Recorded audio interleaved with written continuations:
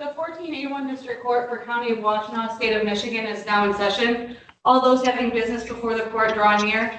The Honorable Judge Simpson presiding. And good morning. Court does call the case of Arbor Meadows versus Thomas Miller.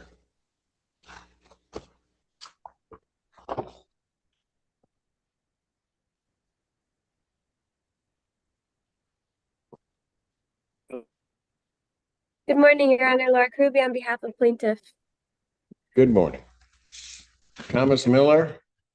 You get him or no? I see him. Thomas Miller.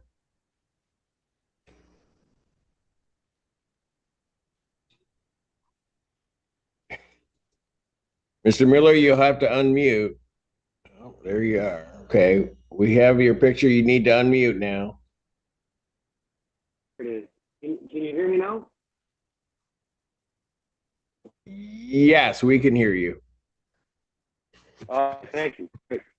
Sorry about that. Apologize. I don't understand this well. Breaking up, but I think we can maybe get through this hearing. Counsel, what's plaintiff's claim, including costs? Your Honor, we have $2,163.97 inclusive of the court costs. All right. Mr. Miller, how are you intending on getting that paid?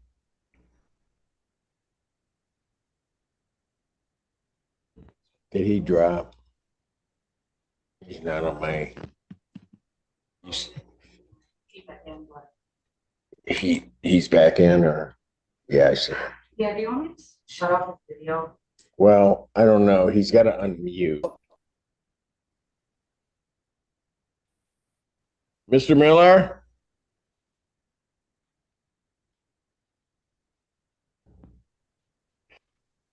I don't know if he can even hear me. Mr. Miller, if you can hear me, wave your hand.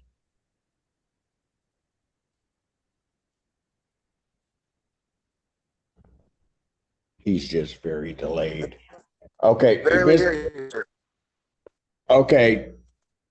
Mr. Miller, you need to unmute your device.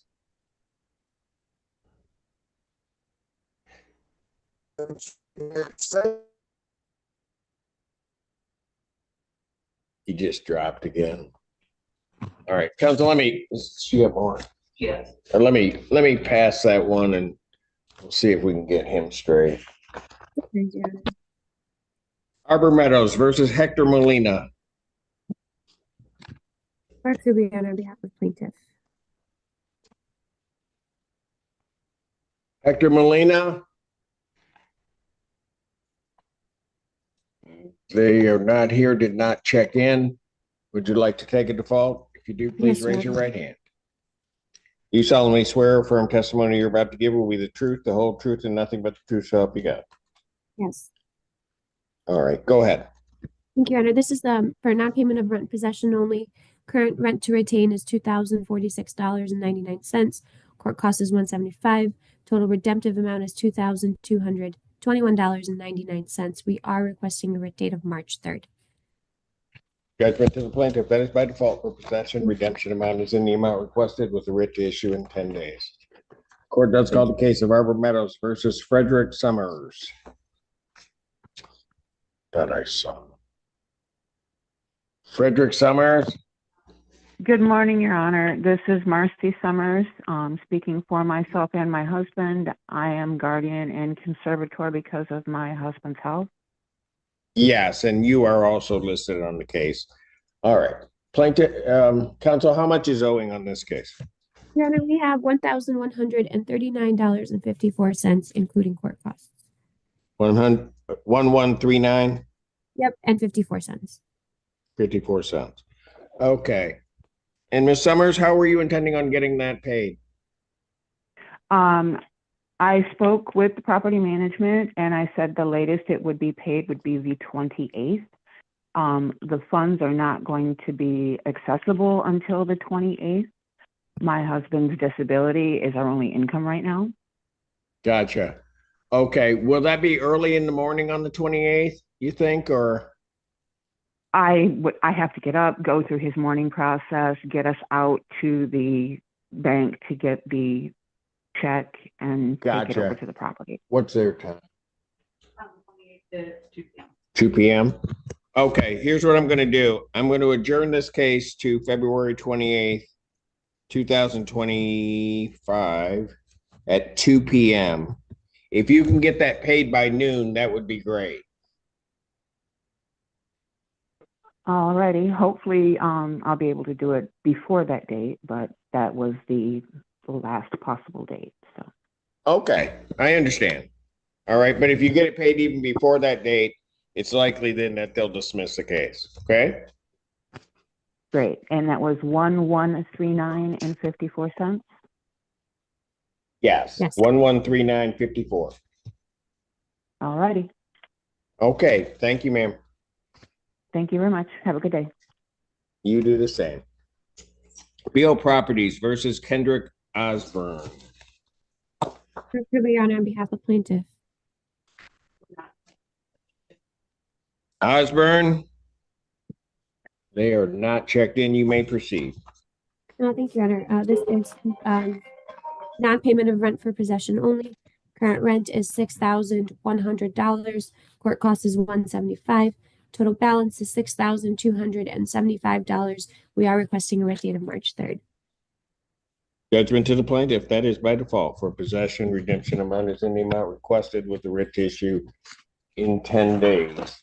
And then I have Arbor Meadows versus Pagel. That matter is dismissed on plaintiff's motion without prejudice. Then have Arbor Meadows versus Thomas Miller. That's a recall. Mr. Miller, can you hear us? Okay. Oh, Your Honor, Yes, sir. I can hear you. I can hear you, but All right. Mr. Miller, you owe 2163.97. So basically 2164. How are you going to get that paid, sir? I have most of it with me. I have another week before I can access my my money coming. And I had told the office that I had half of it. They told me that I have to have it all. No. How much do you have that you could pay now? I could have $900 into them today.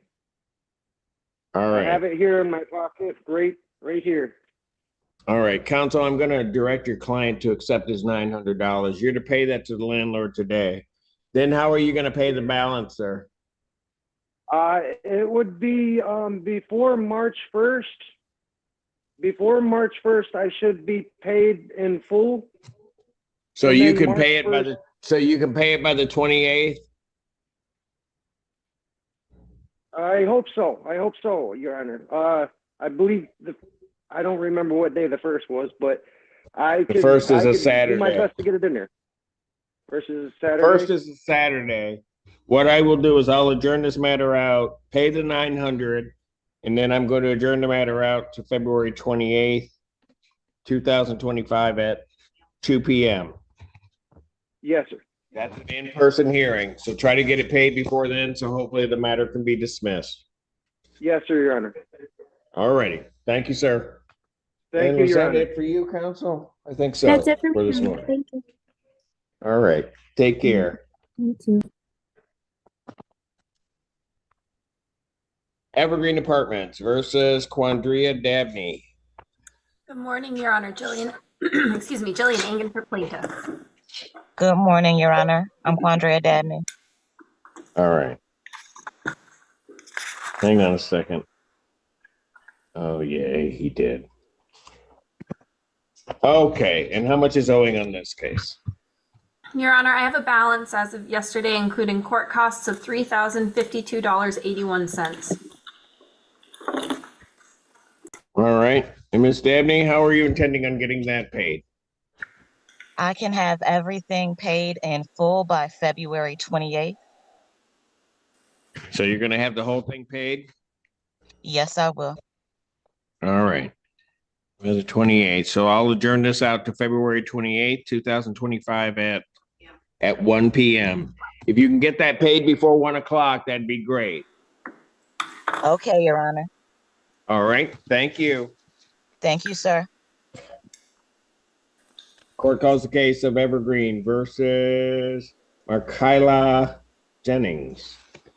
Jillian Engen for plaintiff. Hello? Jennings? Yes, hello? Yes. Okay, there you are. Okay. All right. How much is owing on this case? Including court costs, I have $2,994.18. All right. And Ms. Jennings, how are you intending on getting that paid? I'm gonna pay $1,200 today. I get paid every 2 weeks. I did file taxes. If those get approved, then it'll be in sooner, but I get paid every 2 weeks. I'm using the whole check that I get today to pay $1,200 on it. Okay, so you're gonna pay 1,200 today, and then realistically, you don't get another check until the 7th, right? Right. But then your March rent is gonna click in. How much is your monthly rent? I think it's $11.39. $11.64 plus utilities, Your Honor. All right. So you're basically gonna make sure that your March is paid. All right. And then you're awaiting your taxes. Mm-hmm. Okay. Have you sought any assistance to try to get yourself caught up? I have, but I don't think they'll give me assistance because I'm working right now. What my job is paying me, but I wasn't working at a period, and that's why it's behind. But like if I send in my income and everything that I make, I think I'm pretty sure they'll deny me. All right.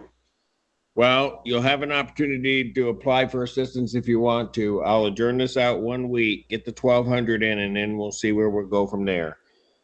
Okay. February 28th, 2025, 1 p.m. 1 p.m. That is an Is that in in-person person? hearing. Okay. Yes, it is in person. Okay. All right. Thank you. Thank you. Evergreen Apartments versus Ashley Bell. Jillian Engen for plaintiff. Excuse me. Ashley Bell. Okay, there Hi you there. are. Hello. Okay. Thinking how much is owing on this one? I have a balance including court costs of $2,270.80. All right. Ms. Bell, how are you intending on getting that paid? I just paid $500 this morning. Say again? Sorry, I just paid $500 this morning. And then You paid also 500 this morning, 2 weeks. Yeah. and then I didn't hear that. You'll have to stay in front of your microphone. Oh, okay. I get paid in 2 weeks. So I'll be So able you to don't get pay paid till the 7th? the 5th. I get paid on Wednesdays. Gotcha. Okay, so you don't get paid till March 5th. What's your monthly rent? $12.29. Okay. So have you applied for any assistance? I did. I got denied. Because Okay, Apparently you make- did an SER. Have you talked to Hawk? I haven't talked to Hawk yet, but I just recently got denied first state assistance, so. You'll have to say that again. You turned away from your microphone. I haven't gotten a hold of Hawk yet, but it was recently that I got denied for state assistance. All right, then I'm going to give you an opportunity to contact Hawk. I'd suggest that you do, because if you pay 500, you're not getting yourself caught up. You're going to go about up to almost 3,000 once March clicks in. Okay. So I'll Okay. adjourn this out to February 28th, 2025, 1 p.m. I'm going to suggest that you reach out to them to try to see what can be done for you. Okay. Okay, thank you. I appreciate it. All right. One of the things that you're going to have to do, you'll see on the screen, there's a QR code. I don't know. We have it in chat or no? We do not. Okay. On the screen, there's a QR code, or you can come up to the court. There's a form, a rental assistance form that you have to fill out that would have to have the tracking number for your state assistance placed on it. That'll get you maybe a little bit more time. All right, but you have to do that by Wednesday. Sure. Okay. Okay? Thank you. All right. Thank you. Evergreen Apartments versus Denzia, maybe? Hamilton. Jillian Engen for plaintiff. Good morning, Your Honor. Denasia Good Hamilton. morning. All right. And what's the claim on this case? I have a balance including court costs of $1,591.84. All right. Ms. Hamilton, how are you intending on getting that paid? Well, I paid $340 last night, so it should be 12. I'm currently waiting on assistance. Okay, when you say you're waiting on assistance from whom? I have to speak with my caseworker down at DHS for her to send over my information to St. Paul and Friends Indeed. Gotcha. Okay, so you applied for state assistance, correct? Yes. All right. Like I told the other person, by Wednesday, you need to file with the court what's called a rental assistance form. If you have you have to come down to the court and get the form, or if you know how to use the QR code, there's one on the screen that will take you right to that form that needs to be filled out and supplied to the court by Wednesday. Okay. Okay. If you don't see the QR code, you're on a phone, so you might have to swipe over till you see it. Okay. All right. I'll adjourn this out February 28th, 2025, 1 p.m. Okay. That's an in-person hearing, ma'am. Okay. Okay. Thank you. You're welcome. Court calls the case of Evergreen Apartments versus Edward Carr III.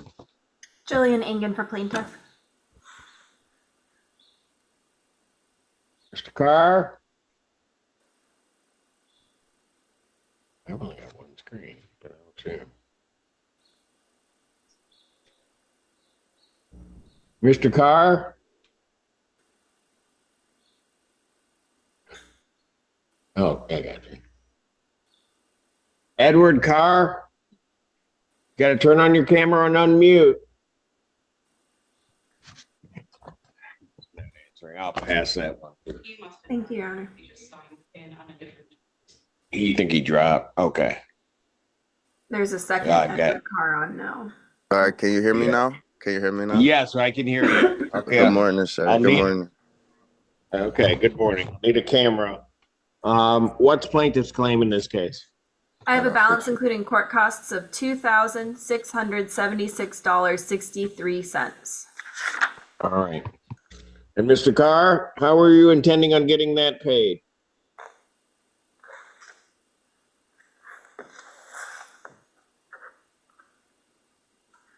Mr. Carr?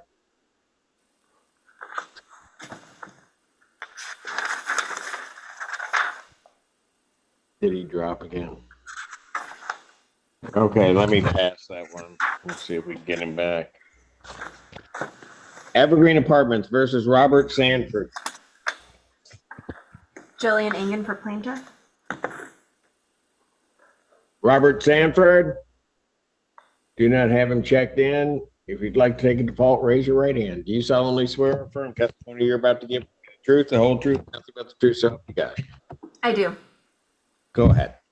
Thank you. This is a case for non-payment of rent. I have rent to retain possession of $2,478.10. Court costs of $172 for a total of $2,650.10. Plaintiff is requesting a default judgment for possession only with a writ to issue after 10 days. Judgment to the plaintiff by default for possession, redemption amount in the amount requested, writ to issue in 10 days. Evergreen Apartments versus Anissa Matthews. Jillian Engen for plaintiff. Yes. Do you hear me? Okay. Yes, we can, Ms. Matthews. Thank you. Mhm. All right. And what is the claim in this case? I have a balance including court costs of $3,667.90. 66. All right. Okay. Take that 63,000. Sorry. All right, Ms. Matthews, how are you intending on getting that paid? I spoke with Hawk and I have a schedule appointment March the 19th, and I also did a SEC form, so I'm waiting on that. An SER form? Yes. Okay. All right. So what I will first of all do, hopefully they'll move your appointment up. So pay attention to either your email or phone. I'll adjourn this out February 28th, 2025 at 1 p.m. That's an in-person hearing. Okay, you It's the said first thing I'm going to do. And then, February 28th. I'm sorry? You said February 28th? Yes, ma'am. Okay. 1 At p.m. what time? 1 p.m. And that's in 1 person? o'clock. In person. Okay. And then the other thing that you need to do is on your screen, you'll see a QR code if you know how to use that, or you need to come up to the court and get what's called a rental assistance form. Rental. And you need to fill that out. It needs to have the tracking number for your DHS application. Okay, you need to do that by Wednesday. Your Honor, Yes. I just want to make a note that Ms. Matthews' rent is around $1,500 before utilities. So with her balance being so high, Ms. Matthews, you're going to have to make some payments because Hawk will only pay up to $3,000. Yeah, they did tell me that. Okay. Thank you. Yeah, I have to. Okay, so how much did you say it was, the total? Right now it's $3,667.90. 3,600 okay, repeat it again. I could barely hear you. Yes, ma'am. 3667.9. 0.9. Okay, I got it. Okay. Okay, so Wednesday, make I sure- got a rental form. I'm just writing all this down. Yes. Rental Okay. assistance form. Okay. So I need to, when I fill that out, where do I submit it to? Where? The court. The court? Okay. Yes, we have to have it by Wednesday. And then I've set the hearing next Friday at 1 p.m. in person. In person. Okay. All Thank right. you. Yes. Thank you. Bye-bye. Evergreen Apartments versus Linder.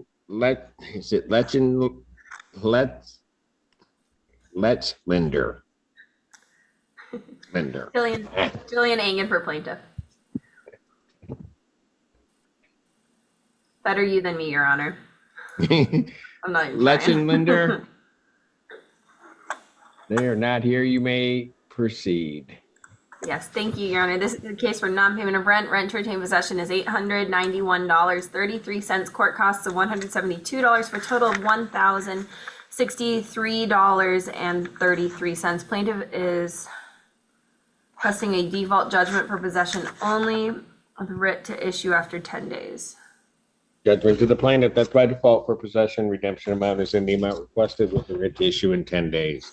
Your Honor, Evergreen. I'm sorry, before we go on, Yeah. I have a note here from my client. I just saw that this resident has passed away. I don't know if there are any other occupants. I don't know if Your Honor wishes to proceed with entering a default judgment. I'll leave it up to the court's discretion. Okay.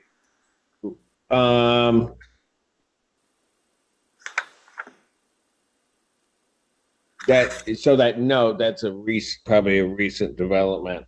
Let me do this, so that can at least be checked into. February 28th, I'll adjourn it out, February 28th, 2025 at 1. Thank you. We will send over the statutory provision allowing landlords. Yes. Yeah. All right. Evergreen Apartments versus Ruth Palmore Jillian Engen for plaintiff. and Denisha Moore.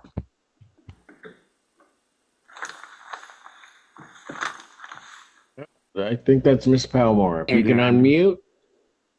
I think I believe. Okay. I can kind of hear you. I don't know what's wrong with her screen. I'm sorry, I'm at work. I think I'm muted. Sorry, I'm at work. It's kind of loud. That's fine.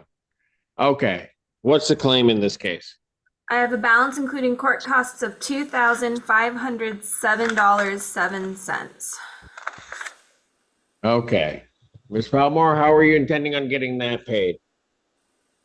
I'm gonna pay 12 on this Thursday coming up, and 1,200? the remaining, yes, and the remaining balance on the 6th of next month. My daughter lost her job.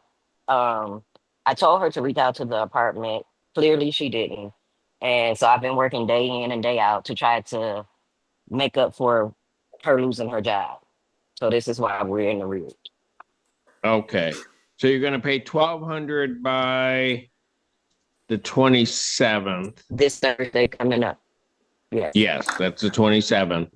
Okay, so you're gonna pay that amount by then, and then how much is your monthly rent? I believe it's 12 something. Yes, I believe it's around 1,200 with utility, and then utilities on top of that. Okay. So you will at least be keeping even. Ma'am, have you sought any assistance? Yes. That was the question I was going to ask. Now, should I seek the assistance seeing as I'm working still, or should my daughter seek it? Well, they're gonna take all Because income into I might get account. denied.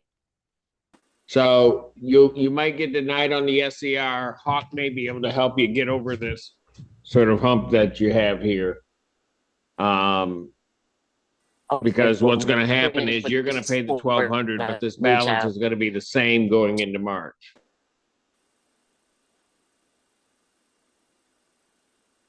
Okay, Ms. Palmore?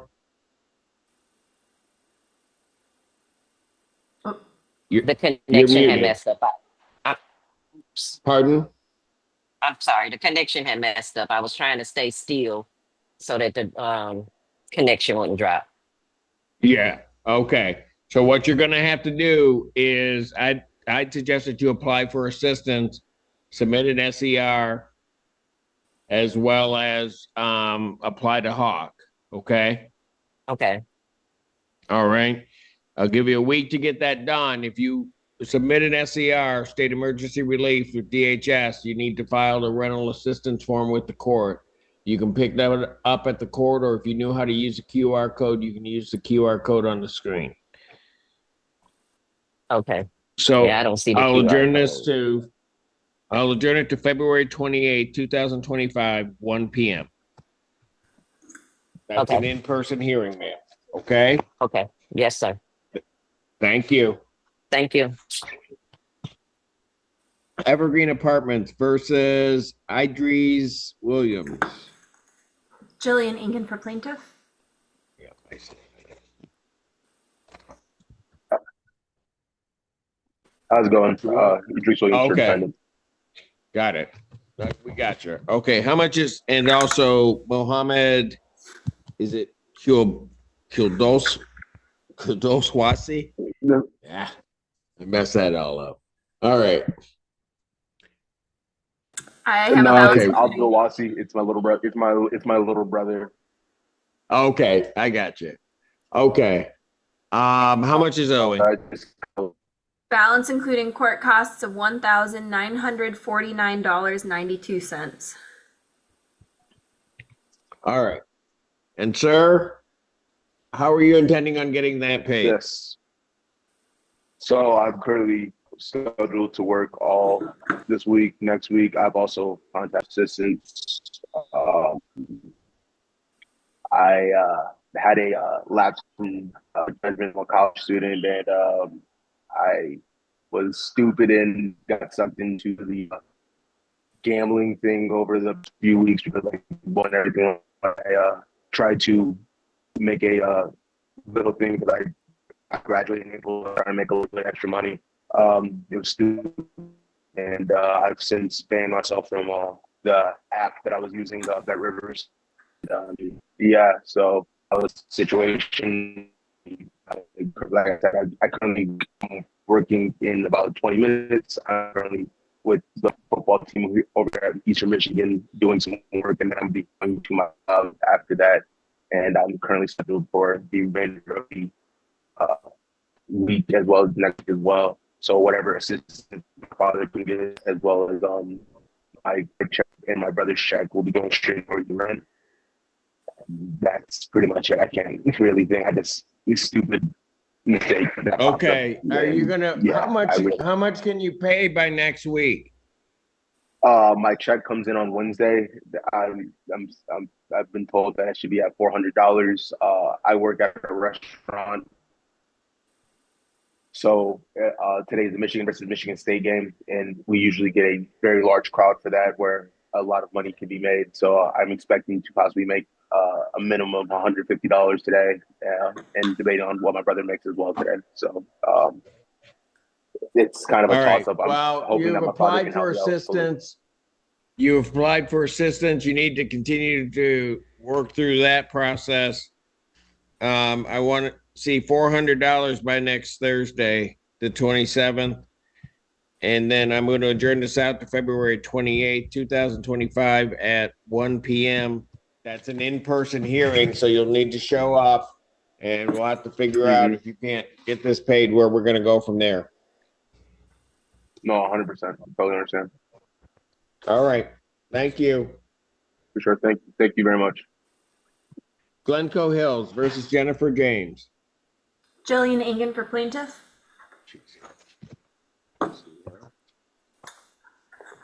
She's trying to get unmuted.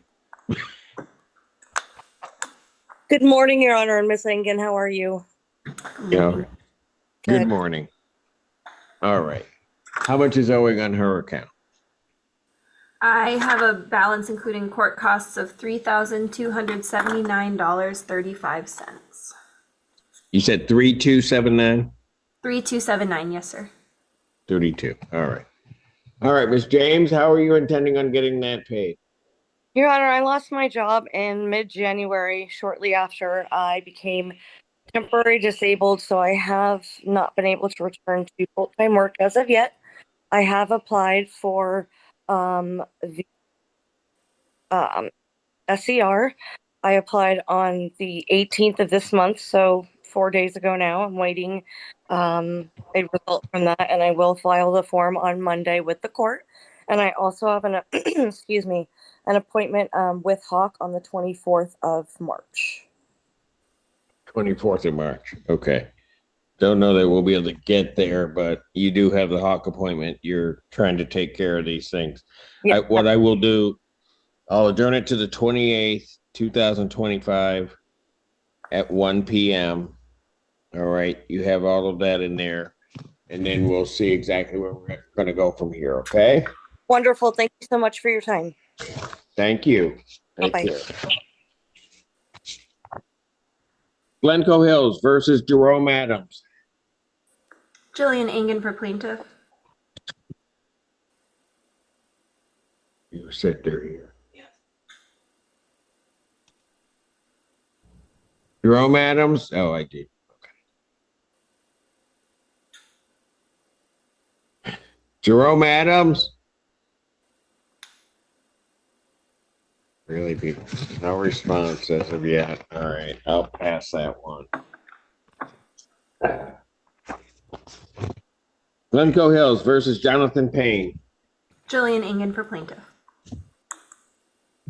Good morning, Your Honor. Good morning, Mr. Payne. All right. How much is owing? I have a balance including court costs of $1,388.34. All right.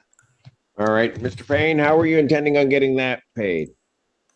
I can pay $600 next Wednesday, and then the remaining $788.34.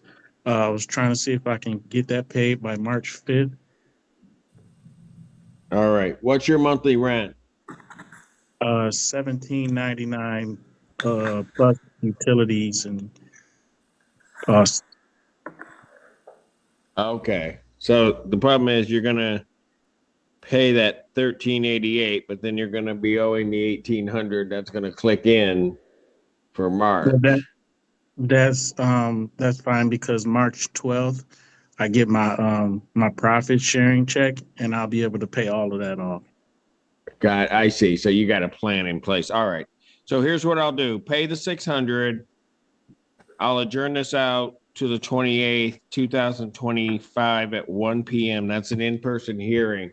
And, you might want to contact plaintiff's counsel and see if you can work on a conditional order dismissal, since you know exactly when you're going to be able to get your pay in. Okay? Okay, can you give me that date again? Yes, February 28th, 1 week from today at 1 o'clock. 1 o'clock. Okay. Okay? Thank you, Your All Honor. right. Thank you, sir. Yep. Court does call the case of Glencoe Hills versus Justin Jefferson. Jillian Engen for plaintiff. Good morning, Your Honor. Good morning, Jefferson. And also, I should say, Nosiki. I'll just try that because I am not messing up the first name. All right. How much is owing on this? I have a balance including court costs of $3,692.59. All right. And Ms. Jefferson, how are you intending on getting that paid? I'll talk to my landlord and I will pay $700, a minimum of $700 by next Thursday. Well, Thursday, next Thursday. And I made an appointment with Hawk on March, give me a minute, March the 24th at 11 a.m. And during that time, I'll also pay $1,800 to keep the cost under $3,000 for assistance. All right. I got you. Hopefully that 24th date won't hold. What's your monthly rent, sir? $1,329 plus utilities. Okay, so this balance is going to go up, yeah, and you're going to have to pay an additional amount to try to get that under 3, but we may run out of time doing that. So, sir, what I'm going to suggest you do, if you applied for the SER and did that, you'll need to provide the form, the rental assistance form, to the court by next Wednesday. Okay. Okay, you can either use the QR code on the screen or come up to the court and we'll give you a form, okay, to fill out. Okay, then. Thank you. All right, I'll adjourn this matter February 28th, 2025, 1 p.m. That's an in-person hearing, sir, okay? Okay. All right, thank you. Court calls the case of Glencoe Oaks versus Kevin Herbert Trinidad and Anna Trinidad. Jillian Engen for plaintiff. Neither one of those persons are present. You may proceed. All right, thank you, Your Honor. I have rent to retain possession of $705.16. Court costs are $212 for a total of $917.16. Plaintiff is requesting a default judgment for possession only with a writ to issue after 10 days. Judgment to the plaintiff. That's by default for possession. Redemption amount in the amount requested. Writ to issue in 10 days. Glencoe Oaks versus Erica Wood. Jillian Engen for plaintiff. And Mark Weed. Wood or Weed, they are not checked in. You may proceed. Thank you, Your Honor. This is a case for non-payment of rent. Rent to retain possession is $5,112.75. Court costs are $212 for a total of $5,324.75. Plaintiff is requesting a default judgment for possession only with a writ to issue after 10 days. Judgment to the plaintiff. That's by default for possession. Redemption amount in the amount requested. Writ to issue 10 days. Gulfside Lake versus Lanisha Williams. Jillian Engen for plaintiff. Lanisha Williams. Oh, she is. Okay. Oh, I think there she is. All right. You need to unmute, Ms. Williams.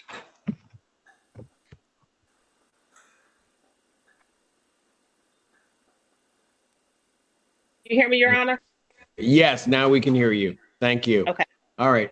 How much is owing on this case? I have a balance including court costs of $3,300.65. All right. And ma'am, how are you intending on getting that paid? So, Your Honor, I have not been working since January due to my health. And then my son just recently was murdered and I just buried him about a week ago. So I don't even have a plan this time. I don't know what I'm going to do. Okay, all right. Let's do this, Miss Williams. Okay, have you applied for any type of assistance at all, ma'am? No, I haven't applied for anything, but I'm scheduled to go back to work on March because they took me off because of everything that's been going on. So I'm scheduled to Gotcha. go back to work on March the 10th. And then on the 28th, I have to go in for in-services because if I don't go in on the 28th for in-services, they'll postpone me going back. So I don't know what to say, Your Honor. Okay, let's do this. Let's take it step by step, okay? Okay. So the first thing I'll do is I'll adjourn your case to the 28th, 2025 at 1 p.m. Okay? Okay. And then let's see if we can get you started because I get it. It's all confusing and you're trying to just figure out what next step to make. So what I'm going to do is I'm going to put you into a breakout room with our court liaison. Okay. And her name is Amy, and she'll be able to help you at least with those first steps. Because probably right now, as I'm telling you things, you hear them, but right? Okay. So let's see if we can do that and at least get you started. The 1 o'clock hearing next week is in person. Okay. Okay. Okay. And is Amy there? Oh, she's there. She's always there. Good morning, Amy. All right. We're going to put you, Miss Williams, we'll put you into a breakout room with Amy. Okay. And she'll kind of talk you through the process. Okay. And we'll see you next week. Okay. Thank you. You're welcome.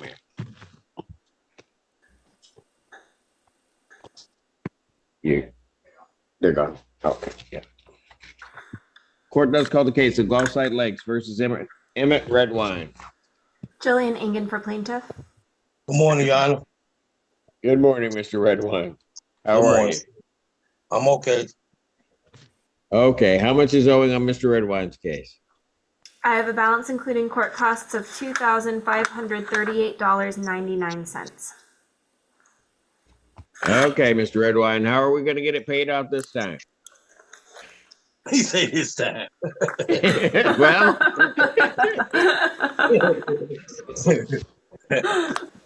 Your Honor, well, can I just say that before I even tell you, I just got a promotion on my job, a real good promotion. Actually, I've been praying for this promotion, and I got it. A lot of people didn't think I was gonna get it, so God bless me with a real good promotion, man. For real, like I'm really thankful. But I ain't got nothing to do with nothing. I ain't trying to get out of nothing. But I just want to say, God bless me with a good promotion for sure. I just got it. So it's a blessing. That's a blessing. But anyway, I was gonna pay if it's okay, I pay $800 next Friday. And I would go see can I get some I would go try to do a SER, but I'm gonna pay every week. You know what I'm saying? I have it paid off in a few weeks. I have it paid off a couple weeks. Okay. All right, Mr. Redwine, slow down. You're gonna pay $800 when? Can I pay next Friday $800 before I come before court? Okay, you're gonna pay $800 by the 20. I'm gonna put the 27th, but you'll pay it by the 28th. Yes. Okay. Yes. And then you need some type of an agreement or something, right? Yeah. Okay, so what you're gonna need to do, why don't you got the phone number to the Fink office, call them and see if you can work something out before next Friday. Wait a minute, I'm lost. I'm confused. You what now? I'm not understanding what you're saying. Okay, to call the attorney's office for the landlord to see if you can work out a conditional order of dismissal since you won't have it paid till next month. Okay, well, I'm sorry. I don't know if that's gonna work. If what's gonna work? I don't. You saying like call them and see what they give me some time? Yeah, some time to get everything paid because your March rent is going to click in next week. Mr. Redwine, if you call our office, the Phone number's on your court paperwork under James Fink. If you call our office and leave your contact information, we might be able to work out a payment plan and just put it into a writing so we don't have to keep coming back to court. I'm not sure if obviously that's subject to your landlord's approval, but But what if my landlord not approving of that? well, then we just come back to court and follow the normal process. Because I'm kind of confused. I never, this is the first time I was asked to do this, so I'm over scratching my head. All right, Mr. Redwine, do me a favor. You can call the number on the paperwork and see if you can work something out before you get here. If you have some confusion in doing that, then just show up on the 28th at 1 p.m. We'll get to see each other again and we'll figure out something, okay? So you said if I call, you said, okay, so I can call the number and if we can work out something. I don't have to come Friday? Well, you still would have to come Friday, but everything will be worked out beforehand. Okay, well, when is a good time to call? Well, call and leave your number and they'll get back to you. Okay, may I ask for their number right on the phone? Yeah. You have it right now? I have it right here. It's 734 Yes. 994 994 1077. 1077. And that's Mr. Finks, right? Yes, sir. And that's who I'll be asking to speak to, right? You can speak to, there will be an option to speak to our landlord-tenant team. Oh, okay, so it don't have to be Mr. Finks. Yes, sir. That's correct. Okay, so I definitely do it. Can I do that Monday? Yes, sir. That would be fine. Okay. So you can always leave a message too. Whenever is convenient for you, you can call, and if no one answers, just leave a message with your info. Okay, no problem. So now where we go from here, Your Honor? What? Now what do we do now, Your Honor? All right, you got to come in person next week at 1 o'clock. I'll be there, Your Honor. I know you will, Mr. Redwine. All right. Bye-bye. We'll see you then. Thank you. Bye-bye. Thank you. Outside Lakes versus Sarah Brown and Jalen Brown. Jillian Ingen for plaintiff. Yes. Hello, good morning, Your Honor. This is Sarah Brown. I'm here. Yes. Yeah. Gotcha. Okay. We gotcha. All right. How much is owing on this? I have a balance including court costs of $2,351.64. Yeah, that's correct, Your Honor. I'm gonna pay that on the 27th. On the 27th, you're gonna have it all paid? Yeah, I get paid on the 27th. My money hit about 5 p.m. and I usually go online and just pay it off. Okay. So I'm gonna indicate you're gonna pay the balance by the 27th. I will adjourn this out to February 28th, 2025 at 1 o'clock. If you have it all paid and verify that it's all paid, you don't need to show up. Okay? Awesome. Yes. All right. Okay, yes, but you have to make sure that it's paid off, okay? Yes, Your Honor. Thank you so much. All right. Thank you. You have a great day. You too. Court calls the case of Huron Vista Apartments versus Cartessa Brown. Jillian Ingen for plaintiff. Okay. Hello. Okay, she's phone. All right. Hello, are you Miss Brown? Yes, I am. All right. And counsel, how much is owing on her account? I have a balance including court costs of $5,195. All right. Miss Brown, how are you intending on trying to get that paid? I applied for DHS and I also have a job offer, but I have to get my car fixed.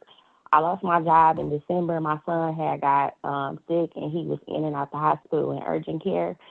And I asked him a long time ago to submit it to court so that my DHS worker could help with that. I applied for SER today and I have to call Hawk. All right. So you'll have to fill out the form that I talked about. You need to come down to the court, ask them for a rental assistance form. You need to fill that out, put your SER tracking number on it, supply that to the court by next Wednesday. All right, that's the first thing that you're going to have to do. I'm going to then suggest that you contact Hawk immediately to see if they can provide any assistance, but you're gonna have to get the balance under 3,000. And you're already at 5, and then March is gonna click in. So you're gonna have to pay something on this account. Okay. All right. I will adjourn this out to February 28th, 2025, 1 p.m. That is in person. Okay. Thank you. Thank you.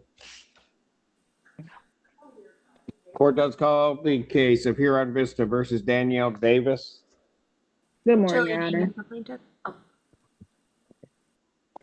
Miss Davis? Oh, yep, there she is. Okay. All right. How much is owing on her account? I have a balance including court costs of $3,602.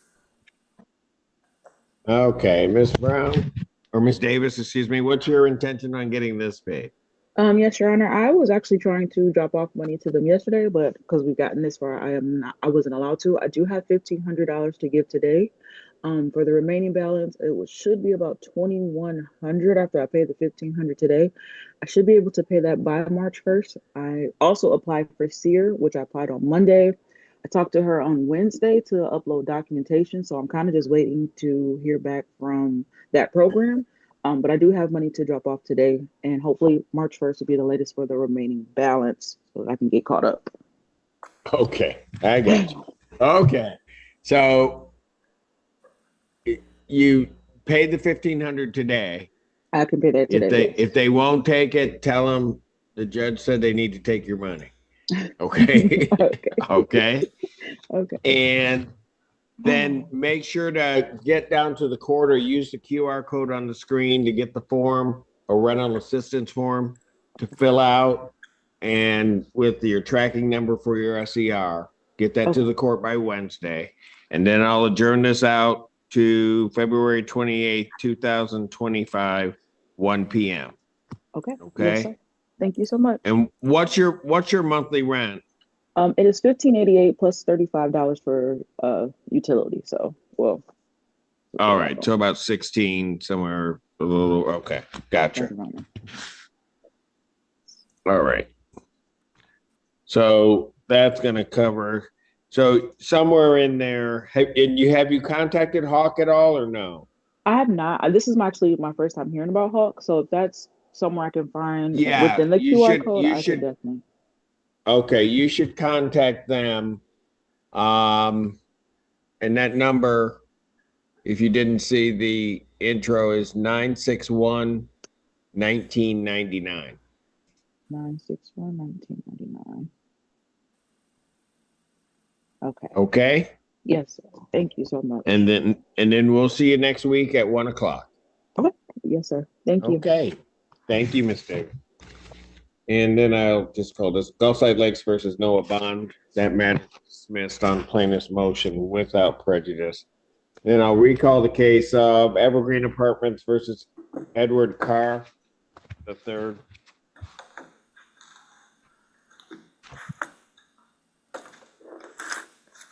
Jillian Egan, the plaintiff. All right, I'm back. Okay, Mr. Carr, you're there? Okay. Yes, I am. Your balance is $26.7663. How are you intending on getting that paid? I just got connected with Hawk. I have a scheduled meeting with them March 20th. But knowing me, I'm gonna have the payment drop down before March 20th. But it was my first time seeing what they can do. Been talking to my landlord left and right, so she been putting me to by next week. By next week, how much can you pay? Like 500. All right, I want to see 500 by the 27th. Yes, sir. I'll adjourn this matter out to February 28th, 2025 at 1 p.m. That's an in-person hearing, sir. Yes, sir. I'm gonna try to drop the whole balance, so I don't gotta see you. Pardon? I said I'm gonna try to drop the whole balance, with the programs that's out here, so I don't gotta see you. No, okay. Yeah. Hey, thank you. Get Thank the 500 in, but I don't know that you got to come back on next Friday, so you're gonna have to see me then. 1 o'clock. All right, I'll do that. All right. All right, Mr. Carr. Yes, sir. Take care. Yes, sir. Glencoe Hills versus Jerome Adams. Recall. Jillian Engen for plaintiff. Is he here? That's him. Mr. Adams, can you hear Yes. us? Yes, I can hear you. Okay. All right. Yeah, my signal had dropped And- earlier. I'm outside. I ended up coming up to the courthouse. What'd you say? I said my signal dropped earlier. I'm up here. I'm at the court. I ended up coming up Oh, here. you're at the court. Oh, Yeah, because my signal okay. dropped when y'all was calling me. I was like, oh, let me go up here. Yeah, I'm in the hallway with the door locked here. Okay. So what's his balance? I have a balance including court costs of $695.13. Okay. All right. So, Mr. Adams, when do you think you can get that paid? I was trying to apply for some assistance for some of it, but I got like $100 of it now. I'm up here. I was gonna pay that while I was up. I was gonna pay that and get one of Reynolds' You got assistance how papers much? while I'm up here. You got 100 of it now? Yeah. Okay. So do this. Get to your landlord, pay the $100 today. Okay. Have you applied for any other type of assistance or anything, or? No, I was gonna do that. I was just listening on here about what y'all was saying about that stuff. I was gonna take advantage and get that paper while I was here, the rental assistance paper. All right. There's a form that you need to fill out with the court, but you'll need to apply to DHHS initially, and then you can contact Hawk if necessary on this. Okay, try to get yourself caught up. All right, thank you. All right. So I'll adjourn this out to February 28th, 2025 at 1 p.m. That's in person, so you'll be back at the courthouse. All right, thank you. Boy, that courthouse looks nice from the back. Yeah, it don't look familiar around here. It really does. Kind of familiar. All right. Okay. All right, Mr. Adams, you take care. We'll see you next week. All right, see you later. All right. I think that's it for us for this morning. I think so, actually. Yep, that's it. Yeah, wow. All right. Take care. Have a great day. Thank If you. I don't see you are you going to be here this afternoon or? I won't. It's someone else. All right. Well, Yeah. you have a someone great else weekend then. threw the short straw today, so. All right. Okay. I'm kidding. All right. Take care. All right. Take care. Bye. Court stands in recess. Morning, Eli Heights, 84976. Teresa Hunter, they're not checked in. You paid for second service. If you'd like to take a default, please raise your right hand. Yes, You solemnly swear or affirm testimony you're about to give will be the truth, the whole truth, nothing but the truth, so help you God. I do. Go ahead. What is your claim? It's a termination of tenancy. So I would have asked for a writ date of March 3rd. All right. The notice was sent terminating the tenancy. Court review looks proper. Based upon the court's review of the filed statement of counsel, court granted judgment to the plaintiff by default for possession, no redemption amount, writ to issue 10 days. Thank you, Judge. Thank you. Danbury Park versus Amber Thomas. Good morning, Your Honor. Good to see you. James Gromer, P63503 on behalf of the plaintiff. Amber Thomas. This is also a termination. If you'd like to take a default, raise your right hand. Do you solemnly swear or affirm testimony you're about to give will be the truth, the whole truth, and nothing but the truth, so help you God? I do, Judge Simpson. I'm All right. requesting a default judgment. At this time, we have a second mailing. The notice was sent out on December 12th. That notice has expired. The complaint has been filed. We request a default judgment possession with a writ issued upon request to you after March 3rd if they have not vacated. Judgment to the plaintiff, that is by default for possession, no redemption amount, writ to issue in 10 days. Thank you, Your Honor. Thank you. Federal Home Loan Mortgage Corporation versus Kim Rodriguez. Good morning, Your Honor. Morella Albu, P67035 for the plaintiff. And good morning, Ms. Rodriguez. Good morning. All right, this I'm presuming is a eviction after a foreclosure. Yes, that is correct. Ms. Rodriguez, what is your position on this? Well, I've been disabled since April of this year and have not been able to work.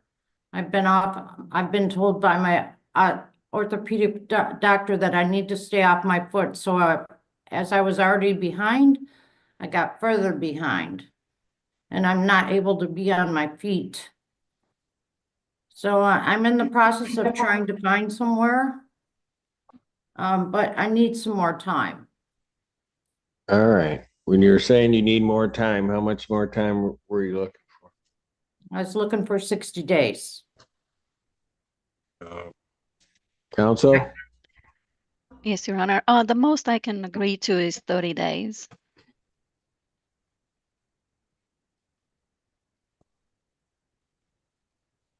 Who? Tell you what, what's today, 21st? I actually have not returned back to work. I'm still under the care of my surgeon, and I go back and see him next week. I'm not healing because I'm not staying off of my foot. I have bad fractures in my foot. So if I keep getting on my foot, then I'm not going to be able to heal. So that's my only issue, is that I have to find people to help me because I cannot be on my foot. So that's why I'm looking for 60 days at least. Your Honor, if we can waive the 56-day rule, we could get a 60-day judgment. All right. So, ma'am, what I'm gonna do, get you to your 60 days. The 56-day rule, I'll indicate, is waived, meaning that they can file for a order of eviction after 56 days without a hearing. You understand that, ma'am? Somewhat. Could you explain that to me? Well, if I give them a judgment today, they would have to take some action within 56 days. Against me? Right, to either remove you from the premises or the like, okay? Mm-hmm. So that 56-day period, if they seek a writ after those 56 days, they have to come back to the court for a hearing and have the court give them authority to do it. What counsel's indicating is by waiving that 56 days, that they can do it without having to come back to the court to issue an order of eviction. Instead of just saying 60 days, they're doing 50. Well, it'd be 60 days. Uh-huh. But they want to be able to have their remedy without having the expense of coming back and seeing me. I had a feeling that was what it was about, was having to pay all the fees again, so. Well, it's not really paying all the fees. They're instead of giving you 10 days or insisting upon 10 days, or even with the authority of counsel to give to that she can go to 30 days, they're willing to do the 60 days, but they don't want to have to come back to court to seek the order of eviction. Okay, I see what you're saying. So do you have any problem with waiving the 56-day rule? I guess I really have no choice, do I? Well, we all have choices. Some just aren't as good as others. Yeah. So do you want to waive the 56-day rule or not, man? Yes. All right. So I'll indicate the 56-day rule is waived. I'll grant, finding no tribal issue, I'll grant a judgment for possession for termination of tenancy with a writ to issue, what is 60 days out going to be for me? April 18th.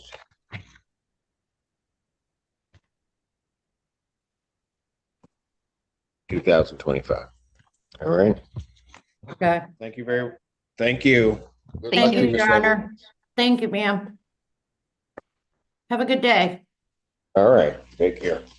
You too. Court does call the case of Northfield Estates versus Brittany Harvey. Good morning, Your Honor. Rachel Jornbush, Pallett's Law, P78301 on behalf of the plaintiff.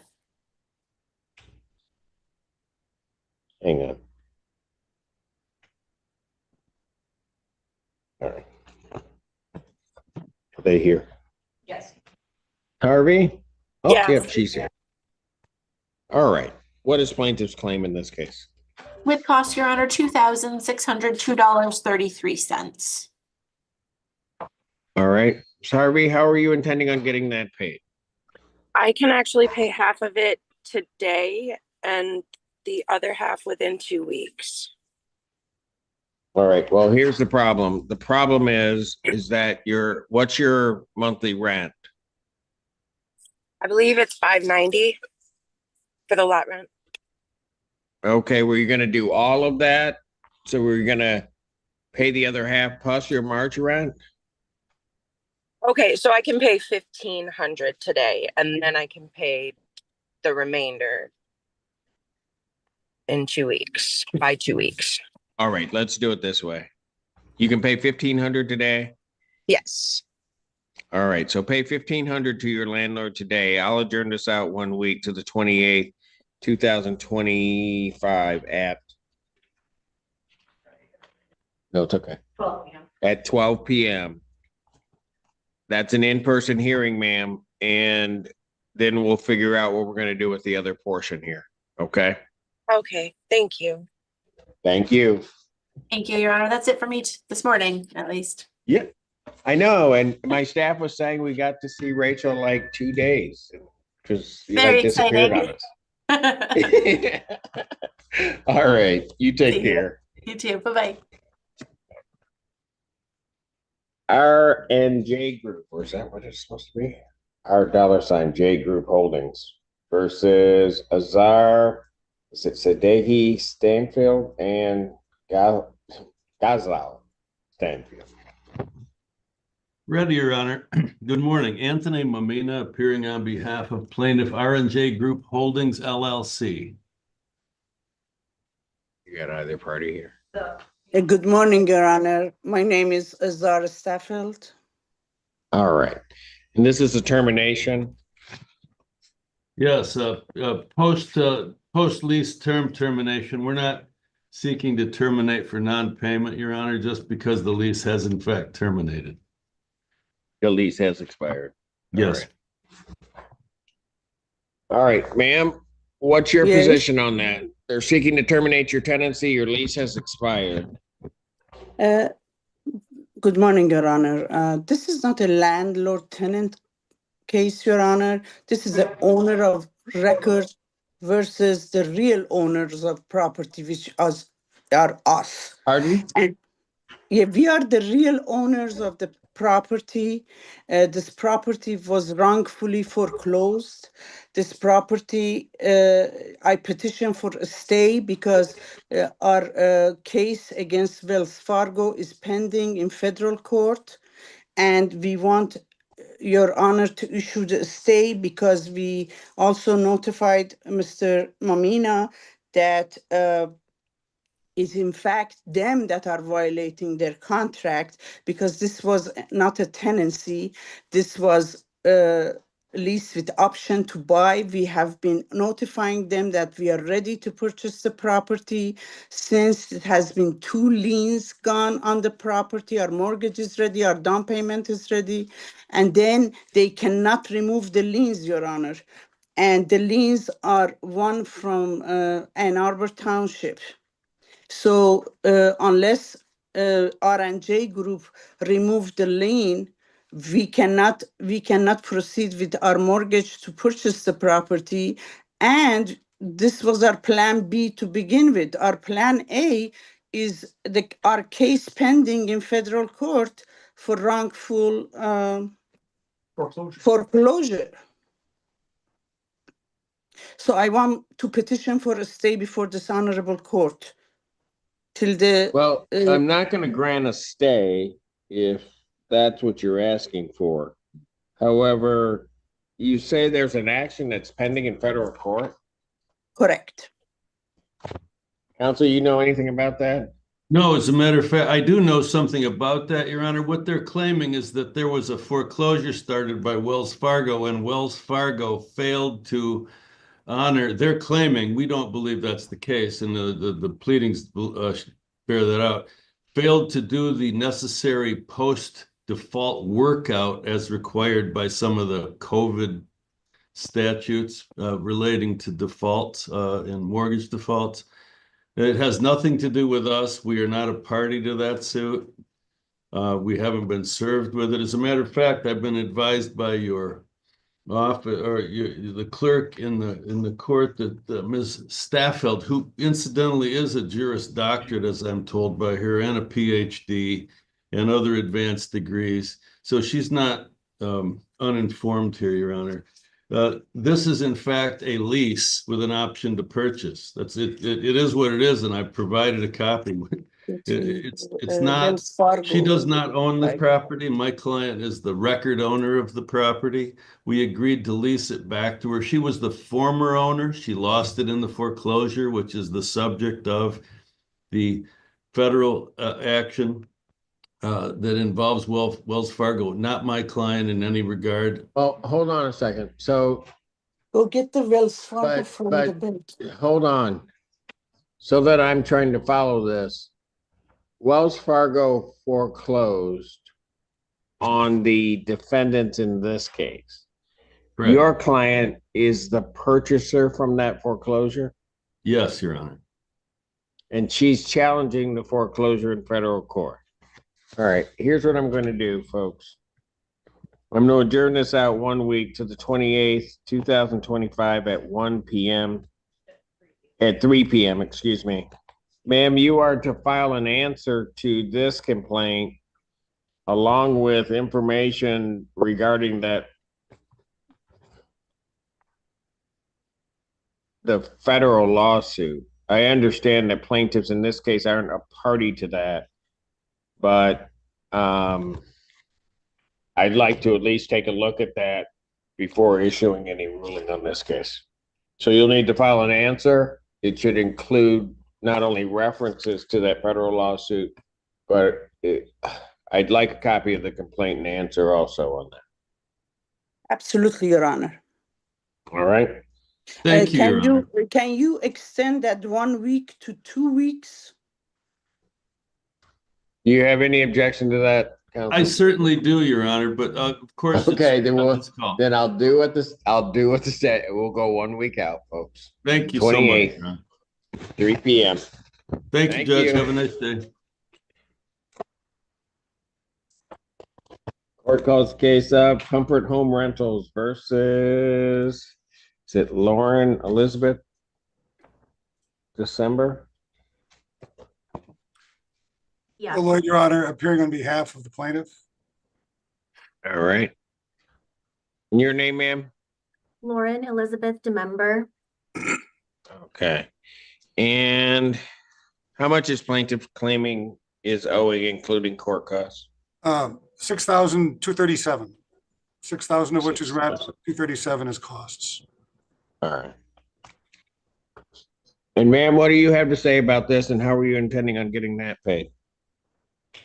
Yeah, so I lost my job, unfortunately, and I also experienced illness, which delayed my ability to go and then get another job that would sufficiently keep me on track. So I did get behind, and of course, there's other costs and expenses, living expenses that caused me to also get behind. I actually sought out legal help, well, some guidance from the Housing Authority of Washtenaw County, and I spoke with someone, and I actually filed an application, which I do have the paperwork and confirmation number for some immediate relief regarding my expenses. That doesn't necessarily, I understand, mean that I would be getting anything from that, but I did try to make some progress in order to be able to pay all of that back. And then as far as being able to sustain any, I have found full-time employment, and I have also enrolled in a cohort that is a paid training program for women in skilled trades. So Okay, ma'am, did you apply for state emergency relief? yes, I did. And I have. Okay. So you need to file with the court Okay, what's called a rental assistance form. And I think you're down at the courthouse, so if you don't have a Yes. copy of that form, you can go right up to the counter and they'll be able to give you a copy of that. You need to fill that out because that would need to be filed by next Wednesday with the court. okay. Have you contacted Hawk or Yes, Housing yes, Housing Access for Washtenaw County? yes, yes. They are the ones who kind of gave me some guidance on filing that emergency. Did they set an appointment for you?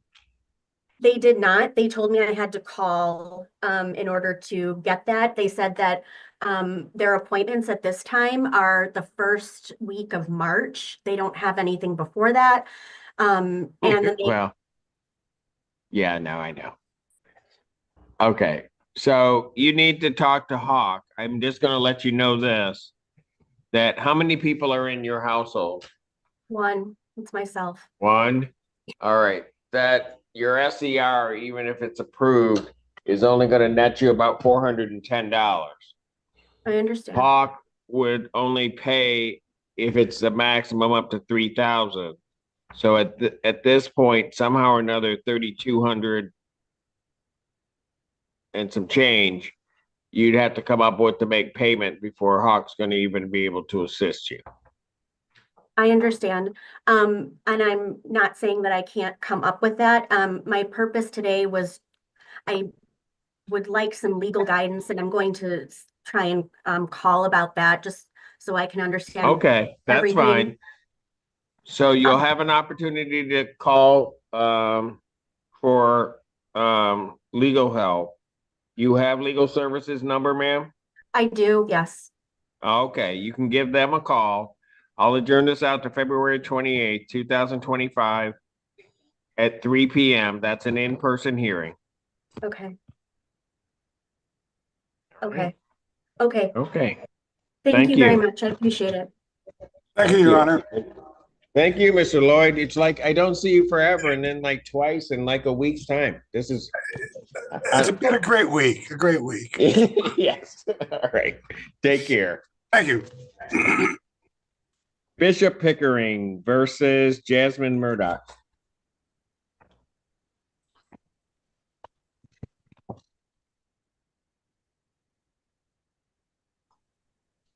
Good morning, Your Honor. David Fanter on behalf of the plaintiff.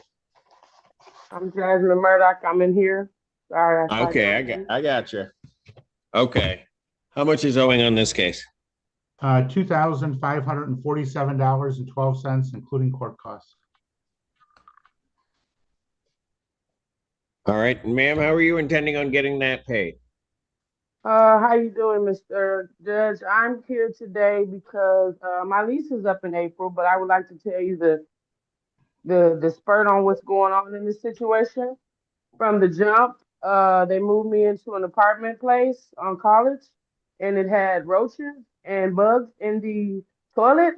So after 1 month, they moved me to Forest. They knew that I was in early sobriety. They moved me to a place where there was a drunken lady. She's still there. Her name is Julie Payne. She's busted out plenty windows of every person that lives in this building. She busted out every window in every car that came to. Yes, ma'am, yes, here's sir. what we're gonna do. You need I to have file all a written, the evidence. ma'am, you need to file a written answer with the court. And how do I do that? You write out an answer to the complaint, alleging what defects or other complaints you have. You provide a copy to the court. You provide a copy to Mr. Fanter's office. You need to do that by the 27th. And I will. I sure I will, will but set a where's hear- this office at? And who am I? Pardon? Can you give me the information on who I'm? Because I'm, these You have to people file it. for You have to. Red Shield has really, You I have to just got file it paying with the ma'am. after Ma'am. I'm here. I'm sorry. I'm just gonna I'm wait for here. you to finish talking because I'm not gonna try to talk over you. You got it. You need to file a copy of your written answer with the court. You need to serve a copy on Mr. Fantera's office. His office address will be listed on the pleadings or documents that you received regarding this case. You need to And the do name that is by the Pantera? 27th. Got it. You need to do that by the 27th. I will set a hearing in this case for February 28th, 2025 at 3 p.m. That is an in-person hearing. You got it. Thank you. Thank you, Your Honor. I'm getting Thank there. you.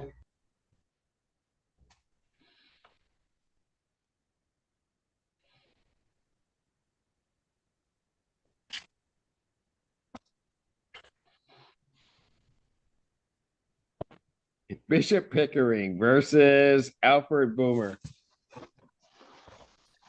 Good morning, Your Honor. David Fantera on behalf of the plaintiff. They are not checked in. If you'd like to take a default, please raise your right hand to be sworn. You solemnly swear a firm testimony you're about to give will be the truth, whole truth, nothing but the truth, so help you God. I do. I'm David Go ahead. Fantera. I'm the attorney for Bishop Pickering LLC, and as such, I'm familiar with the books and records as they relate to this tenancy. In this case, there's rent owing in the amount of $1,405, court costs of $175 for a total of $1,578. We'd ask for a judgment for possession with a writ after 10 days. If that amount is unpaid. Judgment to the plaintiff, that is by default for possession, redemption amount in the amount requested, writ issued 10 days. Mrs. Haverkamp versus Michael Agbona. Good morning, Your Honor. David Fantera on behalf of the plaintiff. I see.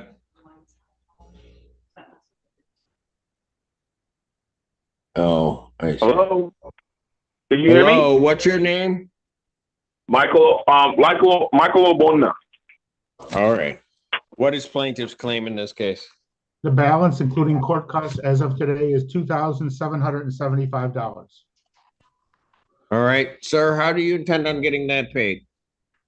Okay. So I'm working right now. I'm working. I do get paid next week, but there's a lot going on right now. I got in a car accident and I'm dealing with that, paying dealing with that side of police and getting in a car Okay, accident so last year. how much are you gonna pay next week? I can pay I overdrafted my account, so I do get paid, but it's probably gonna be like 400 because I paid like 500 last week. Okay. Pay 400, you need to pay that by the 27th. Hold on. Okay. I can't do the 27th because I get paid. Hold on. I get paid. Okay. I get paid on I think I get paid on the 28th because it's February. Yeah. The 28th. Okay, pay it on the 28th. Pay it on the 28th prior to the hearing. Okay. All right. Okay. If you're going to seek assistance, you need to do that now by either filing an SCR or contacting Housing Access for Washington County if you need assistance paying your rent. I have, and they said that I make too much. Okay. So, yeah. So you need to try to work something out with the plaintiff. You can always call Mr. Fantera's office and see if they're willing to work with you. I'll adjourn this matter out February 28th, 2025 at 3 p.m. Okay, February 28th. That's an in-person hearing, sir. So you'll need to be here. In person? I work. Is there any way we can do it at like 5:30? Because I work from 9 to 5. 5:30? I mean, I'm sure. No, I'm not setting it at 5:30. It's set at 3 p.m. You could file a request for Zoom, but I can't say that will be approved. Okay. I'll see if I can get that day off. All right. Thank you, sir. Okay, thank you. All right, bye. Mrs. Haverkamp versus Joshua Dent. Your Honor, there's a second defendant there also, I think, a Sean Dent. Yes, and Sean Dent. Good morning, Your Honor. David Fanter on behalf of the plaintiff. They have not checked in. You've been sworn. You may proceed. Your Honor, in this case, there's rent owing in the amount of $2,750, court costs of $188 for a total of $2,938. We'd ask for a judgment for possession with a writ after 10 days if that amount remains unpaid. Judgment to the plaintiff by default for possession, redemption amount in the amount requested with the writ to issue in 10 days. I have two of the same. Yeah, one is a distance one, Okay, which one? the first one. All right, got it. Okay. Sandy McFish versus Robert Rogers. I have two cases. 650 or 567 is dismissed on plaintiff's motion without prejudice. Yeah, Your Honor, if I can briefly explain, one of them is an apartment and one of them is a garage that he has a separate lease on. He has paid for the apartment and that one is the one that's dismissed.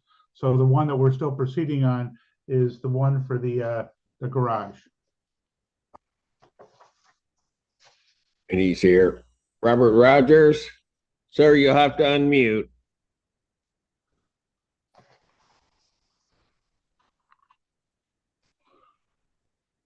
Hello. Hello. All right. How much is owing? On the one that's still going, $895.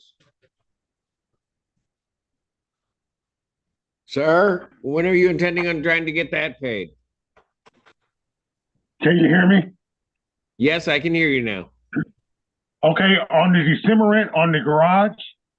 Yes, sir. Okay, did you know that there was a fire in the apartments that are above my garage in November? Yes, in November 13th, it was all gutted out and fired. So when I talked to Red Shield, they were, since it was water damage and leak and mold and stuff that has, from the fire that ripped down into my garage, I talked to them. They were going to talk to the management and get back once they get the electricity on. So they told me just wait for answers or to when. You know anything about that, Mr. Fantera? I do not, Your Honor. All right. Yes. So, sir, I'm going to set another hearing. Let Mr. Fantera look at that. I'll set it for February 28th, 2025, 3 p.m. And that'll be an in-person hearing. And then we'll figure out where we go. Mr. Simpson, will I get some paperwork on in the mail?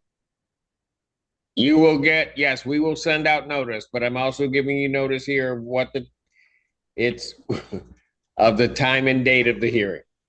Okay, would you repeat the time and date for me, please? Yes, February 28th, 1 week from today at 3 p.m. February 28th at 3 p.m. Yes, sir. Okay, and also, can we go back for the apartment? Was that off? Was that good? They dismissed the case, sir. Okay. All right. Okay, because I do have one question about that too, because on February 3rd, or February 1st, I called the maintenance that switched over to another company, and I told them that now we have to send the money orders in the mail. So are they still charging me the $175? I don't know, sir. Okay. All right, so just real quick, so you on February 28th at 3 p.m. in-house important, so we can have some more discussion about the garage and the fire, and we'll go from there. That's it. Appreciate your time, Your Honor. Thank you. Thank you. Sandy McFinish versus Stephanie Sims. Good morning, Your Honor. David Fanter on behalf of the plaintiff. Oh, there she is. Ms. Sims? Yes, sir. All right. What is plaintiff's claim in this case? The current balance, including court costs, is $2,000. All right. And ma'am, how do you intend on getting that paid? Right now, I have an appointment with Hawk, which is kind of far out on March 17th of 2025. I'm currently without employment. I've been without a car for a little while, so that's why I'm behind on my rent. I have filed my taxes because I have worked in the past, so I am waiting on that. Did you do it? Did you do an SER? Yes, I did, sir, and they denied me. All right. So you're going to have to fill out a form called a rental assistance form. File that with the court by next Wednesday. Okay. Okay. You can get that form either, if you can see the screen, you can use the QR code if you know how to do that on the screen, or you can come down to the court and get a copy of that form. Okay. Okay, I think this is the form I have in my hand because when they give out the notices, they usually attach the forms and rent We to us. do attach it. So I have Correct. it right now. So that needs to be filled out. You need to get that to the court by next Wednesday. I'll adjourn this matter out February 28th, 2025, 3 p.m. in person. Thank you. Thank you. Thank you. Sandy McFiddish versus Lindsay Love. Good morning, Your Honor. David Fantair on behalf of the plaintiff. Oh, there she is. Okay. All right. What is plaintiff's claim in this case? The current balance, including court costs, is $1,070. 1,070. All right. Ms. Love, how do you intend on getting that paid? So, Your Honor, I intend on getting that paid with my payroll that'll be coming in 2 weeks. I get paid bi-weekly. So I'll have a check on Friday the 7th. Okay. What's your monthly rent? So my monthly rent is $775 plus the after late fees and utility costs, it ends up being around $920, $940. Okay. So if you were going to pay that on the 7th, how are you going to pay that and your March rent? I'll be able to make a payment on March's rent. I guarantee my 2-week check at a rate of $14.50 an hour. All will right. not So be enough. here's what I'm going to do. I'm going to adjourn this out February 28th, 2025, 3 p.m. I'm going to suggest that you contact Mr. Fantair's office, see if you can work something out in terms of just a payment structure to get it done. Sounds like you've got a plan. It just needs to be sort of formalized to what's going to happen. Okay? Yes, Your Honor, that's good to me. Thank you. Thank you. Sandy McFiddish versus Christina Obime. Good morning, Your Honor. David Fantair on behalf of the plaintiff. And they have not checked in. You may proceed. In this case, there's rent owing in the amount of $1,785, court costs of $175 for a total of $1,960. We'd ask for a judgment for possession with a writ after 10 days if that amount remains unpaid. Judgment to the plaintiff, that's by default for possession, redemption amount, any amount requested with a writ to issue in 10 days. YPF 16 versus Brenda Osler. Good morning, Your Honor. David Fantair on behalf of the plaintiff. Osler, no response. You may proceed. In this case, there's rent owing in the amount of $680, court costs of $175 for a total amount owing of $855. We'd ask for a judgment for possession with a writ after 10 days if that amount remains unpaid. Judgment to the plaintiff by default for possession, redemption amount, any amount requested, writ issue in 10 days. And then I have 103 South Huron versus Anthony Patterson. That matter is dismissed on plaintiff's motion without prejudice. Thank you, Your Honor. I'll see you this afternoon. Yes, sir. Barnes and Barnes versus Michael Lyons. Mr. Friedman. Hello. Mr. Lyons? Yes. Okay, I'm just waiting for the attorney to come back in.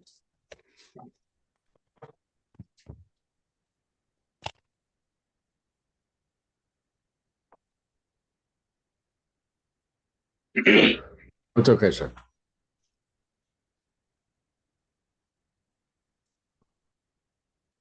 I called the Michael Lyons case. He is present. Do you have a camera, Mr. Lyons? Yeah. Pretty much for the plaintiff, Your Honor. All right. How much is claimed owed in this? 3130, including costs. 3130. All right. Mr. Lyons, how do you intend on getting that paid? Well, I'm working part-time right now, but there was a delay with my school loans. I was expecting them on the 12th, but I won't get them until. Where are you? You're a student where? Washington right now. Okay. Okay. Did they give you a new date when the loan might come, the student loan might, your refund on the student loan, when that might come through? No, not yet. The original dates I had were the 12th and then another one for May 29th, but. Okay. Do you have anything that you can pay between now and next week? Yes. Okay, how much? Yeah, I can do like 1,000 this week. 1,000? That's about 1,000? Okay. Yeah. Pay 1,000. Try to do that by the 27th, okay? Okay. And then I'll adjourn this out to February 28th, 2025 at 12 p.m. And that's an in-person hearing, and then we'll see where we go from there, okay? And you maybe have an update on, your student loan issue, okay? Yeah. All right. Just by way of, kind of clearing things up with them, if he could clear it up, he won't have March by the 28th. Right. He's right, but his loan's coming through, and I'm running into this with students right now. So the 28th, if he doesn't clear it up, March is going to click in. But we'll have to figure out where we're going to go from there. Okay, sir? Okay. All right. See you next week. Barnes and Barnes versus Rihanna Spencer Turner.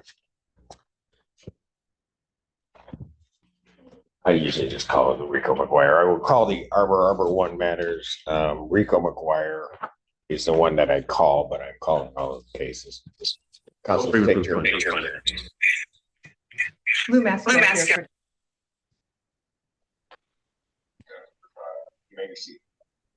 gonna have to mute somebody in there. All right. Go ahead, try. State your appearances again. Ellis Friedman for the plaintiff. Lou Masco here for defendant. Min Kim also defendant. All right. I set this hearing today on these matters in an attempt to try to figure out, pursuant to the court's previous order, what had been done and completed. It's indicated that I would receive something yesterday. I received it today. I've attempted. I'm gonna do. You sent it to me over here.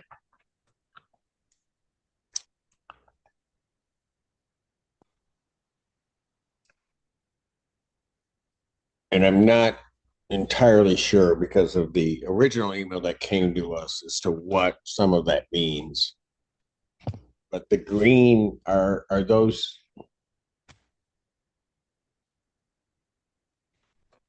the highlighted green, I'm presuming, to get past the small print here, but the green, I'm presuming, are what's being done.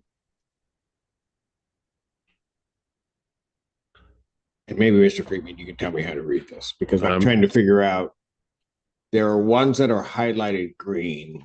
Mr. Beal's on the Zoom and he can. All right. Somebody tell me how I'm supposed to read this. Mr. Beal?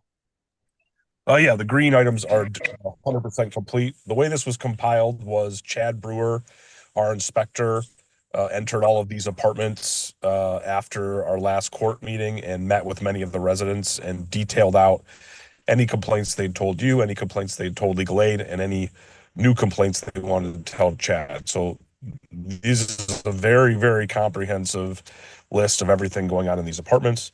A lot of it's new though, just as of 2 days ago. And it's all compiled here. And then what's highlighted in green is complete, and everything else we're working on today, tomorrow, hiring contractors, following up the contractors, pulling the necessary permits, all that stuff. But I guess the green ones are completed. The green is completed, yes.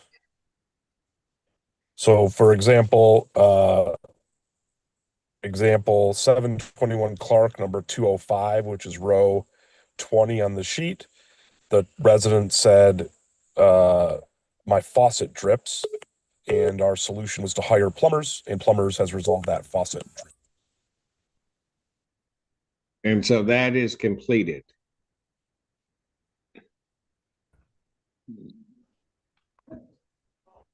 Oh, boy.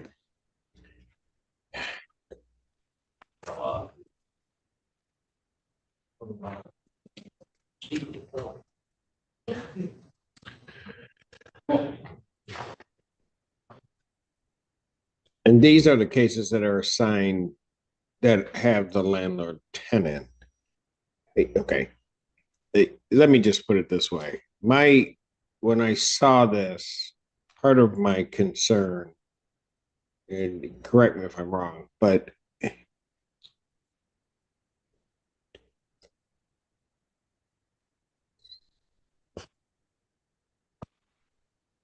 of the 20, presuming this list is right, of the... I dropped out of the call. I'm back in. All right. Presuming that this is right, of the 21 units that I listed back on February 4th, only 6 have been completed. On that original order, most of it was related to no heat, and we've determined that everyone has heat. That was the main focus. And then now there's much smaller issues. Okay.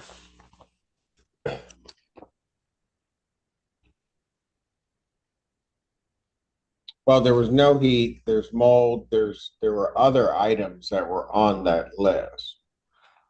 And I'm now well into this, and I have 6 units. I don't get it. 6 units where 100% of the issues are complete.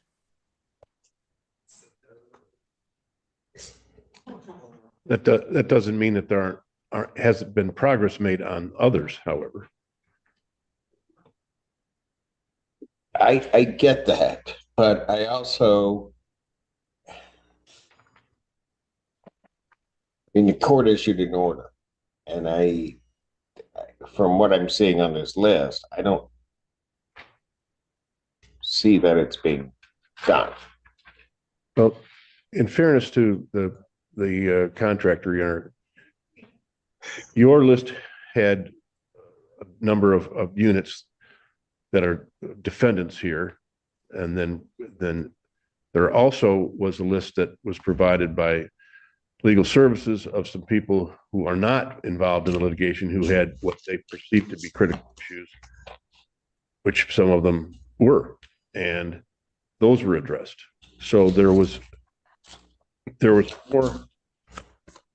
more issues than there were orders, and they had to do some triaging in the sense of what was more, I guess I'll say, habitable issues as opposed to other types. So there was some triaging done by the contractor, understandably, given another list from legal services. Yeah, and 6 of the apartments are now vacant. Ms. Kim, you were going to say something. Yes, Your Honor, just as to this list with the green coloring, I just wanted to point out that some of the work that is alleged to be done.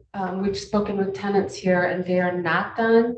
I can be more specific if the court would like. So Please. For 837 apartment 305. Say again. 837 Green, apartment 305. It said that she was sprayed for her roach infestation, but the tenant reports it's not true. That they never showed up. She has Is she here? Yes.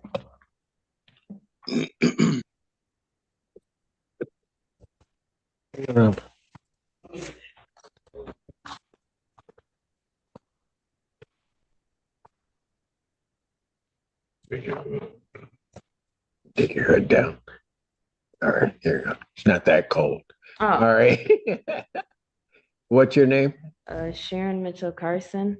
And you reside at the 837 Green 305? Yes, sir. I didn't even know they said they cleaned my apartment.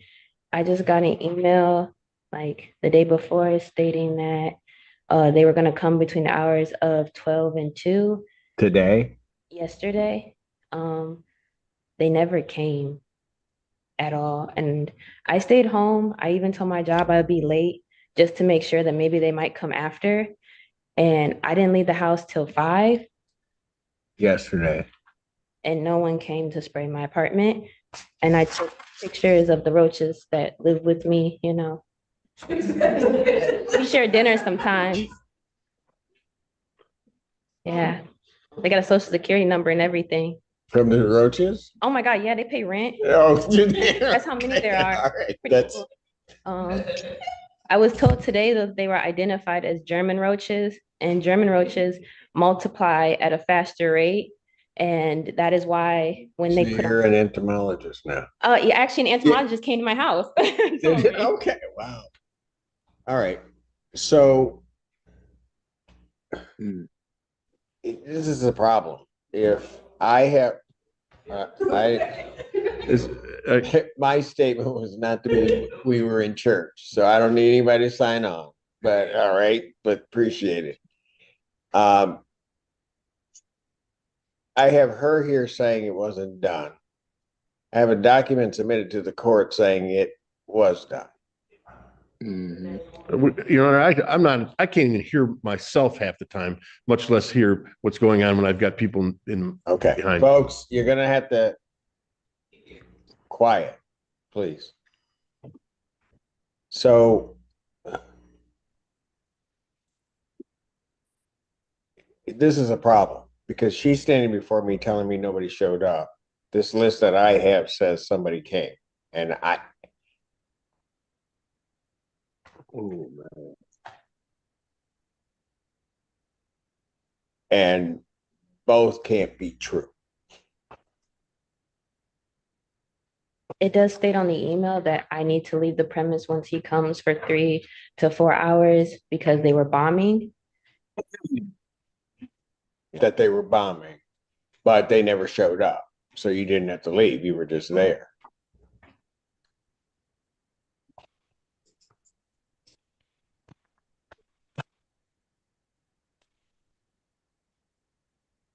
Stay right there, young lady. Is there another one, or is that just that one that you had as an example? That is a sample from the list, but also the list does not include a tenant who reported severe repair issues to the court and are part of the order. I think there's 4 that I identified that aren't on this list that were part of your order, Your Honor. 4. Say that again. I just did a quick. Yeah, no, that's fine because 4 that were included in your order are not listed on the spreadsheet. They may have been the ones that have vacated. There's, I think, 6 who vacated. Well, you said there's one person.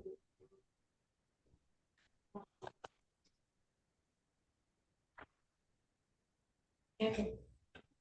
Go ahead. Not on this list, Your Honor. We have a tenant who has no heat as of Monday. She went to the office immediately on Monday to report it.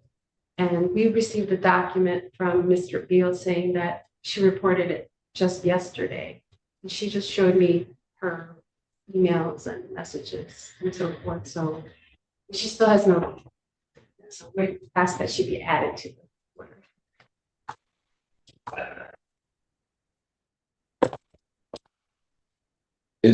Was that you that you were trying to say that to me? Or it's a whole different thing.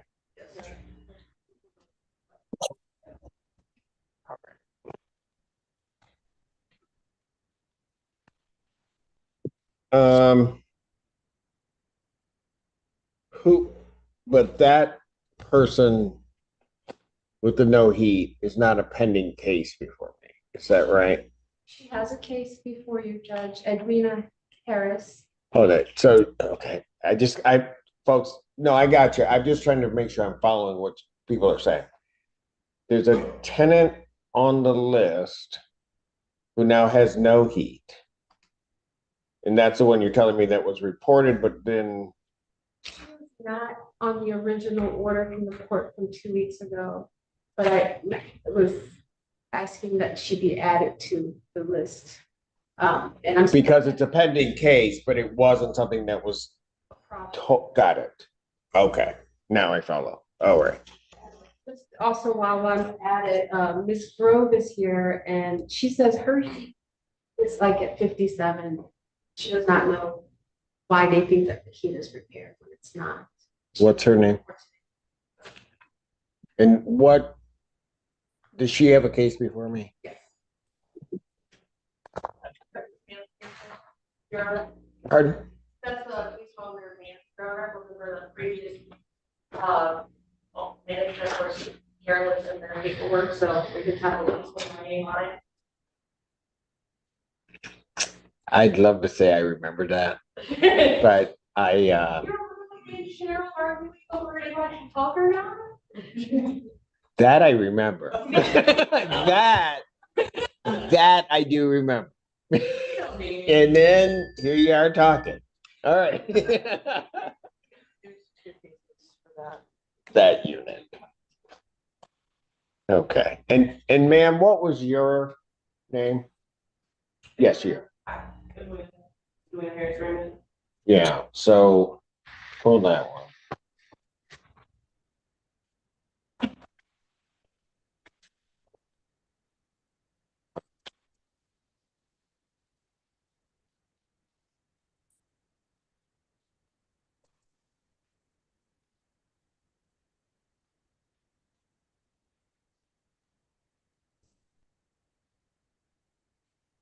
And so you have no heat.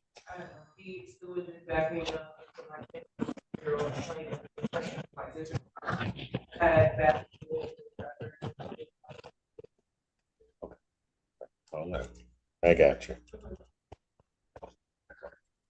But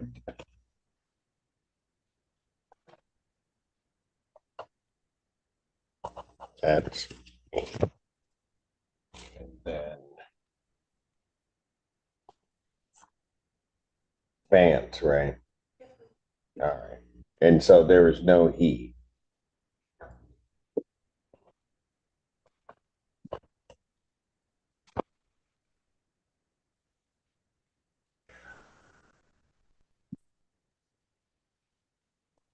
I'm sorry. All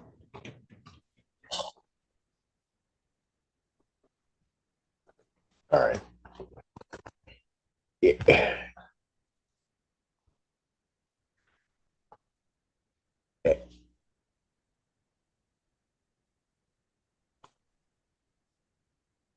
The representation, as the court understood it, that was made to me was that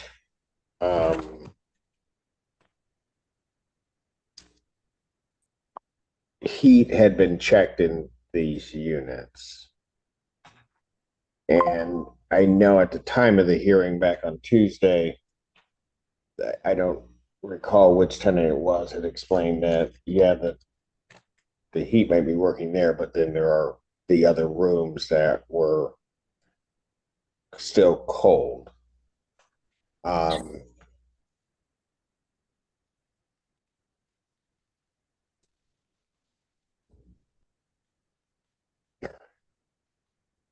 and I'll be honest with you, with this young lady sitting here before me right now, I get there's the heating issues, but this young lady sitting here before me right now, and I'm looking at a list that says something's done, and she's telling me that it's not done, is a huge problem. I don't know what to believe, but I'm gonna be honest with you. Yeah, I believe her. I'm looking at the Griffin pest control report that says her unit was treated. That's why I relayed that to the court. But yeah, we need to No, break. but Mr. Beal, it doesn't work that way. I issued an order that certain things be done. I was supposed to get a list yesterday so that I could more thoroughly go through that list. I didn't get it. I didn't get it till this morning.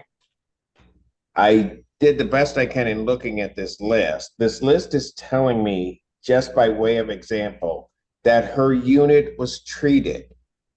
Without her being here to tell us something different, the court would assume that it was treated. I don't care where the information came from. I don't care what you looked at. I don't care what was presented in what way. No one makes a misrepresentation to this court about what's done, ever. We would need the opportunity to bring the Griffin pest control technician to testify to the court. Well, get him here today.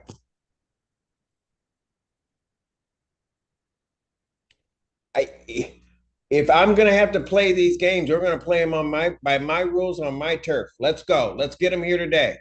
She's here. She's the one that's telling me it wasn't done. I've got a document submitted by the plaintiff that tells me something was done and it wasn't done. You also told me that all the heat was checked, and I still have all of these complaints coming through. Some of them you're telling me are new. I don't know what to believe, but I'm going to tell you, I'm having a hard time believing you guys right now. Don't lump me in there. The note Say something, Your Honor.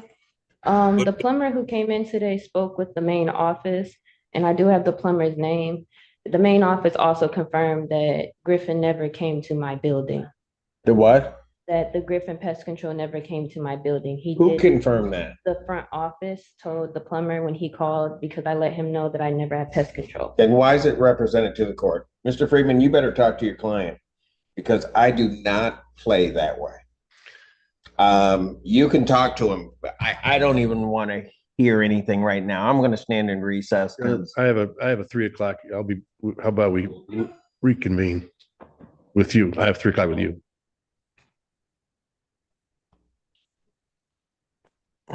You better talk to your client, because I want to know. I have no idea. I got 6 things on this that supposedly are done, but now I don't even have that done because she's telling me it's not done. They said they were going to probably get to it today or tomorrow, but saying that it was supposed to be done one day, but not doing it and claiming you did it is lying. Sir. We just got that list right when you got the list. Well, actually about a half hour later. And things that are in here that they are done, we either have not gotten a permit for, so fixing drywall, or permits were pulled today to do that work, and we have not scheduled an inspection. So, and any of the units pending in your case, no inspections have been scheduled to do the work. 2 permits have been pulled total. And so, so if it tells me, just if I'm hearing you, so if it tells me drywall's been done, it couldn't have been done, or it was done in violation of the city ordinance, because it shouldn't have. Court's going to stand in recess. Oh.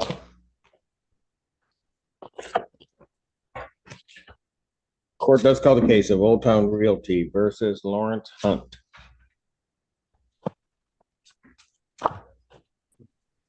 Good afternoon, Your Honor. Parissa Gazeri for plaintiff. All right. Come on up, sir. How you doing? I'm doing okay. What's your name? Lawrence Hunt. Okay. And where are we on this case? Your Honor, the outstanding balance is $3,431. I believe that Mr. Hunt was looking for a payment plan.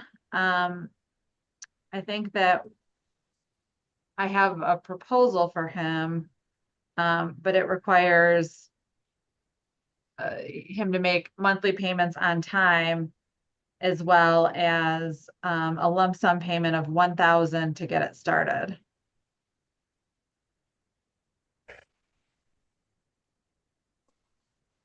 We have the 1,000 to get started.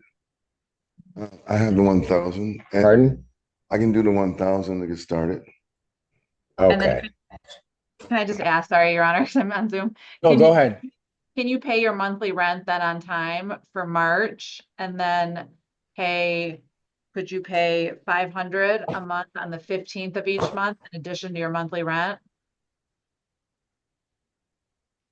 Yes, it's gonna be rough for me, but I can. Okay, so why don't we do this? I don't know what you had in mind, Ms. Kazari. I was thinking maybe adjourn it out a week. That's fine. Let him pull all that together, and you may, sir, I'm gonna suggest that you call the plaintiff's office just to try to shore up all the details of it so that next week we can come back, put it on the record. Come back next week? Yes. Okay. Okay. Yeah, only because so that's actually, it's gonna be a little rough for me, but is that a little more? Okay, but that's what they're proposing. Talk to them. All right. It's a lot further. You're in a better spot than you were last week, right? Right. Okay. So give them a call, talk to them, and see if you can just work out the details so you know specifically what it is. Okay. Who should I call? The Pink Law office that's on your paperwork. Okay. Okay.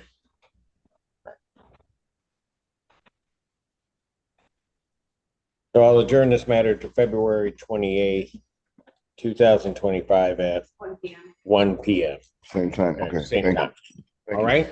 Thank you, sir. Yeah. Court calls the case of Avalon Housing versus Devon Harris. Rissa Gazari appearing for plaintiff. Devon Harris is not checked in. Would you like to proceed? Your Honor, I would.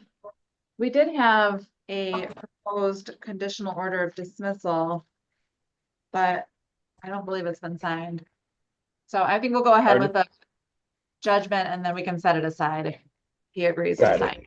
All right. Raise your right hand. You solemnly swear or affirm testimony you're about to give will be the truth, whole truth, nothing but the truth, so help you God. I do. All right, go ahead.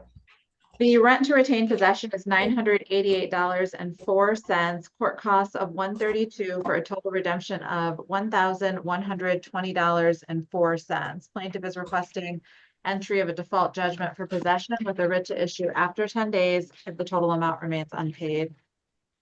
Judgment to the plaintiff this by default for possession, redemption amount, in the amount requested, writ to issue 10 days. Thank you. Avalon Housing versus Frank Sartor. Carissa Gazari for plaintiff. Frank Sartor, not checked in. You may proceed. Thank you. The rent to retain possession is $4,466.04. Court costs of $132 for a total redemption of $4,598.04. Plaintiff is requesting entry of a default judgment for possession with a writ to issue after 10 days if the total amount remains unpaid. Judgment to the plaintiff by default for possession, redemption amount, in the amount requested, writ to issue 10 days. Avalon Housing versus Talisha Booker. Carissa Gazari for plaintiff. Talisha Booker, not checked in. You may proceed. Thank you. The rent to retain possession is $2,412. Court costs of $132 for a total redemption of $2,544. Plaintiff is requesting entry of a default judgment for possession with a writ to issue after 10 days if the total amount remains unpaid. Judgment to the plaintiff by default for possession, redemption amount in the amount requested, writ to issue 10 days. Court calls the case of Glencoe Hills versus Mikhail Harrison and Patricia Hartwell. Carissa Gazari for plaintiff. Harrison. Hey, how's it going? Okay. Yeah, All everything right. still stands. 28 for my payment. Yeah, that's where I'm at with it. I'm sorry? Still the 28 for my payment, sir, like we discussed. The 28th? Yes, sir. And what are you going to pay on the 28th? What is my balance right now? It is $4,702.80. Okay, I'm gonna be able to make a $3,000 payment. And then what's your monthly rent? I think it's I'm not too sure. It's $1,084. So about 1,100. So you said you can pay 3,000 on the 28th? Yes. And I'm sorry, Ms. Kazari, what was the amount of? The balance is $4,702.80. Got it. So if you make 3, you're going to be down to 17, but then you're going to go back up to 27. Okay, let me ask you this, young man. You're a student, right? Yes, sir. So is that 3,000? Is that your student loan? Is that what's happening there? Yeah, unfortunately, yes, sir. Unfortunately, it is. Okay, that's all right. And then, so if you had to catch yourself up, how would you pay the other 1,700? They're gonna. So I noticed that I had 2 payments coming, so they're gonna disperse some more money out. It just comes like a week after, so I'm gonna probably be able to make gotcha. So you don't get it all at once. It comes out. Yes, not all at once, sir. Okay, so when is your next payment after this one? So the 28th. So after the 28th, it should be probably a couple days, like into March. So probably about like, I'll probably say like the first week of March. I did just get like an email literally today saying. Okay, so let me ask you this. You're going to pay the 3, then your next disbursement is going to come out that first week of March. Yes. And that should cover you for the remaining balance here plus March. Yes. Okay, here's what I'm going to do. Rather than have you come back, I'm going to lock in the lower figure. So I'm going to issue a judgment finding no tribal issue for the total amount of the $4,702.80. Okay. And so I'll grant that judgment for possession. Over the objection of plaintiff, I'm going to have his writ date be the 10th as opposed to the 3rd. Rather than adjourn it out. Okay. So sir, young man, what I did is this is the amount you owe. Okay. Pay the 3,000. If something happens with the check, then you're going to have to get the 4,700 or the 1,700 into the landlord by the 10th. But it sounds like to me what you'll be able to do is get the 17 plus your March rent in, and then you're going to be set. That's what I'm hoping has happened by doing this. Okay. Yes, sir. All right. That should work for you. Okay. Thank you. What are you studying? I'm about to be studying law. I'm about to be transferring to the University of Michigan after this semester. So I'll be finishing up with my associates, and I'll be going to University of Michigan after this semester. And then you're going to do law school? Yeah, yeah. Why? Why? Just man, I look up to you, man. I look up to you. Oh, is that what it is? You're the reason. Honestly, I'm the reason. Okay. honestly. All right, young man, you take care of yourself. All right, thank you. Hamilton Crossing 2 versus Tierra Warren. Carissa Gazari for plaintiff. She's here. Miss Warren? Oh, there. Tierra Warren, there you are. Yes, I need I'm a here. camera. I know. Okay, I need a camera. I'm trying. And okay. And what's the balance? Your Honor, the balance is $6,218.81. All right. All right. So Warren, how are you going to get this paid? Yeah, so last time we came to court, they were saying that I could have done a payment arrangement, and you told me to make a payment of $1,100, which I did do. So this must be with the February rent, because I had to pay $3,000 first before that other agency through Supreme Felons would pay their $3,000. So, and I think I no, I don't think I know I still am like $1,900 shy before I get my $3,000 portion paid. And I reached out to DHS. I haven't heard from them. And the other one that I was trying to go through with my job, I got denied for that one. Got it. So the one you were looking for the thing from your job to try to cover that difference to then get you closer to getting the 3. Yes, sir. Oh boy. Okay. So I don't know. I know they had mentioned a payment arrangement last time, but you told me to make sure I paid that $1,100. That was the beginning of this month. So I don't know what they're offering now. I did try to call them twice, 3 times this week to the law firm, but I didn't get a call back. Your Honor, if you want to pass this case, I can go into a breakout room with Miss Warren after. After it's okay. Yeah. All right. So Miss Warren, hang on the line. I'm going to pass your case. I'm going to try to get through Ms. Kazari's other matters and then put you into a breakout room with her to see if she can talk to you about that. Okay. Okay. Sounds good.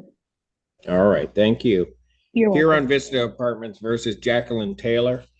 Carissa Gazari for plaintiff. And Tiana Tolliver.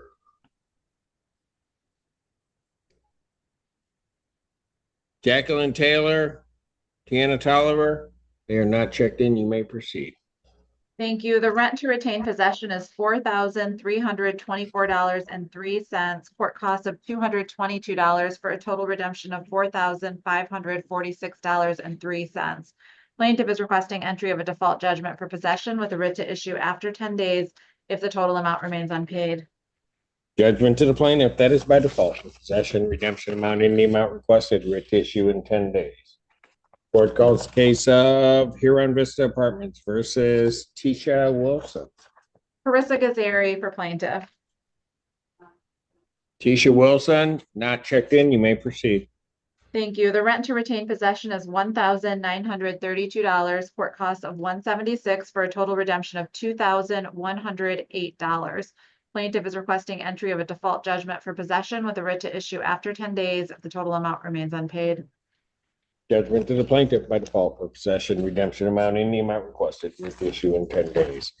Peninsular Place versus Zaria Fisher. Carissa Gazari for plaintiff.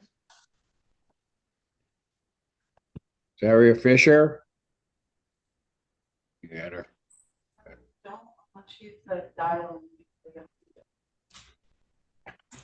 Zaria Fisher. They did not check in. We did I'm not here. have them email. Okay, that's you on the dial-in. Okay. And how much is owing? The outstanding balance is $1,691.13, which includes court costs. Okay. I have sent in the receipts. I have paid my balance in full, and I also emailed it to the plaintiff. Okay, I can't hear you. You're muffled. Step back. Get back from your mic just a bit. What were you saying? I sent in the receipts already. I paid my balance in full, and I also emailed that to the plaintiff, the attorney. You paid your balance in full? I did. Yeah, that's what she had indicated at the last hearing. She was gonna pay that on the 20th. I don't know. I did pay it on the 20th. I also emailed the court the receipts as well.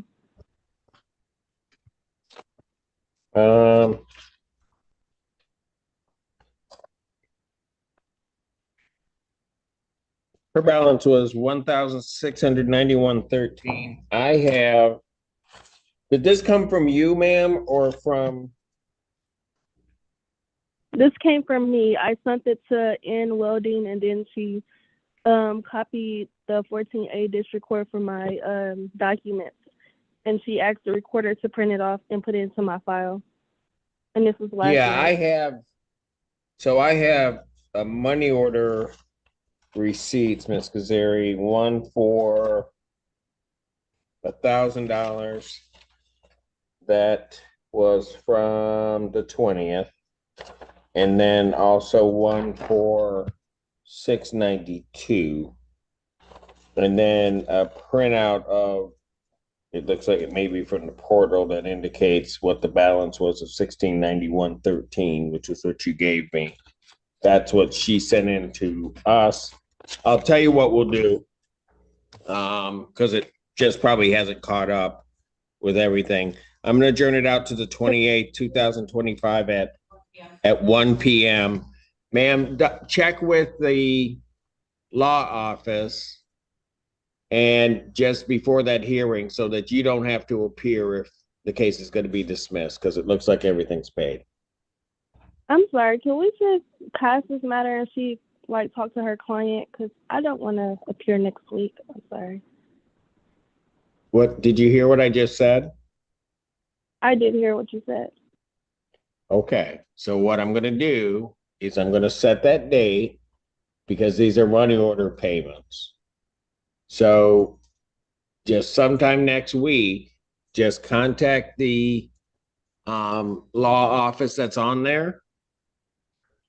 They'll be able to tell you whether or not it's been paid, and the case is going to be dismissed, and then you're all set, and I don't need you to appear. Okay, when is the date and time again? 2/28/25, 1 p.m., 1 week from today, but you just need to call before that date, call the law office, and they can tell you if the case is dismissed. Okay?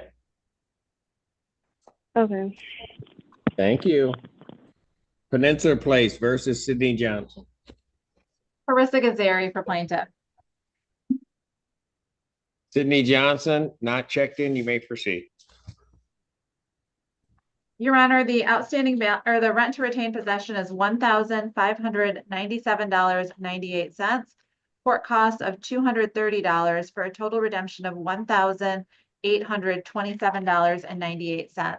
Plaintiff is requesting entry of a default judgment for possession with a writ to issue after 10 days if the total amount remains unpaid. Your Honor, was there personal service in this one? Actually, they appeared at the last hearing, so I'm seeking a They money. appeared at the last hearing, yes. Thank you. So I'm seeking a money judgment, money as well. All right. Judgment to the plaintiff, that is by default for possession and money. Redemption amount is in the amount requested, as well as money judgment with a writ to issue of 10 days. Thank you. Court calls the case of Peninsula Place versus, is it Jaimane Jemerson? Carissa Gazari for plaintiff.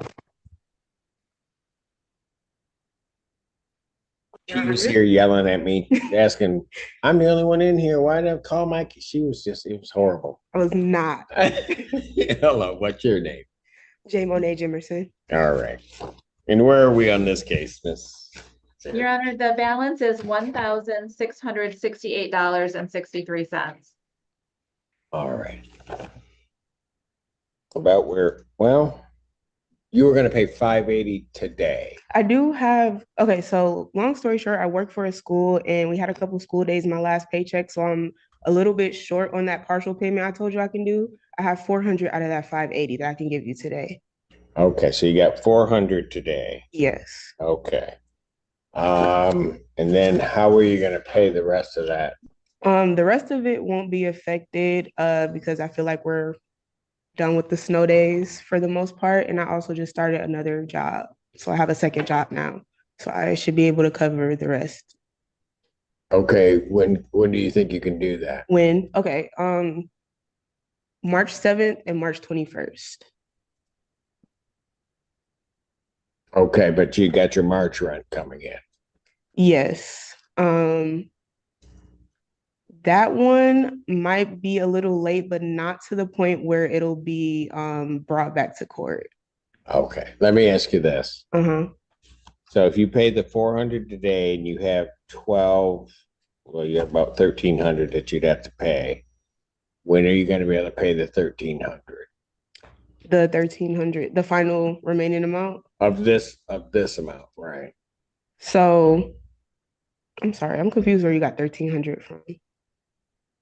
Because your balance currently is, I rounded up. Okay, So okay. your So balance is if I pay off that 400 1668. today.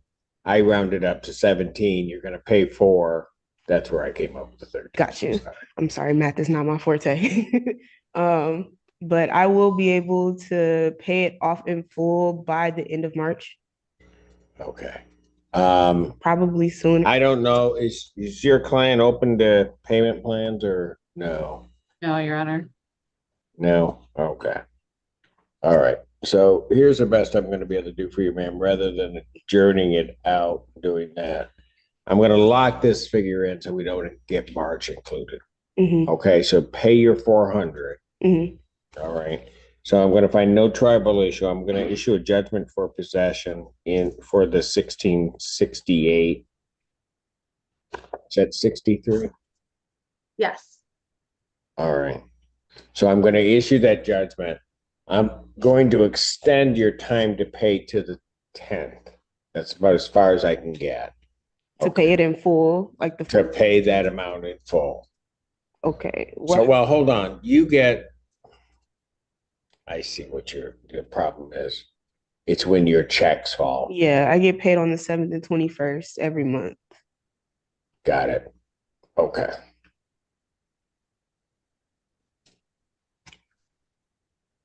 I might have a little leeway in between, but I don't know exactly how much, so I don't want to put that out. What do you do for the school?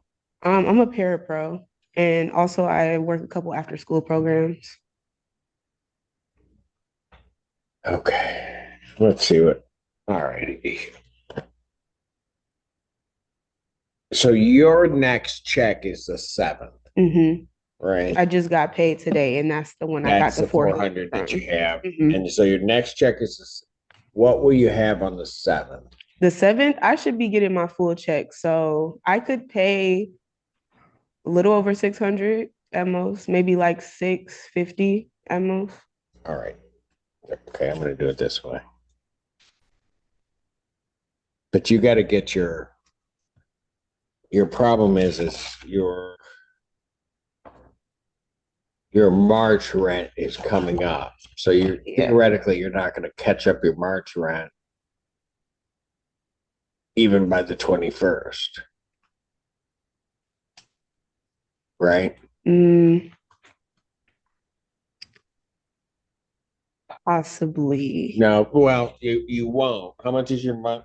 Is it 649 or something? Yeah, like 649. Okay, so your problem's going to be you're going to pay the 400. You're going to be about the $1,300 figure. Mm-hmm. You're going to pay 6 on the 7th, and then you're about 7.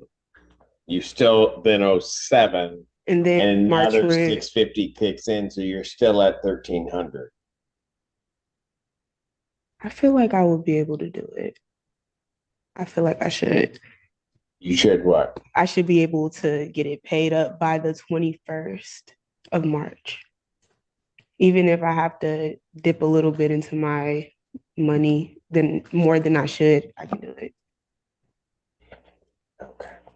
Here's what I'm going to do. I realize they're not going to issue a payment plan. I want to do this over the objection of plaintiff, but you're to pay $400 today. I'm going to issue the judgment. You pay $400 to them today. Mm-hmm. Can I still give that to you for escrow? I brought it in cash. What? I brought it in cash. Remember last time I discussed? Right, because Well, is the office gonna take the money? Not in cash, no. Yeah. They take money orders. They told me in writing that they don't take money orders anymore, but I know that's not true. Right. She said that the last time, and that's why I told her to bring the money to the court to pay it to escrow. Yeah, we double checked after that hearing with our client, and my understanding They is said they take the money orders. they take All money right. orders. Turn it into a money order and get it paid over to them. Okay, if they don't Okay. take it, then show up back here and start yelling at me like you did today. Okay. All right. So then you pay $650 by the 7th. Mhm. If she does that, see, that's the problem. The problem is getting you out to the 21st is going to be just a hard. Too far. Yeah, it's just too far. So after taxes, I only make $1,000 on my check. So I gotcha.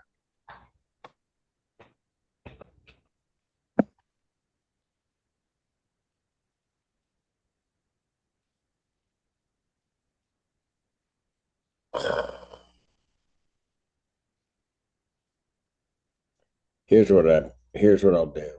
And I'll just give you time to try to figure out if there's somebody, the best I can do is this. So you pay the 400, 650 on the 7th. If she does all of that, no writ until the 14th. Okay, that at least give you some time to try to juggle or do whatever. I mean, that's probably about the best I'm going to do, and I'm doing that over their objections. Okay, but you got to make those first 2 payments.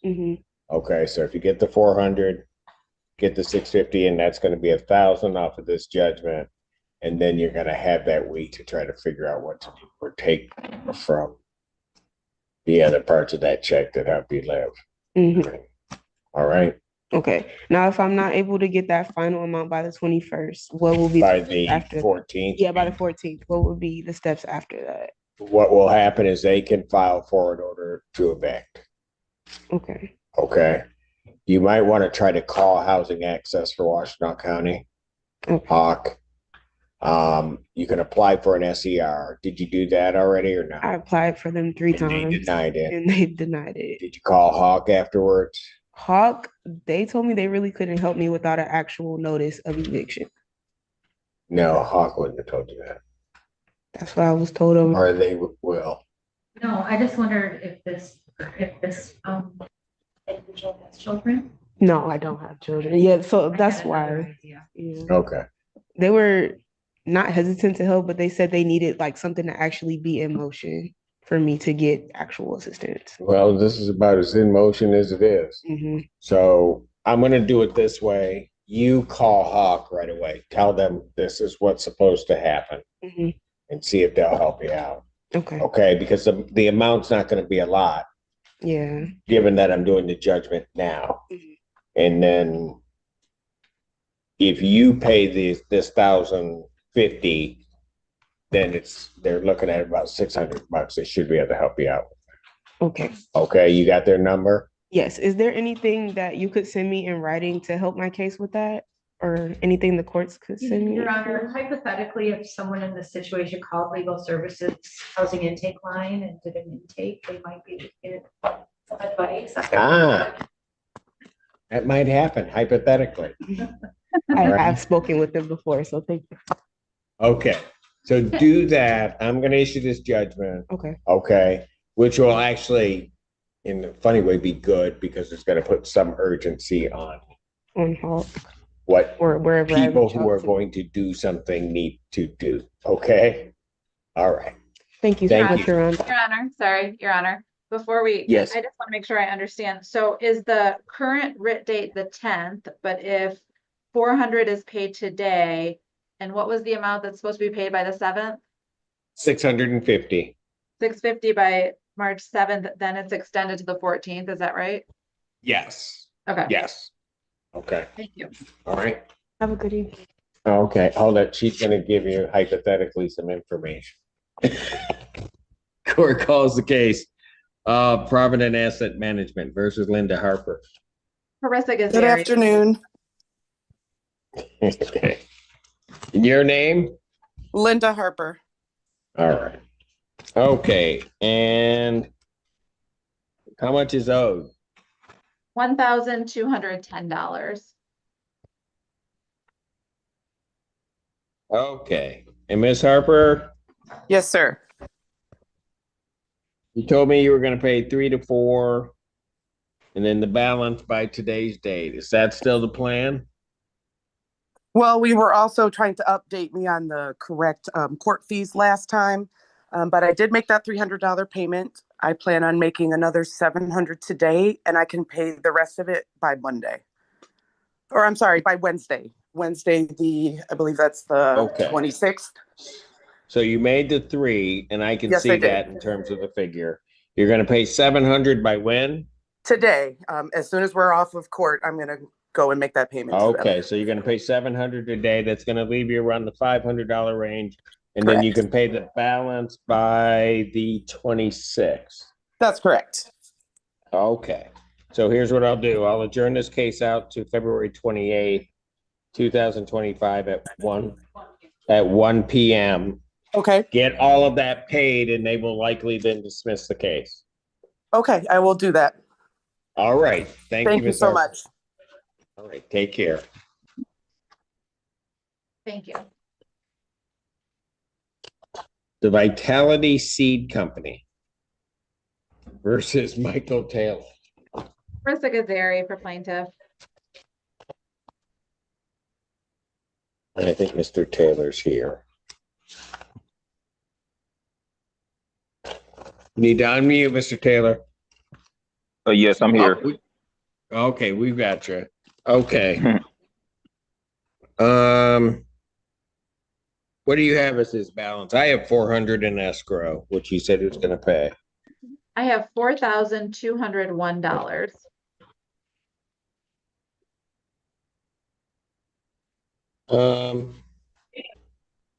Is his rent due at a different time? What do you mean? I think that what happened, let me see. I don't believe so. I think And the that, only reason I'm asking that is because the last hearing on the 14th, I had a balance of 3851. yeah, I see that. I think that, that wasn't the full balance, unfortunately. I gotcha. None of the late fees were added into that balance. Okay. All right. So, Mr. Taylor, how are you intending on trying to get this paid? Yes, so like I told you last Friday, I have an agency that's helping me out. I actually got an email from the agency. I went there Monday to fill out the paperwork, and he just told me he got in contact with my landlord. And he said that my landlord will wait for a check. He's willing to wait for a check on the 4th of March. So all the balance will be paid actually by then. Okay. So you have an agency that will pay the The whole entire thing. balance on the 4th of March. Yes, yes. And okay, the balance they were going to pay, is that including your March rent or? Yes, yes. I just emailed him and asked him, yes, because they're going to pay, they can pay up to 21 weeks. So I'm basically going to use, I guess, like 4 months, 4.5 months or whatever. But yeah, the whole balance will be paid on the 4th. And like I said, he already got in contact with my landlord, and my landlord is in agreement with that. So he's willing to wait until the 4th of March to get all of that money back. Do you know anything about that, Ms. Gazari, or no? So what was relayed to me by Ms. Engen, who I think attended the last hearing, was that March rent was being paid by the agency in Detroit that was helping Mr. Taylor. The other issue that we do have for this is there was a notice to quit that was issued to Mr. Taylor for unauthorized occupants that expires in March. And so I think that in the event that Mr. Taylor agrees that there would be no unauthorized occupants besides himself at the leased premises, they would continue his tenancy and agree to accept March rent, but otherwise they're not going to accept March rent. I don't have anybody living with me. Okay. Yeah, I don't understand where my landlord is getting this from, actually. Okay. Yeah, like, so yeah. here's what I'm gonna do. Mhm. Mr. Taylor, you're gonna need to contact the attorney's office, see if they can do a conditional order dismissal to get this all wrapped up. Okay. To make sure that March is gonna be included in this. Okay. Okay. I'll adjourn Okay. it, but you need to do that. And that way you can get clarification on the occupants, what the landlord's willing to do, and all of that can be spelled out. So everybody knows what they're doing. So I'm gonna adjourn Okay, this what if out to the the attorney? 28th. I'm Hold sorry, on. Your Honor. Okay. I'm gonna adjourn it out to the 28th, 2025 at 1 p.m. Okay. Okay. Contact their office, see if we can get a conditional order of dismissal and try to work all those terms out. Okay. Okay. What is the attorney's number on my court paper? Yes, sir. Okay. All right. Thank you so much. All right. Take care. All right. You too. Then I have New Park Ridge versus Brittany Hall and Evergreen Apartments versus Johnson. Those matters are dismissed on plaintiff's motion without prejudice. And then I have Strong Future Homes versus Good Game. Yes, Carissa Gazari appearing for plaintiff. Jill Bauer appearing for Ms. Good Game, on behalf of attorney Alex Henry. Okay. And what are we doing on this case? Well, I just want to make a record. Ms. Good Game had a medical emergency. She didn't show up to court at 1 o'clock. She had to leave and go directly to the hospital. But I have been able to confirm a signed COD with her and Mr. Henry, Ms. Gazari. So the matter appears to be settled. Wait, I'm sorry, Jill, did you say it was sent to me? Yeah, I just emailed it to you. Got it. Okay. I will, I haven't looked at it yet, but I will get it into the court. It's the same one. I think so. It had some handmade corrections, but I think that those were made in conjunction with whoever was at the last hearing. Okay, let's do this. Sorry. No, it's okay, because you're not the attorney handling it. Ms. Right. Zeri probably needs to look at it. Right. Let me just put it over to the 28th Perfect. at 1. And then if everything's all set, since I have attorneys on both sides, you can just submit it and we'll deal with it. Perfect. Okay. Thank you. And then we need to put Ms. Gazari into a workout room with Ms. Warren. I think that's. Yeah. Then.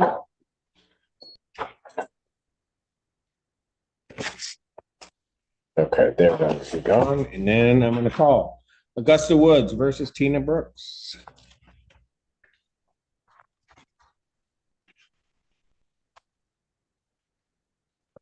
Good afternoon, Your Honor. Laura Kirby on behalf of plaintiff. Tina Brooks. Oh, Your Honor, Reed. this is actually a dismissal. All right. Tina Brooks, Miss Reed now, correct? That's correct. Okay, because she was trying to confuse me last time. Counsel's indicated this is a dismissal. You have any problem with that? Oh, there was nothing else ordered. What about the court fees? I know we were discussing that last time. I got notification from the property that she's paid in full. They said you're paid in full. Well, all right. Praise the Lord. Okay. This case is dismissed. All right. So don't ask me any questions, Miss Brooks, Reed, whatever your name is. Don't worry about it. All right.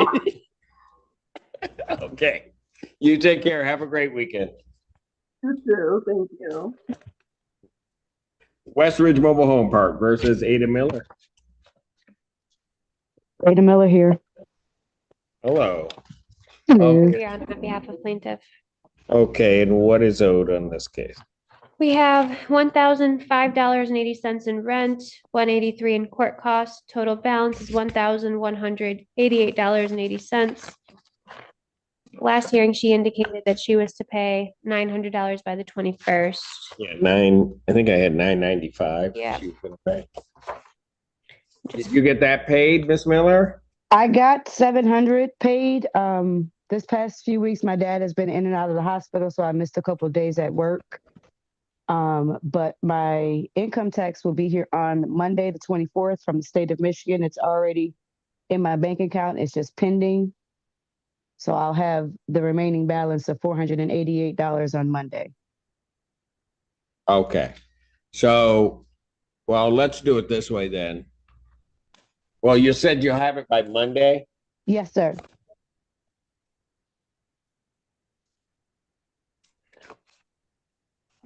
Your Honor, I don't know where I'm not seeing a $480 balance. I'm seeing the 1,000.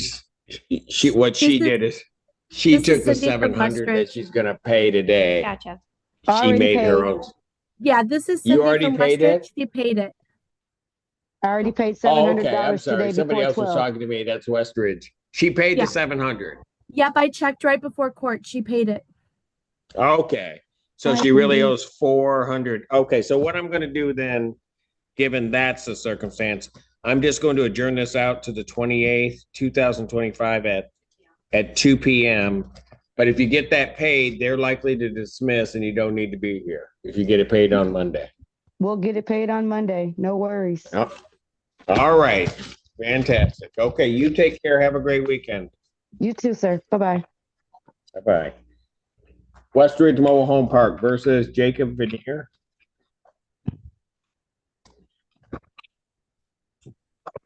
Laura Veneer on behalf of Jacob Vernier.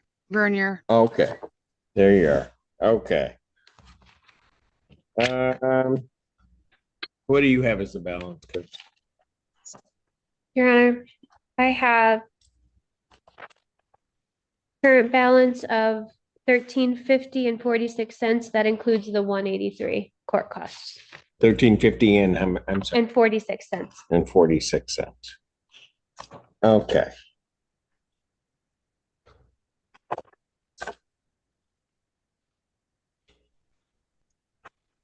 Okay, Miss Veneer, did you pay something recently? Yeah, I paid 400 after the last hearing, and I'll be able to pay another 400 450 today or tomorrow. I don't know what time I forgot what time my husband gets out of work. Because he's an assistant manager, so his schedule changes daily. Okay, right. But I plan on And so- paying at least 400 today or tomorrow. And then I Okay. still haven't heard from SCR. Last Okay, thing, let me ask documentation you this. from If last I'm week. just working with these numbers, okay, not at this point worrying about March. If you pay 400, if you're at 1350, you pay 400, you're going to be at about 900 and something. How soon can you get that paid off? According to an email with the new tax laws and everything, because I was able to file right at the beginning of the opening of the IRS, I should have my income tax by the 3rd. By the 3rd of, okay. Of March. So here's what I'm gonna do. You get this paid off. I'm gonna lock your figure in for March or for February. So I'm gonna issue a judgment finding no tribal issue after hearing for the 1350.46. All right. And what I'm gonna do is I'm gonna give you say the taxes should be there by the 3rd? Yeah, according to the email, as long as everything went through correctly and nothing has to be audited or anything, that I should have it by the 3rd. Okay. What I will do is I'll issue this judgment. I'll give her the writ date the 10th. Okay, get that payment in, and this judgment doesn't include your March rent. Right, understand. but I'm giving you time to get this paid off, okay?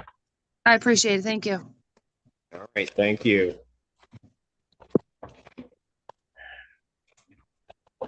And Beal Properties versus Matata Properties.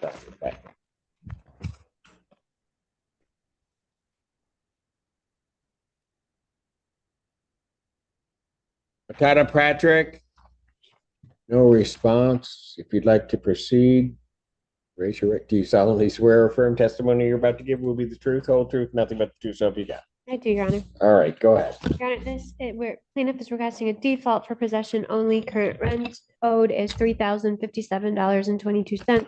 Court cost is $175. Total redemptive amount is $3,232.22. Requesting a rate date of March 3rd. How much this sounds, I'm sorry. 22. 22, thank you. Judgment to the plaintiff, that is by default for possession. Redemption amount is in the amount requested with a writ issue in 10 days.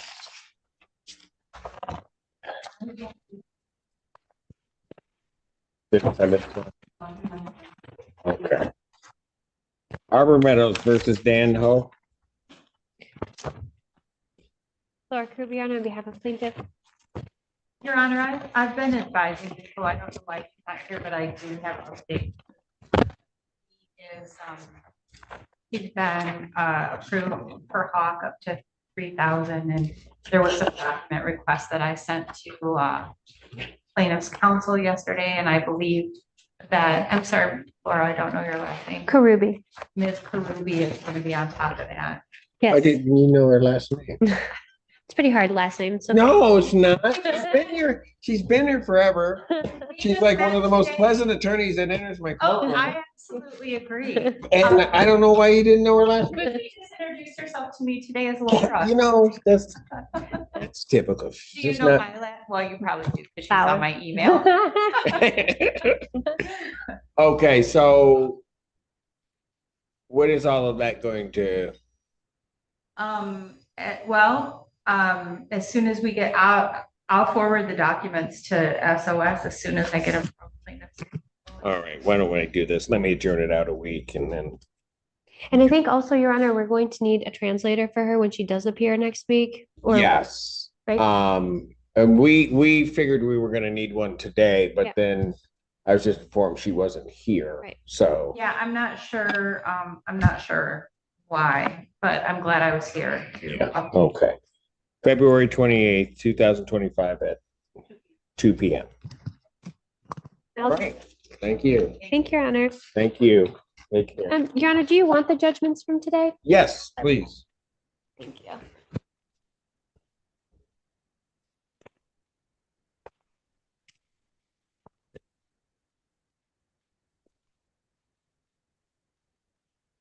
You know, I was talking about pleasant attorneys and then Ms. Zanin walked in.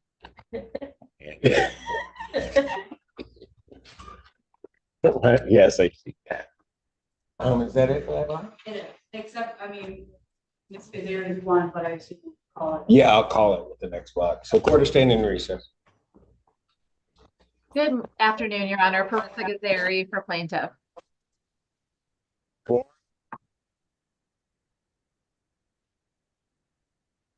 Hello.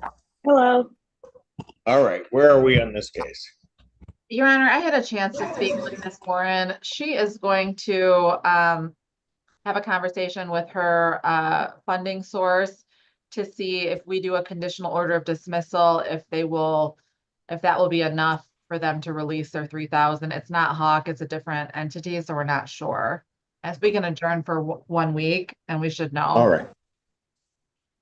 Okay, is that acceptable to you, ma'am? Yes. All right, February 28th, 2025 at 1 p.m. Okay. Thank you. Thank you. I think that's it for you, Ms. Kazari. Right? She left. Bye. Linden Park Apartments versus Kimberly, is it Kirtan?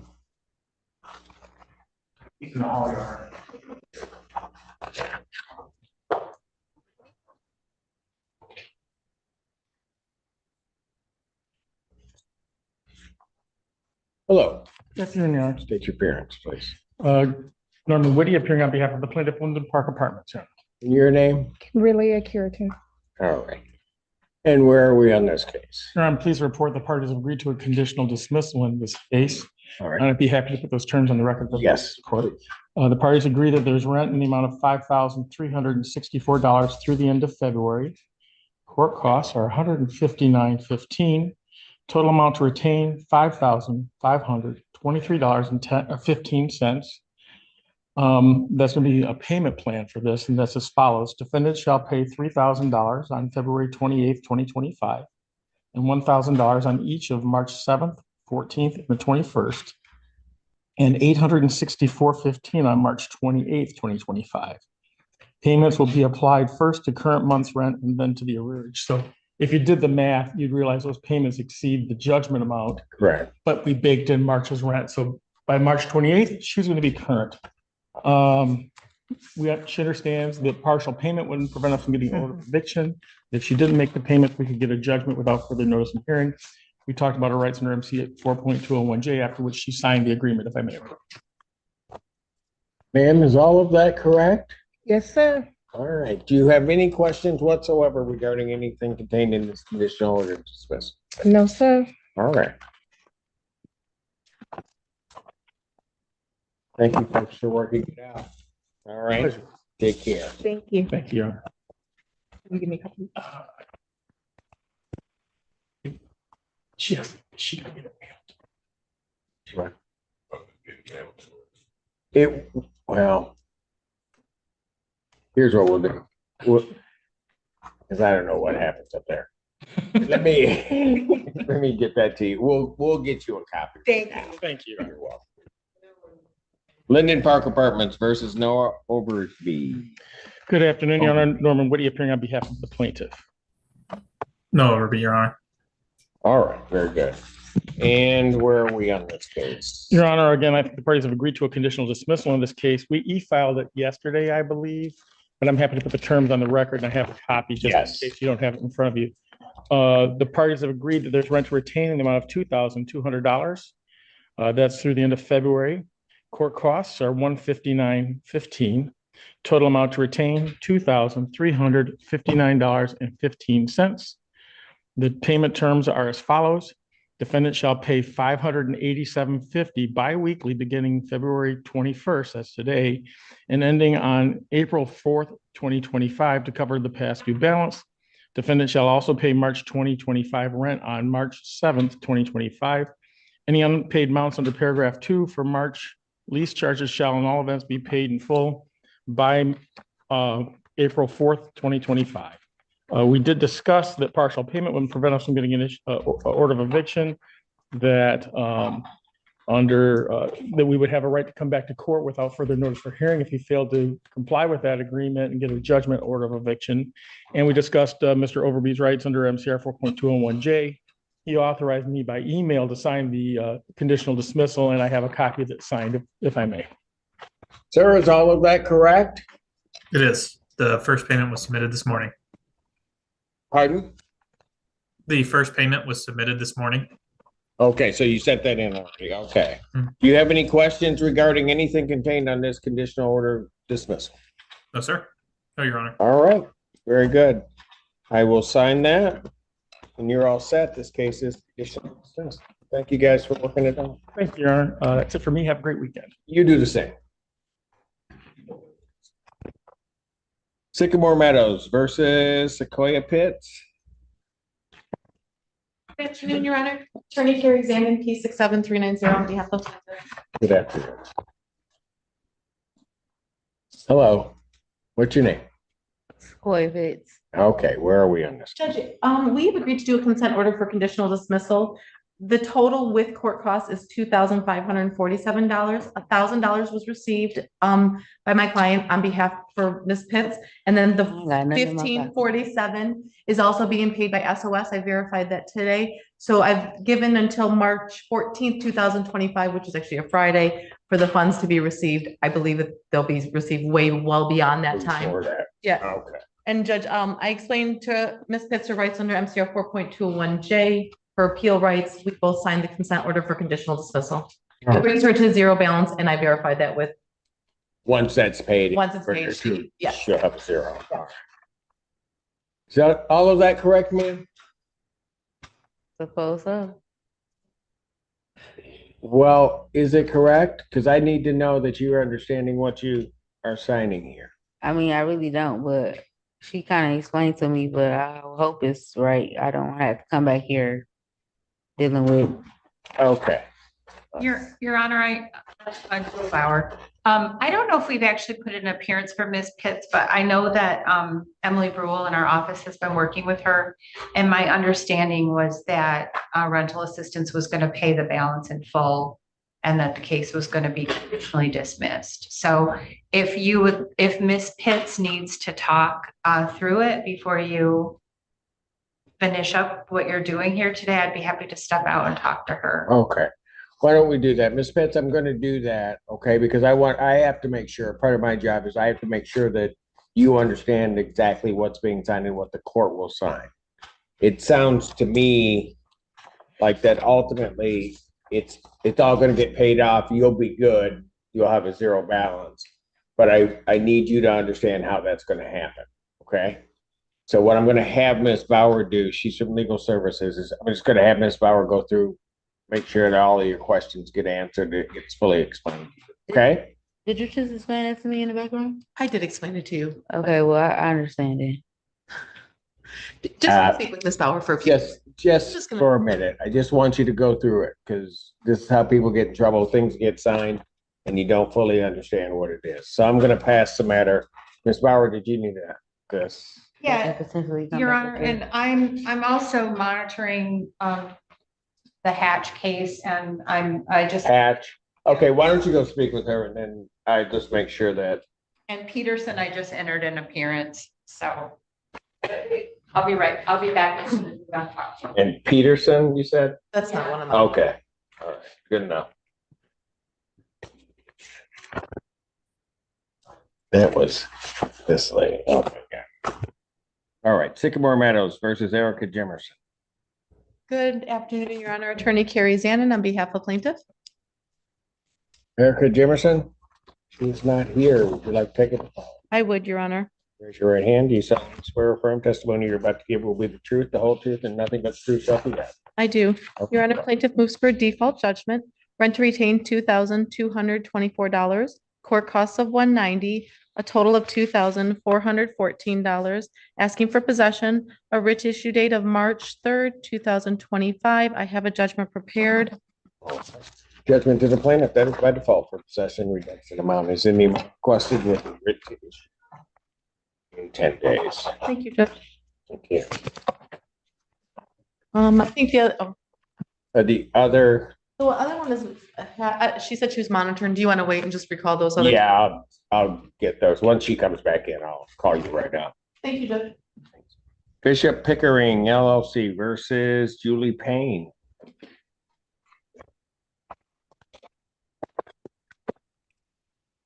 Good afternoon, Your Honor. David Fancher on behalf of the plaintiff. Your name? Julie Payne, Your Honor. All right, where are we on this case? This is a termination of tenancy case. A judgment was entered 2 weeks ago. And I guess Ms. Payne filed a motion. And I didn't copy the motion, but I saw it on Ms. Weidling's docket. All right. Your Honor, I'd like to mention, they have me down like I'm a month-to-month tenant and I have a 2-year lease right here. That's valid till 2/28/26. I don't have it down as a month-to-month tenancy. I had it down as a lease violation. Yeah, but it shows in here that you have me down month-to-month, which made it difficult for me to get legal representation. And also, the charges that they have against me are false. I mean, they have me down like I destroyed mailboxes, which I have not. I'm smashing up cars. I had an incident with, I've been a tenant for 5 years. I had an incident with one resident for 5 years. Okay. And on top of that, my intention was trying to save my home. I'd lived in that residence 2 weeks after I moved in there. I had no furnace. Let me just stop you for a moment, okay? Because we're here on a motion to set aside the default. You indicate that you were in the hospital the day of the hearing? Right. All right. And that you had been in the hospital from the 4th through the 7th. 7th. I got out at 7 PM that evening. And you're claiming you have defenses to what their claims are of your. Right. You know, at this point, I don't even want to stay in the apartment no more. I just asking for a little bit of time to get out of there. That's fine. Your Honor, if I may. I don't know if you remember this morning, but I had a case this morning where the defendant, you always ask, you know, what's your plan to get this caught up? And the defendant actually said, I moved into 410 West Forest. And since I've been there, I've had some problems with Julie Payne that she has destroyed some of my stuff. So that's just one of several people who would be able to testify to that. So I'm okay to give Ms. Payne time to move out based upon what she just said. The judgment's already expired. So may I ask, how much time do you need? If they would allow me to pay 2 weeks into March, and I won't even need that whole 2 weeks to get out. I don't get paid till the 1st. You just want. I'm on disability. I don't get paid. I till the got you. 1st. Hold on. So you need until the 2nd week in March to. Right.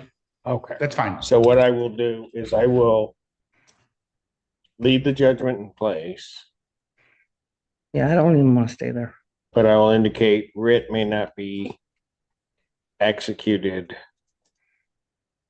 prior to March 14th. Can I just pay, do I have to pay the whole Well- month's rent? Can I just pay the half of the rent? Can I? Because I need money to move. She actually sent in a couple months' rent and we returned it. You may not have it back yet, but that money's coming back to you. I'm not worried about the money. So take that money and use it to move. Okay, cool. We can worry about that after you moved out. I'd rather you use that to move out. And, All right, perfect. Okay, so the writ may not be executed prior to March 14, 2025. When you say executed, does that mean I can file it early and then hold it until the 14th, or would you prefer I not even file it until the 14th? You can file it, it just can't be executed till. Perfect. I don't understand. What's your Okay. You can't be. So the order of eviction, the judgment will stand. The order of eviction can be filed with the court and signed off by me. I don't want to be evicted. I just want to be able to leave. I've never been evicted in my life. Let me finish. I'll explain it to you. He can file the order, the judgment will stand. There'll be, if they want to file the order of eviction, they can file it, it'll be signed off. But no one can do anything with it prior to the date we just talked about of March 14th. Okay, Okay? okay. All right. Yeah, I've never been evicted in my life. All right. Thank you. Thank you, Your Honor. You ready on the Peterson case? Yes. Yes. My other case, it's my, I moved it, that's why. Court calls the case of the people versus Shira Peterson. Your Honor, on behalf of Ms. Peterson, who's also here, and I just entered an appearance. And we do have a signed COD that Ms. Peterson has reviewed and approved. We do have one issue that I wondered if we could approach the court about. Sure. So,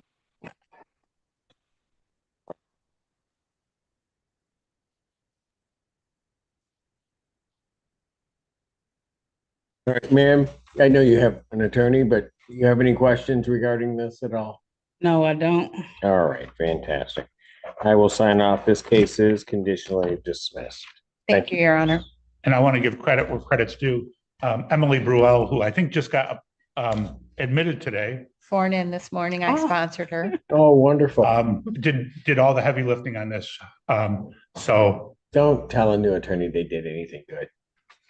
Oh, you should hear some stuff I found out about her and told the court who swore her in. She's pretty incredible. All right, fantastic. All right, thank you. Good luck to you. Thank you. have a good weekend, Your Honor. You do the same. So just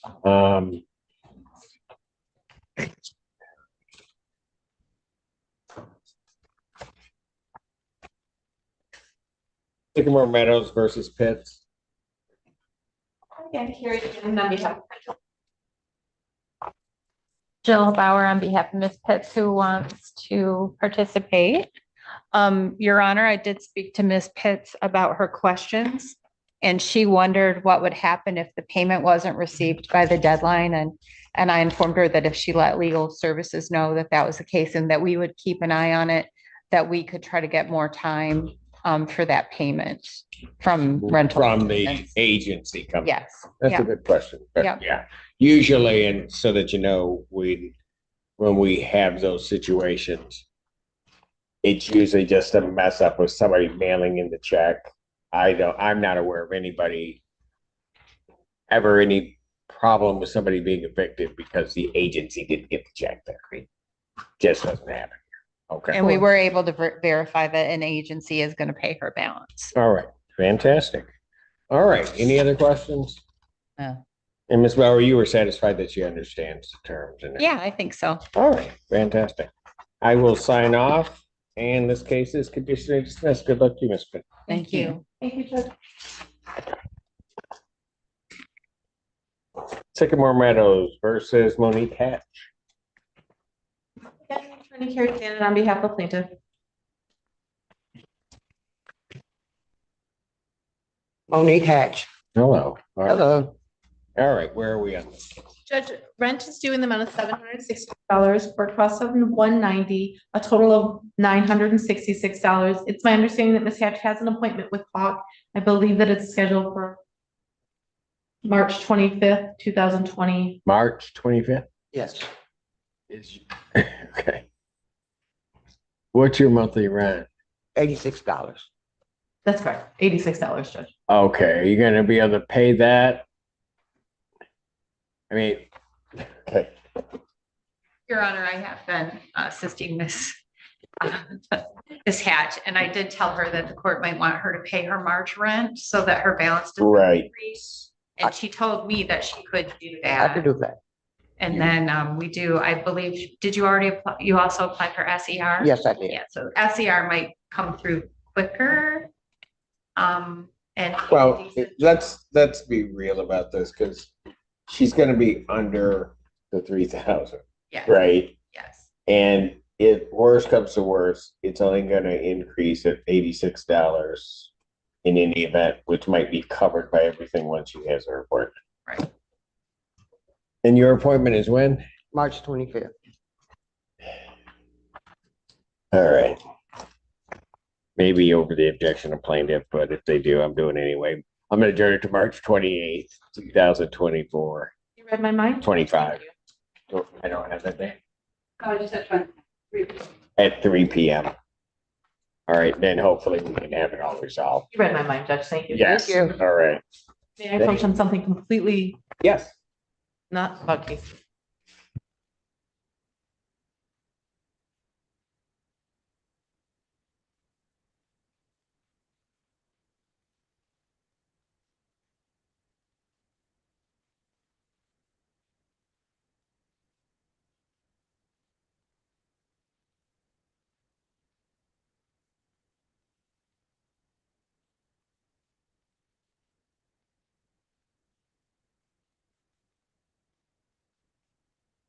Whoa.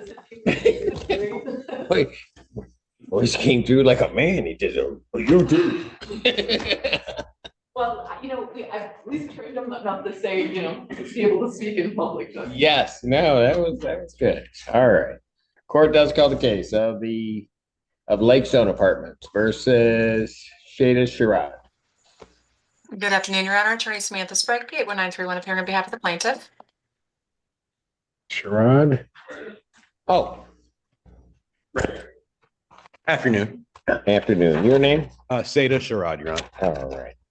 And we have a conditional order dismissal. Is that correct? That sounds correct. All right. Just review this.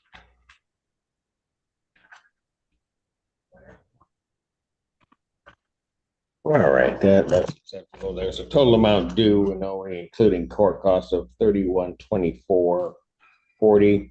Defendant will pay monthly rent and monthly charges by the 5th of each month, starting in March. In addition to monthly rent starting February 25th, defendant will pay $600 toward the past due balance listed in 2D that I just noted by the last day of each month until it's paid in full. If reading statement is necessary, money judgment for the full amount will enter at that time also. And that failure to comply with any of the terms or payments, that the plaintiff may seek a judgment and immediate order of eviction without hearing. You understand all of that? Excellent. It sounds correct. All right. Do you have any other questions? I do not, Your Honor. All right. Will you explain your rights under the court rule? You have 3 business days from today's date, from the signing of this conditional order dismissal, to move to set it aside if you believe that there's some right you hadn't asserted, some misunderstanding or confusion on your part. You Excellent. that? I do. Thank you. All right. That doesn't mean I would grant it, but you have that 3 business days to do that. Okay? All righty. Thank you, Your Honor. All right. And I will sign off and mark this file conditionally dismissed. Thank you. Thank you. Have a wonderful weekend. You do the same. Lakestone Apartments versus Sebastian Phillips. Good afternoon, Your Honor. Attorney Samantha Sprague, P81931, appearing on behalf of the plaintiff. All right. Mr. Phillips? Yes, sir. My attorney refrained from representing me without just or sufficient reasoning. She just opted out. So I tried to hold on. Attorney Min Kim. Min Kim was assigned with legal services, and she opted out without just or sufficient reasoning. But I tried to submit court documents on my own behalf. I'm trying to get a consent order for conditional dismissal and just make the payment that I owe. All right. Have you talked to... I submitted the rental assistance proof of application status update. I have like 4 agencies willing to assist me in payment. Your Honor. Yes. We would stipulate to a 2-week adjournment with the court's approval in order to allow adequate time for that agency assistance, if we could get a date after March 6th. All right. And I don't know, Council, Washington County Community Mental Health sent a letter to the court. Do you have a copy of that by any chance? I do not. Okay. What's it in reference to? Well, sir, hold on. Oh, sorry. They're submitting a funding request, as I'm reading it. We'll send you a copy, Council, but it's to cover $1,000. And then it looks like it's additional from ADS, Adult Protective Services, for another $1,000. Yeah. So I'm going to send this to you. I'll adjourn it out to 2 weeks. But what it looks like to me, and I may be wrong, is that there's $2,000 that's there. Yeah. In some form or another. So I will adjourn this out to March 7th, 2025 at 12 p.m. Okay? Your Honor. All right. Thank you. Thank you, sir. We'll get this right over to you, Council.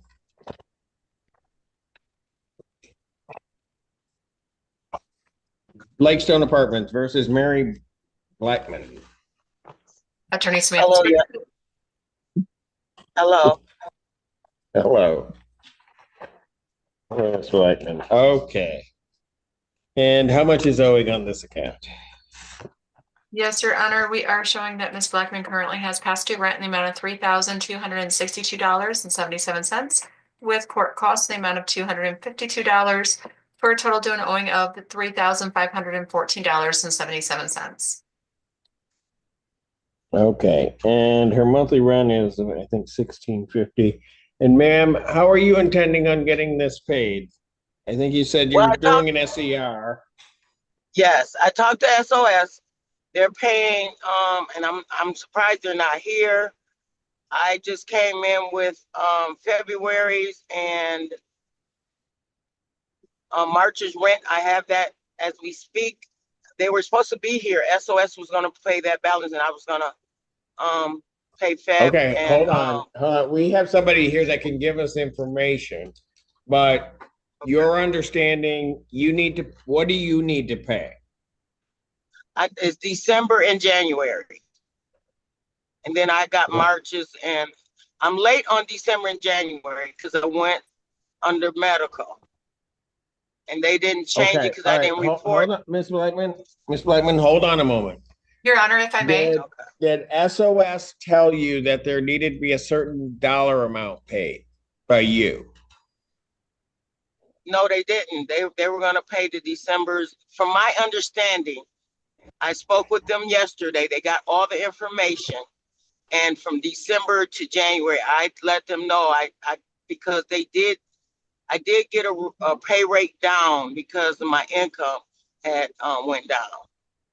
So I said I could take care of the February and March. Your Honor. Right? Yes, ma'am. We would respectfully request a 2-week adjournment on this. SOS has been in communication with my client. So Wonderful. if it's Thank possible, you. that same date. Yes. Yeah. March 7th, 2025 at 12 p.m. All right. I'm going to adjourn it out to that date and hopefully we can have everything clarified. Thank you, Ms. Blackman. Right. Thank you. Thank you, Your Honor. Have a great day. You do the same. Donald Heyman versus Angela Heyman. Is it Chenard? Yes, there we go.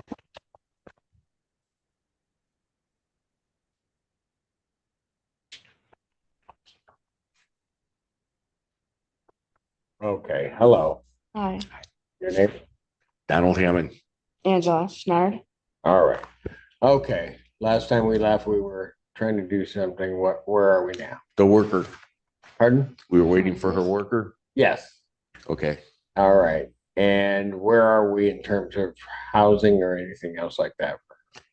We applied for the Social Security a week ago, or excuse me, a month and a half ago. We haven't heard anything from them. We're still trying to, she has not applied for anything else that I know of. I didn't get to work. Where's your worker? Can you come on up, please?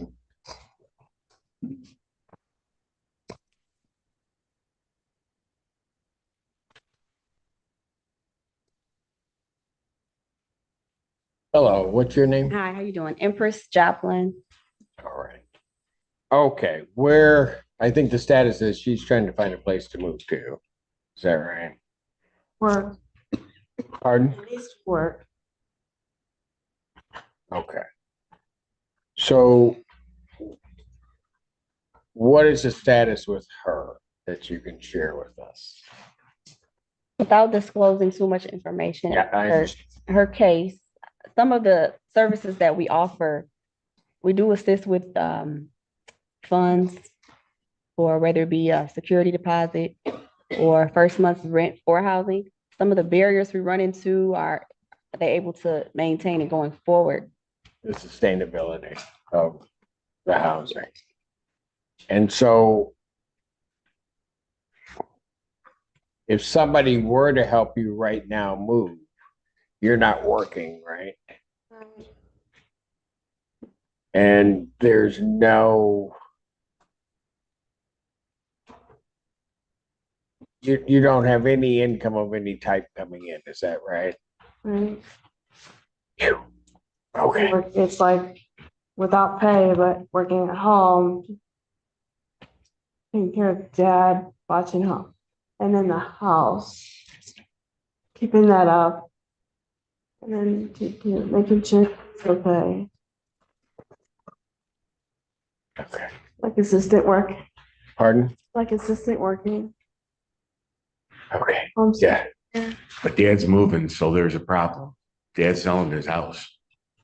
So we have to do something to find her a place or something. Okay. So Sir, when are you planning on moving? I am stuck because I am recovering from leukemia and I don't get released from the doctors or U of M until April 23rd. So I cannot move until then. But right after that, I'm selling the house and I'm thinking about going to Daytona, Florida. I know where Daytona is. But Yeah, thank you. Heading out. I've had enough of the cold weather. Yeah, cold weather is what keeps us young. All right. But any benefits for her, we don't know that that's going to happen by then, right? I don't know how long it takes for Social Security. Years. Okay. All right. Lady, there's going to have to somehow or another be preparations made because there's not going to be a place with Dad for you to stay at some point. Okay. I don't mind putting this out as far as I can up until that point. Right. But at some point, that's gonna be an issue. I think the other thing that potentially is gonna be run into,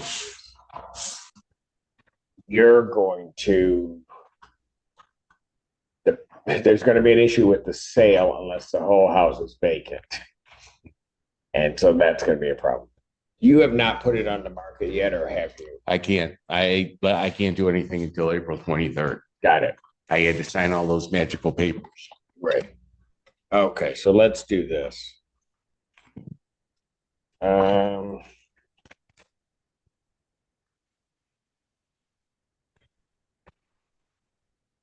what I'm going to do is I'm going to adjourn this matter out to April 25th. Okay. That way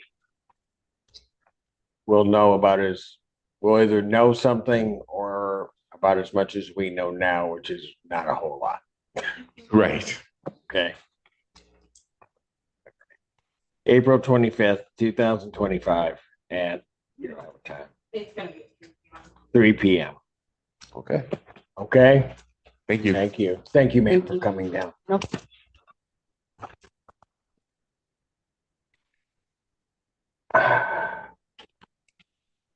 That's that. And then I got my 3 o'clock log. But you got to show that. And then I've got Arbor 1 that's coming up at 3. You got other people from your office showing up. Well, Miss Masco was here. I'm here to provide support. I To her? Yeah, to take notes. Yeah. Don't do it. All right. Court's going to stay in recess. Maybe seated. All right.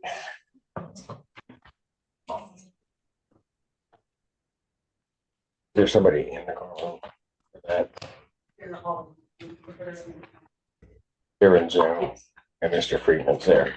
Let's get that one on.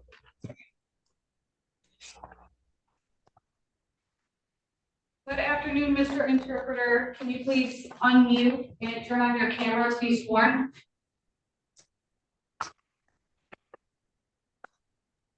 Yes. Can you please raise your right hand? Do you solemnly swear or affirm that you will interpret accurately, completely, and impartially, using your best skill and judgment, and to translate from English into Spanish, and from Spanish into English, in the manner now before the court, so help you God? Yes. Good afternoon, Mr. Interpreter. Good afternoon, Your Honor. The court does call the case of Park Hill Apartments versus Jorge Molina and Edith Zuniga. So, el tribunal está llamando el caso del apartamento contra Jorge Molina y Edith Zuniga. Ellis Friedman for the plaintiff. Ellis Friedman de parte del demandante. And who's here? Are all parties here? ¿Y es contra las partes aquí? Aquí estamos. We are here. All right, state your names, please. Declaren sus nombres para que constan en el acta. Jorge Mejía y Edith Martínez Zúñiga. Jorge Molina, Edith Zúñiga. Jorge Mejía. Mejía. Jorge Mejía. Hey, where are we on this case? ¿Dónde estamos en este caso? Nosotros estamos en el apartamento vía Zoom. We are at our apartment by means of Zoom right now.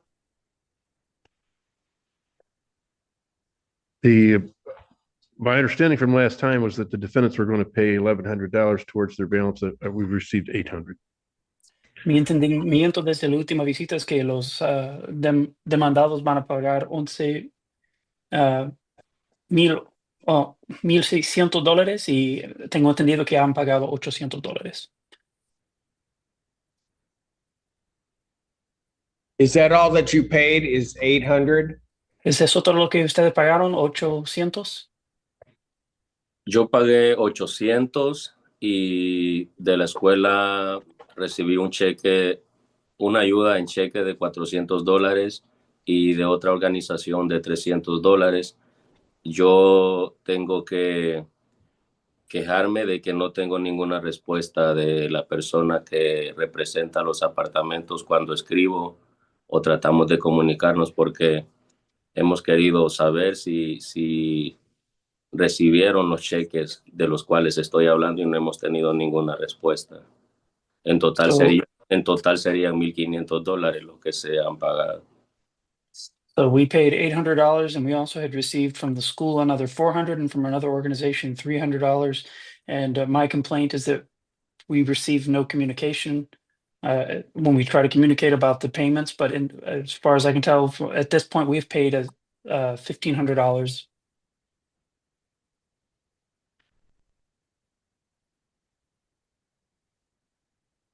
You're indicating you paid $1,500? ¿Ustedes están indicando que pagaron $1,500?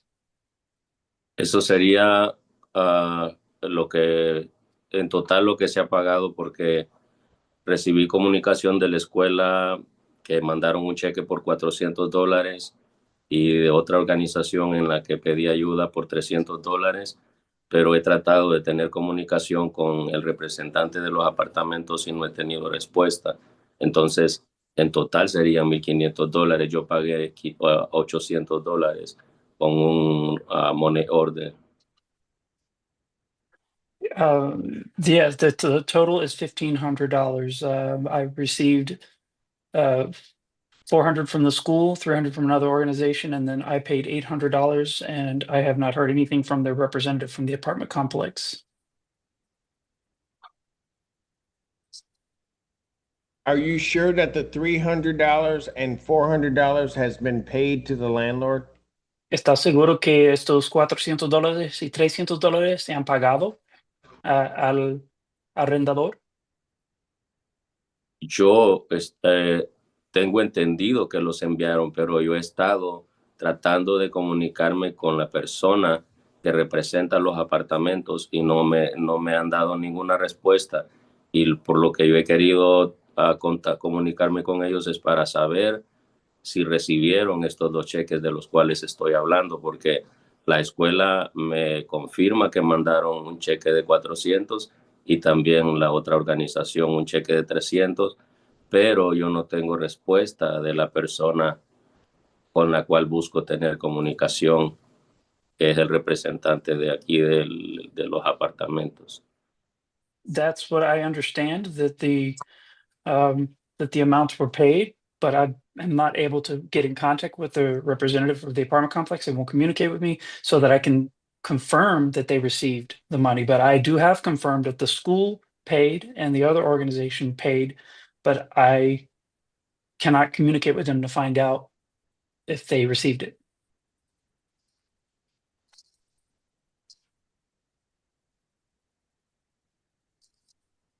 It may be that the landlord has not received these payments. They may have been sent, but the landlord has not received them. That would be my understanding, Your Honor. Entonces, pudiera ser que el arrendador no recibió los pagos. Pudiera ser que se lo pagaron, pero no los recibió. Puede ser, pero las organizaciones de las que hablo, ellos confirman que ya enviaron estos cheques, entonces pudiera ser que todavía no los ha recibido, pero eso es lo que yo podría decir, que yo pagué $800 en money order y estas otras organizaciones enviaron $700. Puede ser que todavía no los ha recibido. That could be it. I was able to confirm that the school and the other organization sent a total of $700, and I paid with a money order. I have a receipt for that for $800. We acknowledged 800. Sí, estamos de acuerdo sobre los $800, But that still leaves a substantial balance. pero eso sí deja un balance sustancial. Sir, if the $700 is located, you would still need to come up with approximately $400. When could that be paid? Señor, si lograron localizar $700, todavía le debería $400 más. ¿Cuándo pudieran pagar eso? Sí, yo puedo pagarlos el primero del próximo mes, el primer de marzo. I could pay. Ujú. Okay, sorry, I could pay them the first of the month. That would be March.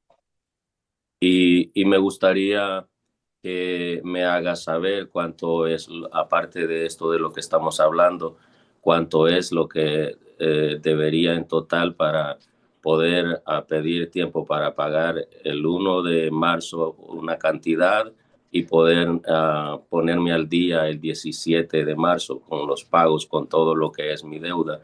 Eso es lo que necesito, que me den tiempo, porque tomé un trabajo, pero los pagos están viniendo de esta manera. Todavía no me ha nivelado con lo que es el sistema de pago de la compañía donde estoy. Entonces, pido que me den tiempo para hasta el 17 de marzo, pero los $400 los pagaría el 1 de marzo. So I would like for them to keep me informed when debts are paid up until the 17th of March in particular, because I did start a new job and I'm still not in like the system for payment for them. But as of March 1st, I can definitely pay the $400, but I need more time so that I can make payments up to the 17th of March. Here's what I'm going to do. I'm going to find that there's no tribal issue in this case. Entonces eso es lo que voy a hacer. Voy a dictar que no hay un asunto a lo que puede dictar juicio. Mr. Friedman, how much is owing on their account? Señor Freeman, ¿cuánto se debe en su cuenta? I'm asking my staff right now to double check with Park Hill to see if about the 700. So, sorry. But I don't believe we got it. So estoy pidiéndole ahora a mis empleados que buscan para averiguar sobre $700 si lo tienen, pero sospecho que no lo tenemos. All right, then what I'll do in that instance is I am going to adjourn the matter 1 week out to the 28th at 12 noon. Let's see if we can find the $700 paid, and then we'll figure out where we go from there. Entonces lo que voy a hacer es aplazar el asunto hasta la fecha 28, eso sería a las 12 de la tarde, y vamos a ver si podemos descubrir el $700 antes de eso. Your Honor, I believe he said he could have another 400 by the 1st of March. February 28th is the last day of February. Perhaps he could have that 400 before we're in court on Friday. Su señoría, creo que él dijo que él puede pagar un adicional $400 el 1 de marzo. El 28 de febrero es el último día de febrero. Tal vez él pudiera tener el dinero cuando llegue al tribunal. If you can, sir, try to get the $400 paid by the court date on the 28th. Y si puede, señor, trate de tener pagado $400 por la fecha del tribunal de 28. Ah, yo podría intentar hacerlo para el 28, pero mi día de pago es el 1 de marzo. Pero yo podría intentar tener ese dinero para el 28 de marzo, pero sin embargo, mi día de pago es el 1 y es el día más seguro que yo puedo tener esos $400. I can try to have it on that day. My payday is the 1st of March. I can try to have it on the 28th, but the only way to really be sure will be, for me, would be the 1st of March. Okay, do what you can. Thank you. Haga lo que pueda. Gracias. Gracias. Thank you. Thank you, Mr. Interpreter. Do appreciate it. Great job. No problem. Thank you. Court does call the case of Arbor Woods versus Sonia Chappelle.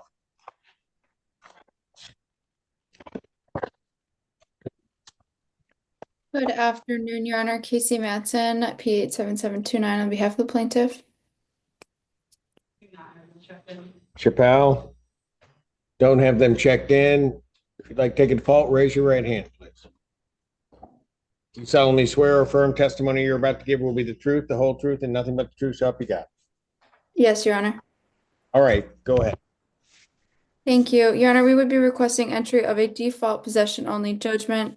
I'm sorry, Your Honor. This is Sonia Chapel, correct? Yes. Your Honor, they did make a payment. However, it was online, therefore it has not cleared yet.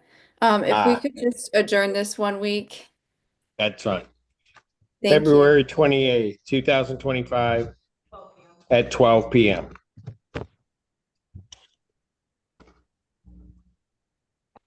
Court does call the case of Arbor Woods versus Shantae Griffin. Casey Matson on behalf of the plaintiff. Hello. Good afternoon, Your Honor. What's your name? Shantae Griffin. All right. And what's her current balance? Your Honor, she did make a $1,000 payment. I have current total balance, which includes court costs, as $9,584.12. Griffin, how are you gonna get paid? Well, I thought She I was made $1,000 pay. Yeah. You were supposed to make $2,000. yeah, I was supposed to get assistance from a family member, but they couldn't help me. So I get paid next week, which I can pay $3,000 of my own money with my check. Next week? Yes, but I had an issue with the ledger, Your Honor, because I was promised to get my lease renewed, so they were charging me $2,000 a month. And the leasing agent was gone. There was no leasing agent for 5 months. That's what I was trying to explain. Your Jacob Honor, was the leasing agent. Yes.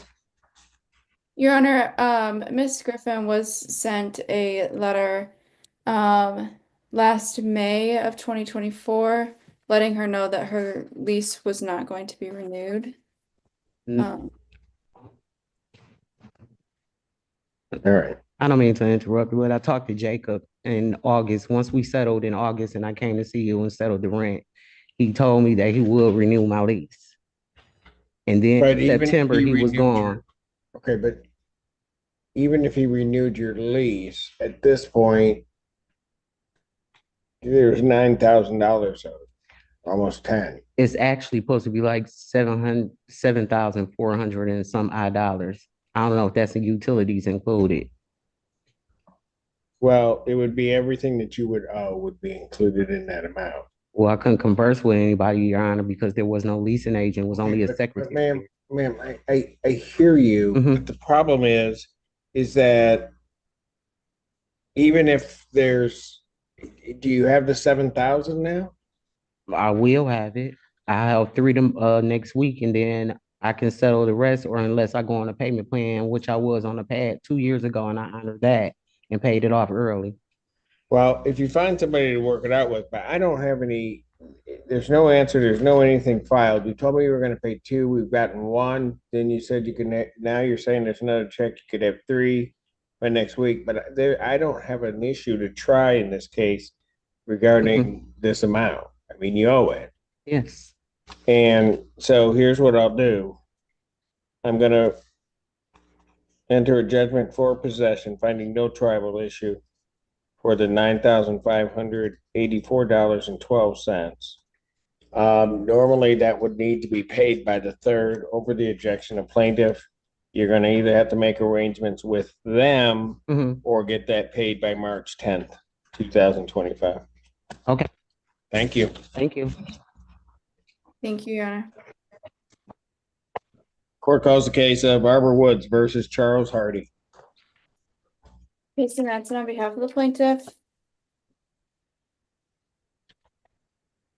Charles Hardy, not here, you may proceed.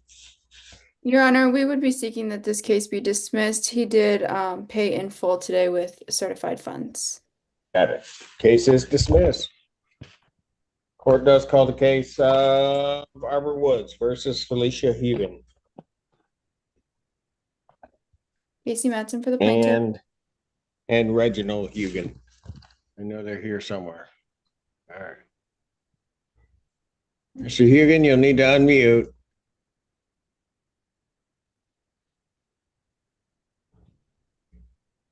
Still can't hear you.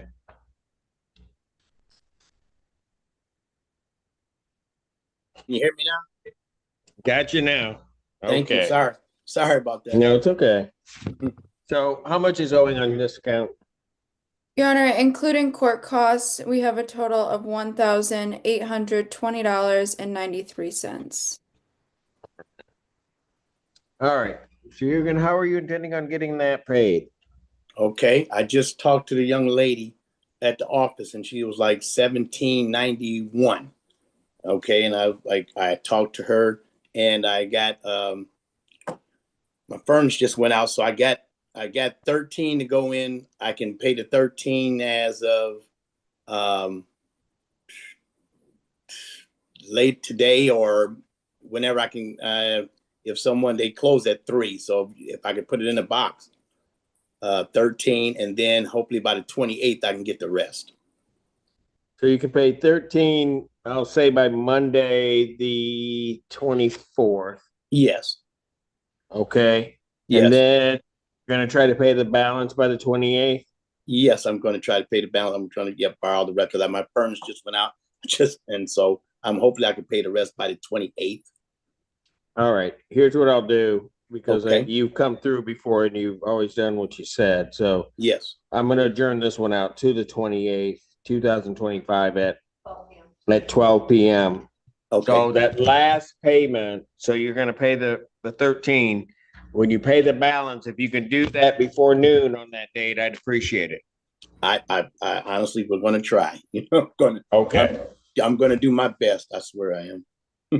Okay. Very good. We'll see you next week. I appreciate it. Have a blessed day. You do the same. Thank you. Arbor Woods versus Angela Cater. Casey Matson for the plaintiff. Hello. Hello, Ms. Cater. Hello. Okay. She was going to pay 1,500 by the 21st. I'm taking it as soon as I get off. Okay. So what's her current balance? Your Honor, I have a total including court costs of $5,386.25. We would be seeking entry of a judgment today. I have a question. Just last week it was $4,000 and some dollars. So where did that difference come from? Hold on, Ms. Cater. I'm sorry. Stop for a moment, please. Counsel, you have 5,386. Yes, Your Honor. So somehow between February 14th and today, it went up almost $800.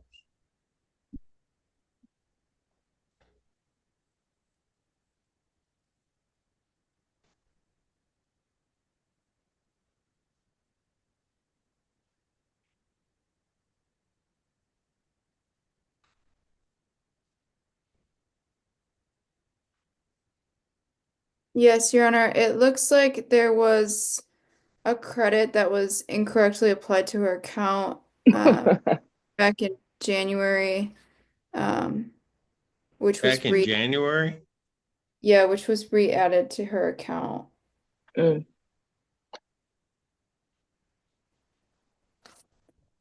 That's, guess if- I don't understand that.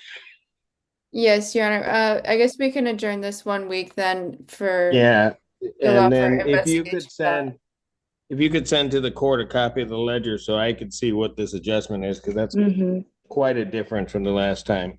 February 28th, 2025 at 12 noon. Okay, thank you. Thank you. Arbor Woods versus Brittany LaFloria. Casey Matson for the plaintiff.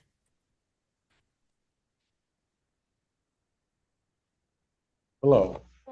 What's your name? Brittany LaFloria. All right. And how much is owing? Your Honor, defendant did end up paying in full. She told me However, that's what she was gonna do. Go ahead, what? however, she made 2 payments. The second payment was online, so it has not yet cleared.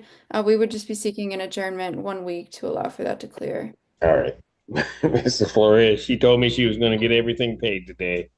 So I'm gonna adjourn it out to the 28th, but before you leave, 2025 at 12 noon. Check with the plaintiff's attorney's office, say Thursday or even before then. See if that payment is cleared and gone through. If it has, I don't need to see it next week. Okay. Okay, it'll be dismissed. All right.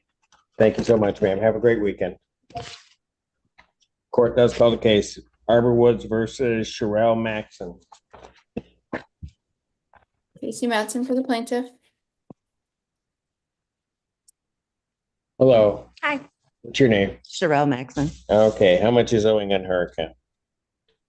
Your Honor, I have a total including court costs of $6,675.25. All right. And ma'am, how do you intend on getting that paid? It'll be paid tomorrow. Be paid tomorrow? You sure? Absolutely. I believe her. So I'm gonna adjourn it out, maybe over plaintiff's objection, but the number may not go up anymore. So February 28th, 2025 at 12.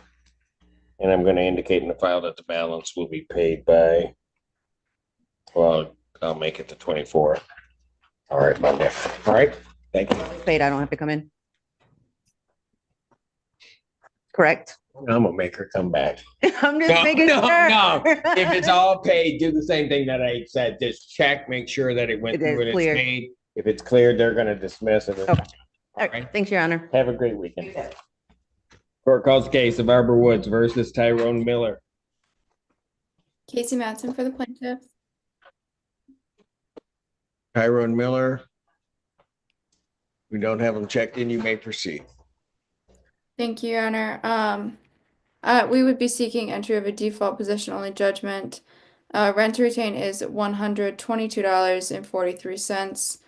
Costs $185.00 for a total of $307.43. Writ to issue in 10 days, and I understand that would likely be without writ without a hearing. No writ without a That hearing. is correct. What was the total amount, counsel? I'm sorry. It was $307.43. Judgment to the plaintiff, that is by default for possession. Redemption amount in the amount requested with the writ to issue in 10 days, no writ without a hearing. Arbor Woods versus Rachel Sibbett. Casey Matson for the plaintiff. Better. Rachel's. Oh, I'm sorry. I'm sorry. I was looking on the screen. I didn't see it. It's okay. What's your name? Rachel Sibbett. All right. All right. How much is owing? Your Honor, I have a total, including court costs, of $1,940.98. 98 cents. All right. Ms. Sibbett, how is that going to get paid? I don't get paid until March 3rd. I'm gonna have to take it out of there. Okay. Let me ask this. How much is your monthly rent? 7/14. 7/14. All right. And March 3rd, you get a check, is that, Yeah, the direct deposit. okay. So are you gonna be able to cover that whole amount or? Yeah, But on March 3rd, what about your March rent? I'm waiting on SOS appointment on the 27th. And I contacted Hawk, but couldn't schedule me till March 21st. Okay. Is your check from working or is it some type of other type of check? Social Security just, Ability check? Okay. If you don't mind me asking, how much is that? 1685, no, 82. 1582? 16.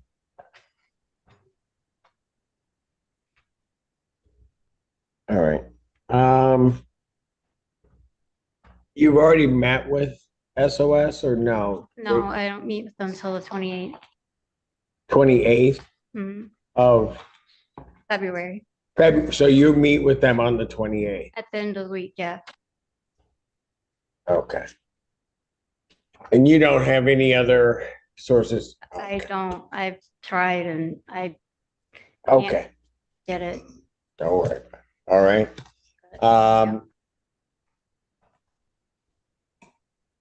Let me do this. I'm going to, ma'am, I'm going to adjourn your case out to the 28th, 2025 at 12 noon. Okay, what time's your appointment with them? It's at 1:30.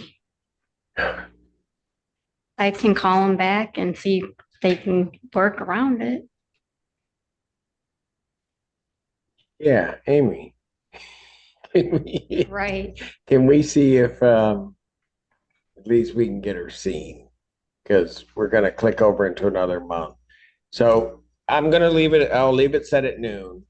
Give them a call, see if they can get your appointment, okay? Okay. If not, between now and then I'll think of something and we'll try to see what we can do. Okay? All right. All right. Thank you, ma'am. Thanks.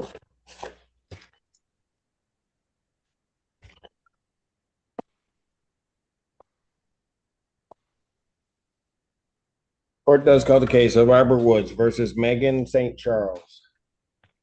Casey Matson for the plaintiff. Megan St. Charles. They are not checked in. You may proceed. Thank you, Your Honor. We would be requesting a dismissal in this matter. Defendant did pay the balance in full. Case is dismissed. That's without prejudice. Thank you. Court does call the case of Robert Woods versus Damon Stafford and Bonsaray Polk. Casey Matson for the plaintiff. Stafford or Polk? No response. You may proceed. Thank you, Your Honor. We would be requesting entry of a default possession only judgment. Rent to retain is $1,680.73. Cost of $240.00 for a total of $1,920.73. Writ to issue in 10 days. Judgment to the plaintiff by default for possession, redemption amount in the amount requested. Writ to issue in 10 days. Arbor Woods versus Brandon Wilson and Kimberly Slate. Hi. Hi. Hello. Hello. What's your name? Hi. Kimberly Slayton. Okay. How much is owing on this? Your Honor, I have rents to retain of $2,622.53. Cost of $240 for a total of $2,862.53. We would be seeking judgment writ to issue in 10 days. All right. Let's see, because she brought this thing down about $4,000. I've been trying. Pardon? I said I've been trying. Okay. So, counsel, does that number you gave includes a $1,500 payment recently, like yesterday, maybe? Yes. Yes, Your Honor. Okay. All right. Miss Slayton, how are you gonna get the balance paid? I know I can pay it in full by March the 7th. I can make another $1,500 payment next Friday and then another one the following week if possible, but I can pay it down. Me and Brandon both, we just been knocking it down as far as the $1,500. But Okay, that so should that put us in the clear. I got you. So you're at about 3,000 right now. So you can pay Yes. that 3,000. It'd be two payments, but you can pay that 3,000. You think by the 7th? I can, yes, definitely. By the 7th, it'll be paid in full. Okay. Okay, so here's what I'm going to do, Miss Slayton. I'm going to find no tribal issue. I'm going to enter a judgment for possession for that total amount of $2,862.53. All right. Thank you. Thank What you so that does much. is that will at least freeze the number that you got to pay to maintain your tenancy. I'm going to make the writ date on that the 10th. I'll extend it out a week. So the writ won't issue until March 10th. Okay. The important thing for Okay. you to understand is that does not include your March rent. What I'm doing. Exactly. Correct. Correct. Okay. Thank you. This is just giving you a shot and a little bit of time because you need another paycheck to do it. And we're clicking over into another month, but to try to get this all paid off. Okay. Okay. Thank you so much, Your Honor. All right. Thank you. Thank you. Arbor Woods versus Renisha Yarborough. Casey Matson for the plaintiff. Miss Yarborough, she's here. Hello. Hello. All right. How much is owing on this? Your Honor, we have rent to retain of $2,845.00, cost of $185.00, for a total of $3,030.00. Defendant and I did have a chance to communicate prior to court today, and we discussed the terms of a conditional dismissal. She plans to pay this balance by February 26th. By February 26th? Yes. Okay, so you're gonna have everything by then. Yes. Okay, then I don't know. I'm not sure I need a conditional order dismissal if she's gonna have it paid, but you guys could execute one if that's what you want to do. I'm gonna adjourn it out to February 28th because she made a sizable payment and brought this down. And I think she'll come through on this. So February 28th, 2025 at 12 noon. If you pay it on the 26th, then it's gonna get dismissed. Okay. Sounds good. All right, just get it paid. Will do. Thank you. All right, thank you. Thank you, Your Honor. Thank you. Would you? Northville Crossing versus Justin Hay. Casey Matson for the plaintiff. Justin Hay has not checked in, no response. You may proceed. Thank you, Your Honor. We would be requesting entry of a default possession only judgment. I have rent to retain of $1,934.85, cost of $189.00, for a total of $2,123.85, writ to issue in 10 days. Judgment to the plaintiff, that is by default for possession, redemption amount, any amount requested, writ to issue in 10 days. Sow Farms versus Rodney Bowler. Casey Matson on behalf of the plaintiff. Oh, there's more. Rodney Bowler, Bradley Bowler, and Heather Sheldon. Excuse me. Any of those people, they have not checked in, you may proceed. Thank you, Your Honor. We would be requesting entry of a default possession only judgment. I have rents to retain is $3,422.58. Court costs of $267.00, for a total of $3,689.58, writ to issue in 10 days. Judgment to the plaintiff, that is by default for possession, redemption amount, any amount requested with a writ to issue in 10 days. Court does call the case of Sow Farms versus Daniel Bolt and Nicholas Bolt. Maston for the plaintiff. Hello, how are you? Hello, your name? Daniel Bolton. That's right, it was the twins. Yes, my brother's at work. Yeah, they didn't know we're related. All right, how much is owing on this? Your Honor, I have total rent to retain is $2,880.59. Costs of $228.00 for a total of $3,108.59.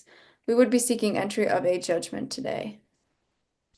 We have an appointment on the 18th of next month with Hawk to give us assistance. I gotta get that appointment moved up. Do you have anything you can pay between now and then? I'm not sure just quite yet. All right. Because I don't, so here's what I'm gonna do in this case, and you can let the folks at Hawk know, okay? Because there's no way I can get you out to that day. So there's not a tribal issue in this case. I'm gonna give judgment for possession.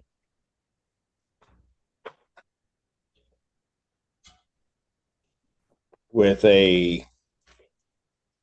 for the total amount of $3,108.59. No writ will issue until the March 10th. I'll give an additional week on that. I want you to call the people at SOS, let them know what I've done. Okay. And that you're on a very short timeline. You need to get this paid by the 10th. All right? Thank you, sir. All right, thank you. Court calls the case Sile Farms versus Melissa Ijimba. Casey Manson on behalf of the plaintiff. Jimba, Yes, I'm here. you're here. Oh, there you two are. Okay. Jimba and Regina Miller. All right. How much is owing on this case? Your Honor, I have rent to retain of $4,708.21. Cost of $228.00 for a total of $4,936.21. Would be seeking entry of a judgment today. All right. Ladies, how are you going to get this paid? We were working with Shades of Pink. Yep, Shades of Pink, which they already, I think they sent you the document for the total of 28.64 that they're already committed to mailing a check, which they contacted the landlord and told them about it. And then I'm still working on with my job for employee hardship, which they're gonna commit to 1,500 by next week. So you said the first agency that was they were sending something to the landlord? Yep. Yeah. For how much? Yeah, she sent you. I thought she sent you the document. It was 28.64. 28.64. I don't have anything that I'm seeing here. Yeah, we have the document here that she sent. Has anything been sent to the landlord saying that that's going to be paid? Your Honor, I have not received anything. However, I do have my manager on if she knows of anything. Good afternoon, Your Honor. I am new to Sile Farms. I've been here for about 5 days. I have not received anything as of yet. So I will check with You just started 5 days ago? So I've been with Sun for 9 years. I've been at this property for 5 days. Okay, well, welcome aboard. All right. Ladies, I don't have anything that indicates that payment. So we have the document that she submitted for rental assistance, the status. Yeah, I see that. That's the commitment for the 28. Yeah. Well, say she called the office this week. Yeah. And she emailed. I don't I see shades of pink, but I don't. I see what, it's right up at the top. It's odd. Okay. So, and council, we'll make sure to get a copy over to you. Thank you. There's a communication. Okay. Got it. And I get the organization. I didn't recognize the name because okay. You can almost bank when you look down at the bottom, you'll see what the organization itself is, and you can pretty much bank that this is going to get to you. It's for 286410. And we'll send that over to you. And then, so that's going to leave you about 2,000 to go. And how are we going to get that done, ladies? So I just submitted the application for employee hardship, and I'm just waiting for their response for the 1,500. And then Frenzy agreed for the 500 once all of that is posted to the ledger. Okay, and Friends Indeed pays that. They won't pay that until you get the 1,500, right? Right. Okay. Yeah. I don't know if you the got employee. I know you submitted the employee hardship. We thought we might hear an answer by today, which is Yeah. kind of why we said it, but we haven't gotten an answer yet. Not yet. She said it could take 10 days. All right. So council, since I have that letter, I'm not going to issue a judgment. And in part, if you look at the communication, you may see why I'm not going to do it today on this. And I'm going to let that employee hardship come through. So I'm going to adjourn this to February 28th, 2025 at 12 noon. Okay. And like I said, council, I'll make sure that a copy of this gets to you today. Thank you, Your Honor. Yeah. Thank you, Your Honor. All right. Thank you. Thank you. Thank you. You guys take care. You too as well. Court calls the case of Sile Farms versus Michael Moore. Casey Matson on behalf of the plaintiff.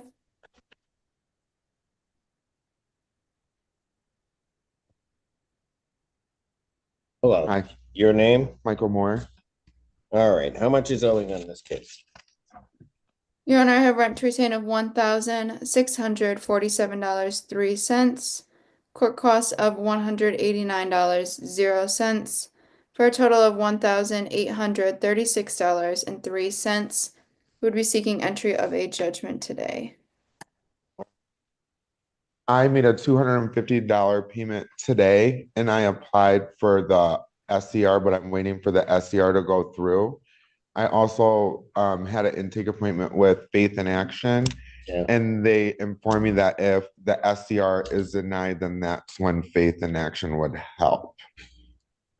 So it has to be denied first. Got it. So when did you apply do the SCR? Weeks ago. I think it was before I came to see you. You the first time. So sometime before the 15th, and you still don't have an answer. Right. And I'm just gonna keep making payments as I can to the office because they've been letting me make those partial payments. All right. So you made $250 today. And I 500 or 600 the last time I saw you on Friday. Right. Okay. Yeah, I see the balance went down. Okay. So you paid the $250.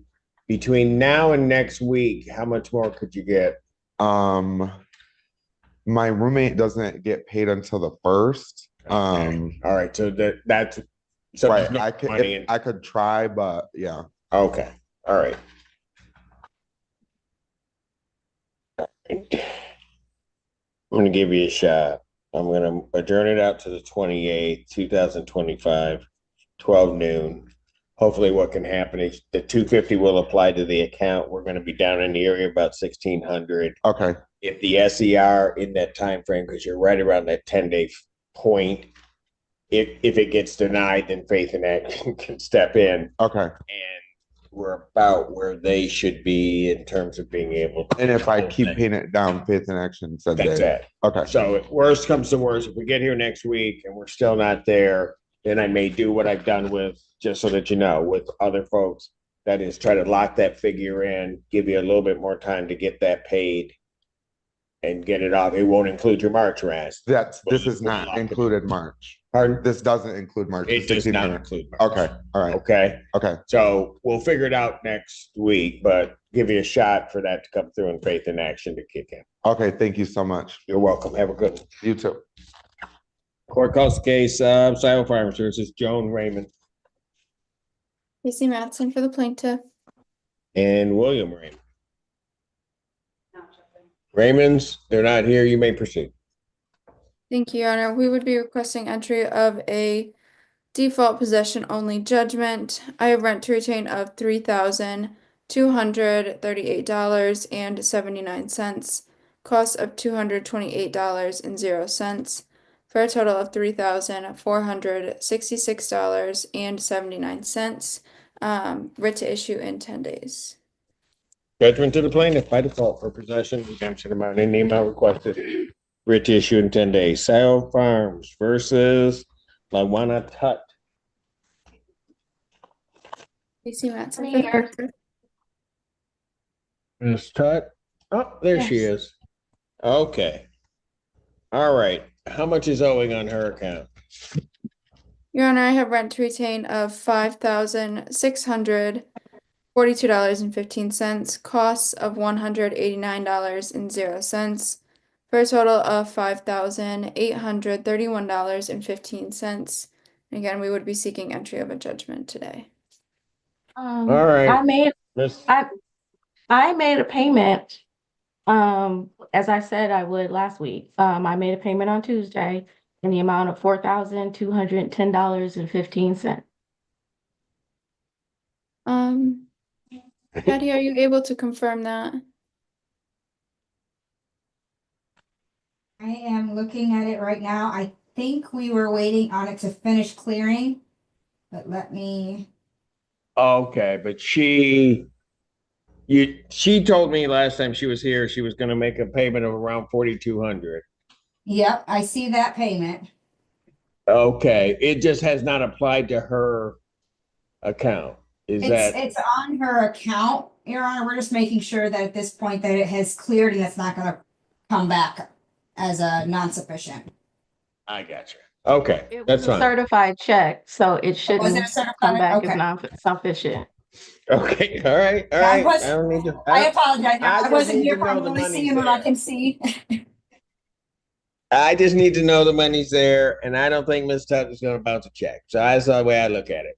All right, so All right. anyway, Miss Tut, so then if that comes off, we're at about 1,600 or thereabouts, if my math is right. Yeah. So what were your plans for that amount? I can pay the remaining balance on the 28th. On the 20, say what date? No, the 28th, Friday. 28th? Yes. Okay, and could you do it before, say, noon? Yeah, it would be another certified check. Would drop off, but I think those spend. Yeah, so do that way. All right. okay. All right. So then if you can get the balance down, then hopefully this matter can get dismissed. Okay.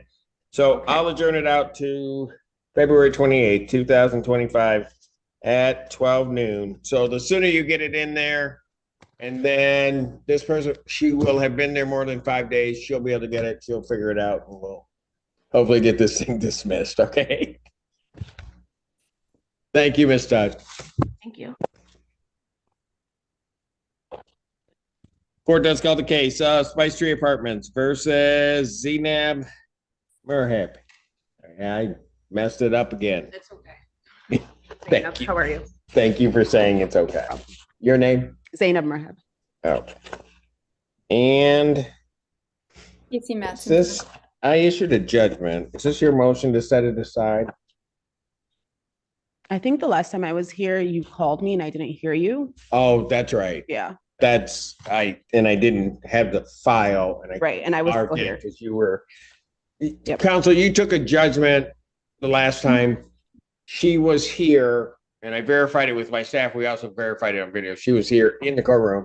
She walked out for some period in time at the perfect time and we took the judgment. And it was, I think, to talk to their lawyer about like, think something, and then I just didn't get a chance to. It's okay. And then she came back in and I will tell you, I give her a whole lot of credit because she sat here till the end.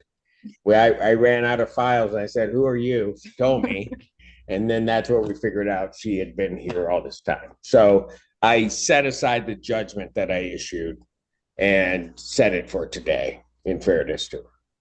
Yes, Your Honor. So how much is owing on this account? Your Honor, I have rent to retain is $3,411.01, cost of $169.00, for a total of $3,580.01. We would be requesting entry of a judgment today. All right. Ma'am, how are you intending on getting this? So I had an appointment with Hawk the 10th, but they called me today and I have it on Monday now. You have an appointment this Monday? This coming Monday, the 24th. And then once whatever happens with that, I'm requesting help from a local mosque and they usually give me up to 700. Gotcha. And then my dad and my mom said they can help me with whatever I have remaining with the balance. Okay, so let's, so the mosque, do they require that you have the rest of it before they're gonna give? No, so I put in that, they've never really required anything like that. I put in the application because it's like, I gotta do it online and I sent in the email. I believe it was either Tuesday or Wednesday. Usually I hear back by Friday. I didn't hear anything today. So I'm hoping by like over the weekend, I can hear something and then I can put that towards it for now until I talk to Hawk, hopefully. Okay, and you got your Hawk appointment is Monday at 2 p.m. So here's the deal, and they told you that their cap is 3. That's correct. Okay, so let's do this. So you'll have to come up with the 580, but it sounds to me like that's you secured do, with my family for sure. You've got also family that, okay. Correct. So what I'm gonna do is I'm gonna adjourn you out to the 28th, 2025 at 12 noon. Okay. Right. If that 700 comes through, pay that to the landlord. Okay. Okay. How much is your monthly rent? $14.50. $14.50. Okay. All right. Let's see if we can get that all wrapped up. Thank you. I appreciate it. All right. Thank you. Have a good day. And that way you get to come back and have me mispronounce your name again. All right. Thank you. And Arbor Woods versus Sanchez, Arbor Woods versus Sanders, Arbor Woods versus Shepherd, Scio Farms versus Connolly, and Valley Ranch versus Kutcher. Those matters are dismissed on plaintiff's motion without prejudice. I think that's it for you, counsel. It is. Thank you, Your Honor. Have a great weekend. You do the same. All right. Judge Simpson, Yes. this, I'm sorry. This is Jacqueline Taylor. I don't know if you called me or not. I've been on here forever. Who's your complex? Who's your Here landlord? on Vista. Here on Vista. Oh yeah, we called you around 1 p.m. or in our 1 o'clock block. Okay, I had got on at like 1. Okay, hold on. I What was did we getting do? ready for work. Sorry. So you was moving fast today. Okay, since you weren't here, there was a default judgment entered. You'll have to come up to the court and fill out the paperwork to try to get that set aside. I don't even have the file with me, man. I got to come up Monday. Yep, come up Monday and you'll have to fill out a form to try to set aside the default. Okay, because we were on the Hawk thing. Remember, I'm sorry. I thought you were going to be moving slow. I was trying to get ready for work because I'll be late for work every Friday when I have court. So I was trying to get dressed real quick and all of that. Then I got on at like 1:20. Okay, I understand, Okay. but all right. Thank you. I'll be it. Thank you. All right. I've got my favorite people back from Arbor One and Arbor One West. Guys, give me about 5-10 minutes. Then I'll come back out. You guys are all I have left. Yes, sir. Approach on a different matter? Yes, you may. But in Arbor One West versus Rico McGuire et al. Ellis Freeman for the plaintiff here. Lou Maskell for defendant. All right.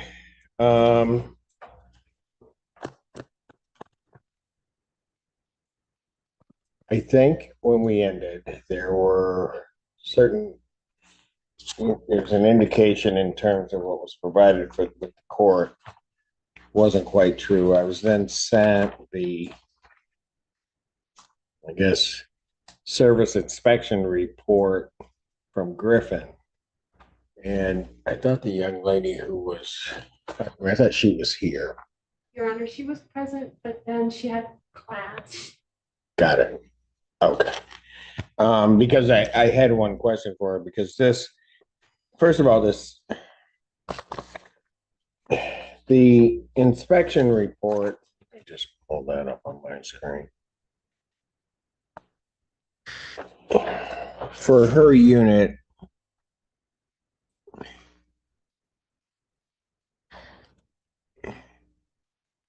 that's not, I mean, it's a misnomer to say that was complete, because it's not complete.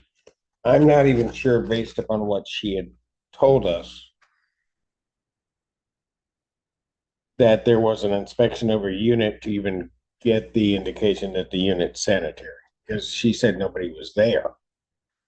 So I don't know what Griffin did, but I know they sent Mr. Beal a bill for inspecting it. And I guess I don't think that it's unfair for Mr. Beal to assume that if he got a bill for an inspection, the inspection was done. But the problem is, I appreciate that, but the problem to say that there's the next column over where there is nothing in there regarding in progress, but her unit hasn't been exterminated. There's been no chemicals or anything applied to her unit according to this. What I heard her to say, and I don't know if she's conversant, but she seemed to be. What I heard her to say was that there was an inspection that said that she had German roaches and it needed to be bombed. And I assume that she heard that from somebody other than her neighbor. Right. And here's what I guess I'm getting at. Wherever that came from,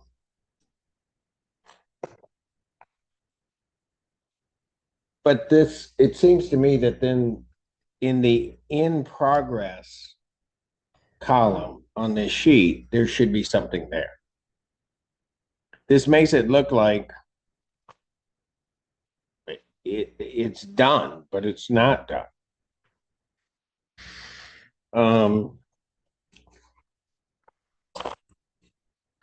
And I'm unclear why there were a number of different units on this, but it doesn't tell me, let's say that it does have to be bombed, but it doesn't tell me when that's going to happen or if it's going to happen. Nothing on here tells me that it's going to happen even.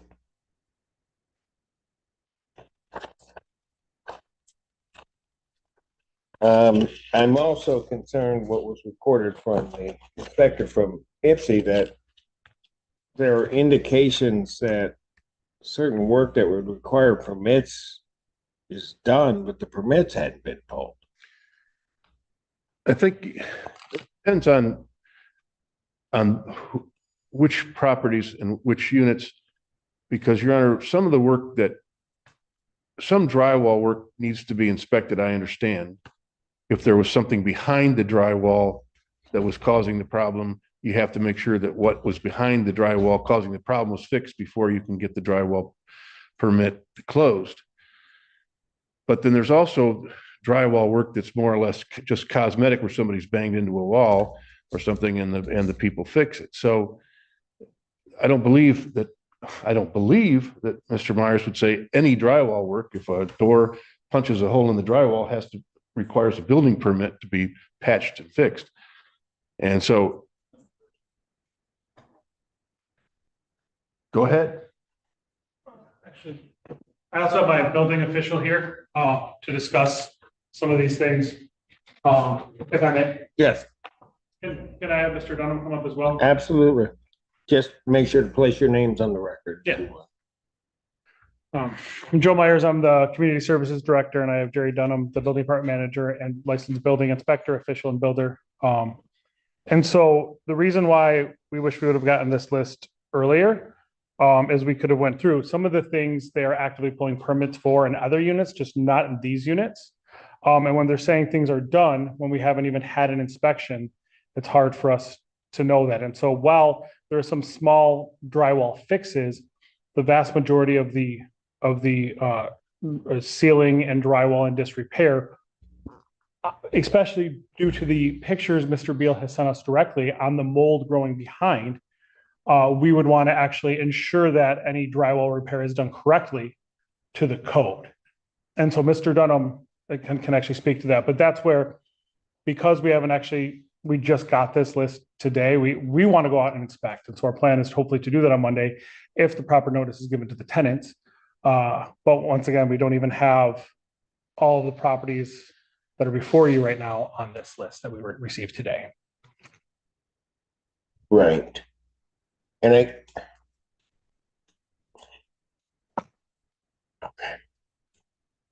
sir, what did you want to tell me, if anything? Well, we were talking about the drywall repair stuff. We have told the property that any drywall repair in a fire assembly, which would be ceilings and apartment buildings, or areas where we have noted that there was mold or moisture, all those do require a building permit because that is liability with fire separation. You have to have it fixed correctly. Can't just, sometimes a little hole, you cannot just patch that little hole. You have to cut it a certain size because it's part of a fire rated assembly. That's how it's tested. So a couple of these on the green for different properties do not have, let's say, ceiling drywall repair, don't have a building permit at this time for that project. So I guess Mr. Freeman and Mr. Beal, when do the property intend to comply with the court's order? I mean, if complying with the court's order means that I first have to get to the city of Ypsilanti and get an inspection before I do it, at least I would begin to see that progress. I'll be absolutely honest, I'm flabbergasted and a bit disappointed that this is the list that I have, and that this is all that's been done in effectively almost 2.5 weeks. Your Honor, I think that it's important to note that I understand the court's frustration, period, but it is important to note that it's been represented that there's been 2 building permits pulled on these subject properties, but there's been 40 building permits pulled total.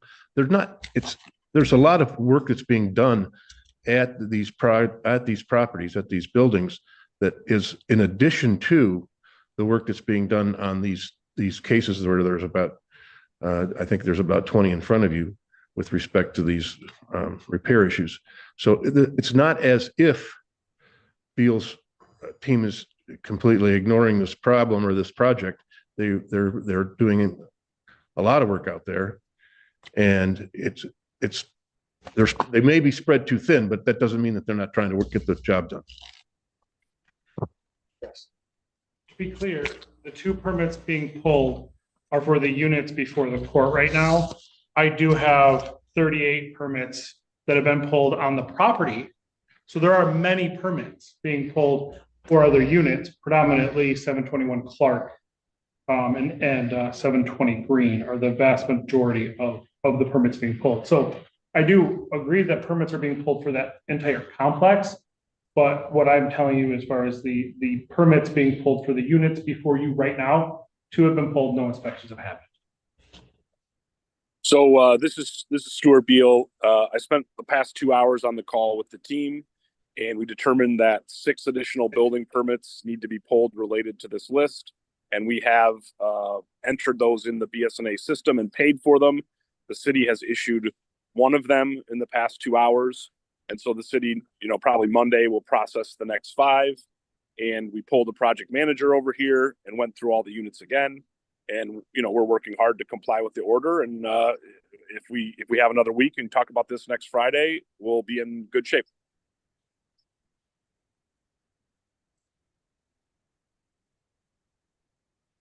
Well, yes, sir. I also do want to bring up that this afternoon, one of the units on this list, we have tagged as being unsafe, unlivable because of the condition of that unit. Also in that same building, it's not on the list, but we also condemn that unit as being unsafe because of the conditions we saw this afternoon out there. And Is somebody living in that unit? Yes. Yes. With 4 kids. It'd be Edwina Harris, the one that spoke up about her sewage and. so we checked the sewage issue out there, and So because where- of that, we had to tag it unsafe. She is. So. Yeah. So Ms. Hang on one moment. So her unit's been tagged as unsafe. Unsafe. Oh, dear God. Ms. Harris, Yes, sir. so how many people are in your unit? It's me and I have 5 children. My youngest 2 are with my sister right now because of what's going on. And then right now, currently, it's me and my 2 oldest. So we're gonna offer. No, you're not just offering. She's gonna be in a hotel with those 2 children tonight. I don't care what you've got to do. She is not staying in that unit if it's tagged. So you can offer what you want. She better be housed someplace else tonight.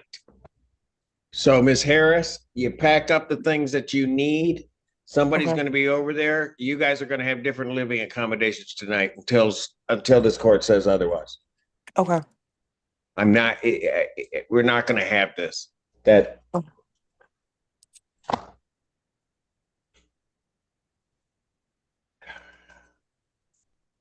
Okay. So was there anything else? We're actually, so on that building, we have given the property owner 2 hours to actually start to do some of the work, because when we were in there, the conditions, Mr. Donald saw the vast majority. Mine was just in Miss Edwina Harris's apartment, but that building, if you want to see some of the pictures, it's quite horrific. Which building is that one? 815 Green. And are there other residents in 815? Oh, yeah. Yes, and there was one other unit when I was there, I tagged on the spot unsafe. Another unit, but that's not one that's before me. Yeah, it doesn't appear, I don't believe it's before you, it'd be unit 102 in that building. Your Honor, there are 2 other properties at 815 Green on your order.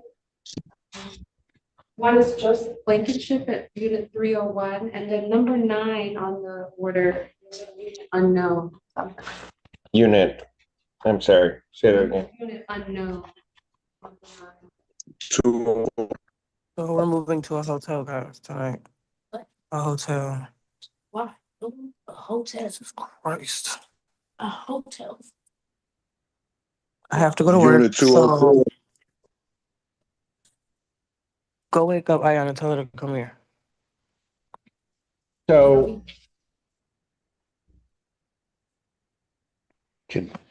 Is it possible for them to get it livable in 2 hours? Well, the one unit was the 2 units that were the main issue are vacant units.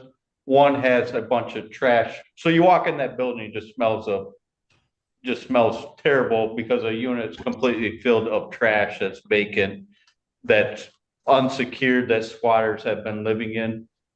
The other unit next to it, which is below unit, which would be unit 103, which would be on the same sewer stack as 303.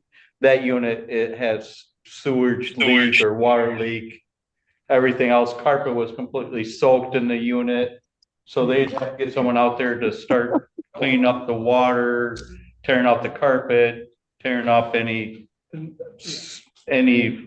drywall that's molding, the sewer leaks. I mean, it was pretty bad. I got pictures of And it then, if you and wanted to Miss see. Harris, we not forget her last name, but in her unit, I would say it's one of the better units that we have actually inspected as far as cleanliness on the tenant's part. But there was so many flies and she had a lot of fly strips based on the standing water in the unit. The flies are just everywhere. We were seeing them buzzing around. And like I said, normally we understand that sometimes tenants are a problem. This unit was, in my opinion, very well maintained. Just there was nowhere for the sewage to go and it was backed up. Oh my God. And then as far as her heat, she presented us the work order over them saying her furnace is broken and she might have a furnace by Monday. So, and I gave that to legal aid as well. Your Honor, I'd like to note that her sewage issue is listed in the order, but it's not listed on the sheet that. No, I know. Because she was here and told us about it. That it got placed into that order. The way that it. But the repair list on the sheet provided this morning doesn't reflect everything in the order. Yes, I know. When you made me aware of that during the initial hearing, I mean, I assumed that the 21 or 22 would be on that list. But to be honest with you, I wasn't necessarily focused on that, having just gotten it. I was more focused on what they were saying was done to those particular units. And then during this period in time when I had enough of a break or a little bit, I discovered that some of them aren't on the list. So I have no idea, if anything, what's being done with those particular units. You identified 4 units in the order that are not on the list. Got it. All right. Take care. Thank you, Amy. All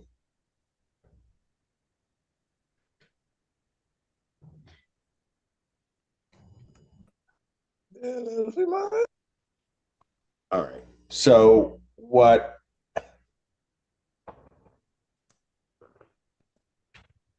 Was there something else? That's Mr. McGuire. Mr. McGuire, what do you want to say? My mother's staying in that building. Her apartment is 204, and she had a red sticker since January. So she's in green. What apartment? She's 815 green. Yes.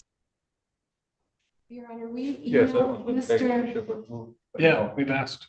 We asked her to be relocated, and Mr. Beal's response was that she should move in with her son. In another condemned apartment.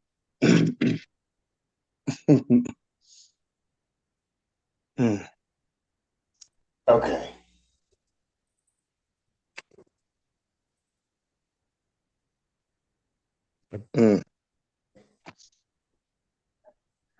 But she is not one of the cases that's before me, correct?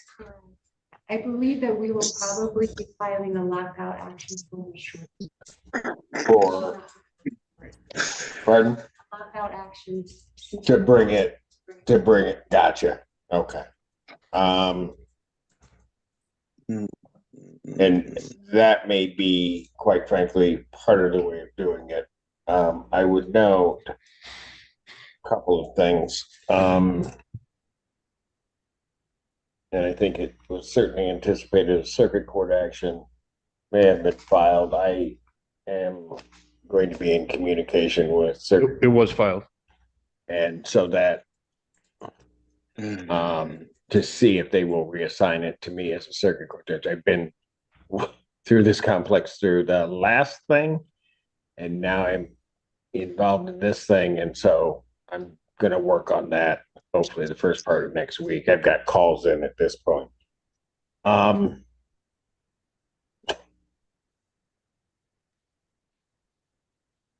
I guess the best thing that I could say, because some of these places aren't under my jurisdiction at this time, they may be either by virtue of the circuit court action or by virtue of cases that may be filed by legal services. I try to be as clear and as plain as I can. And so Arbor One West, Mr. Beal, you saw what I just ordered as it regards Miss Harris. If there are others that are similarly situated, I think that's what you ought to anticipate this court is going to order, and that you best just do it.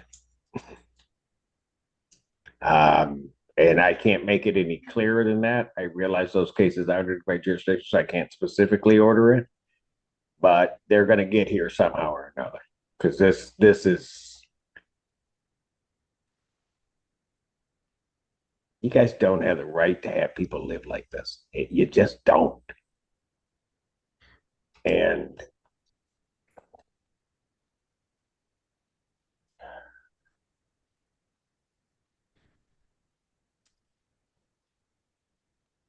I understand Your Honor, I understand your position thoroughly. And I'm not saying I disagree with anything you said today. Okay, go ahead. But I do believe that that Mr. Beal sincerely believes that he's trying to be part of the solution, not the problem, and that he has crews out there. They are working. They are trying to be responsive. And I don't believe that he inherited this mess, I guess is the best way I can put it. He didn't cause it. I understand that. But if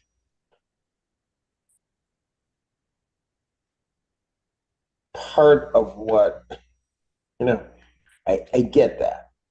And maybe I could sit there and applaud him on the back all I want. All I know is that as I look at all of these folks when they're in my courtroom, these are human beings that are having to live in a circumstance. Miss Harris, when she was standing before me, she tells me what the problem is, and maybe I didn't ask the right questions. And for that, Miss Harris, I apologize. But that she's got it's her and her 4 babies are living in a place of just sewage and flies all around. And so if you're going to fix it, okay, fix it.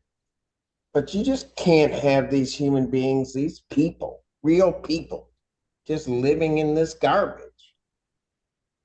You just can't. None of that is okay.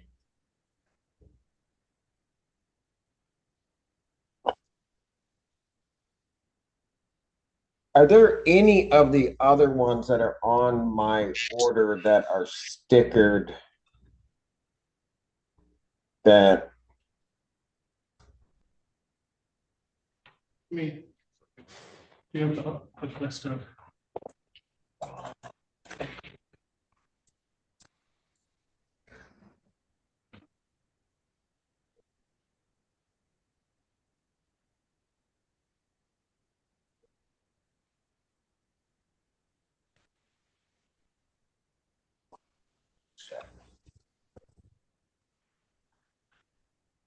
Can I say something really quick?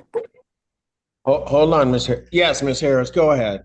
I'm on my way to work, but who do I get in contact with for tonight? Like, who am I supposed to call? Do I have to?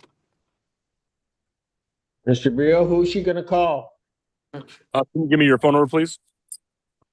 All right. 313. Ma'am, put it. No, don't. I don't want it broadcast everywhere in God's creation. I'm sorry. If you can type it into the chat. Well, I don't have anybody here with me.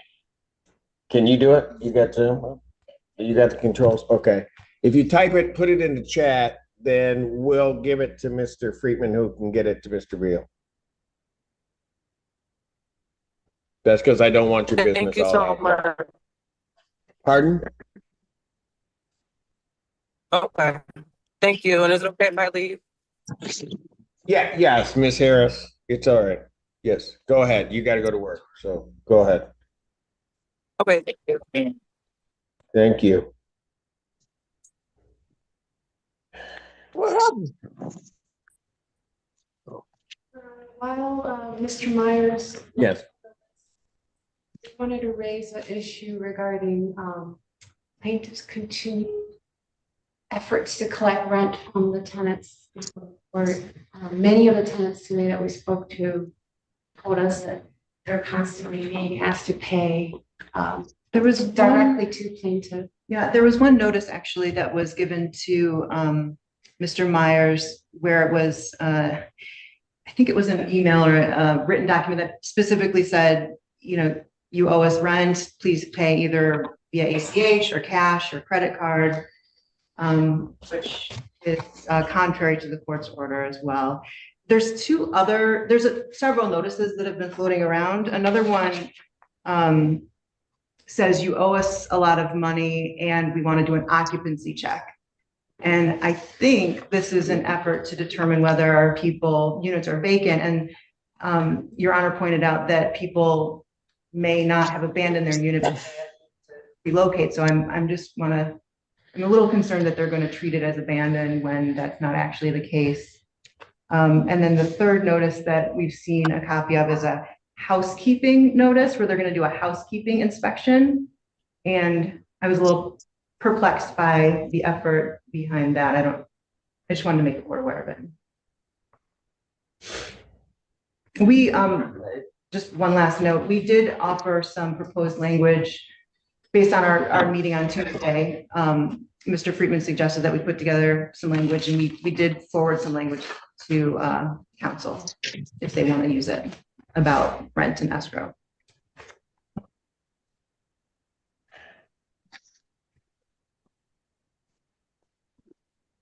I'm going to ask legal services to draft an order for the court regarding this escrow so we can just get this all clear. Escrow on these cases, it's to be paid to the court and or the Ypsilanti building. Well, I want the ones before me are to be paid to the court. Additionally, I'll just put an end to this right now. All rent collected by the landlord on any of the subject properties before this court, they are to provide to the court an escrow check for that rent prorated from January 10th forward of all funds that they've received on any of these, and they are to be paid to the court. And they need to do that by February 25th, Tuesday, February 25th, close of business. And it's to be paid, if you can place in the order, it's to be paid by certified funds. Your Honor, was that for any of the units on the properties or just the court cases? Just the court properties. Those are the only ones theoretically I have jurisdiction over at this point. And so my intent on that is, okay, you can go out there and play games with the language you're using, but anything that's going to be paid over to them, it needs to be paid to the court. And I dare you not to do it.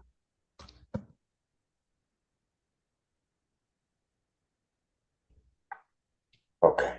So Judge, none of the 21 people that have given you, that have actually noted, there are one or two, and I have to, it's a little bit harder to kind of sort it out. There are one or two that have been condemned that are before you that just did not put their name on that order list. Got it. So I can email that to your yes, clerk? if you can send that to send it directly to Ann. Okay. I'll be. Yeah, so I will get you that, but I do know there are one or two of the 20, now we're at 25 red tag units in the building. Like I said, we could have 24 units red tagged as of today when Jerry leaves here, because if the work is not begun on 815 green, the whole building will be red tagged. Okay. All right. I get it. So there could be, anyone on A15 might be red tagged effective tonight. All right.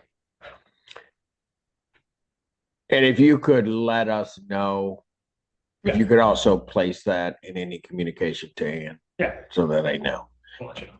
All right. I think that deals with the concerns that have been raised about rent. So they can fashion whatever language, but my intent is that money is going to get you. Not going to be there. So they should use some language that is correct to the tenants and not mislead them as to where it should be paid.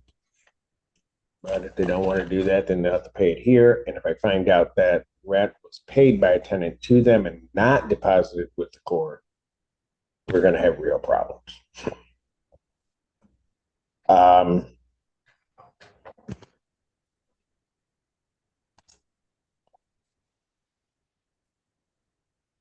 Was there anything, is there any other issues that you were raising? Now, did you really want to ask that question? Well, no, I don't, but I'm almost compelled to at this point if they're. Well, Your Honor, I did speak to a tenant earlier and I did promise her to address to the court her concern. She vacated in January because she had no heat. And she would like to know how she can get her escrow funds back. And this is it's what she paid and then she vacated because the heat didn't get fixed. And so she's now someplace else. She's been out of her unit for over a month. And she would like her money. Did she turn in her keys? I'm not sure. I don't know whether she has to or not, because that could be a constructive eviction. We just don't know who's in and who's not. That's part of the problem. We've got 6 vacancies that are on. No, I get that, Mr. Freeman. I guess my problem is that the ones that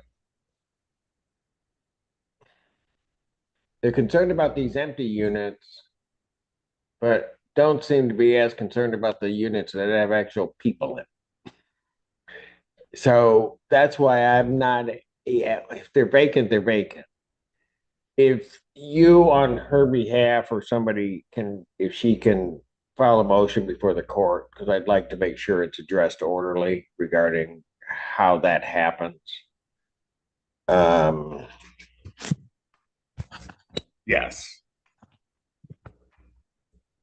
Yes, and this is Denise Fu Ellen. She is in the 723 Green Unit 218. Make notes. Thank you, sir. Thank you. All right. Here's the other thing. So that we can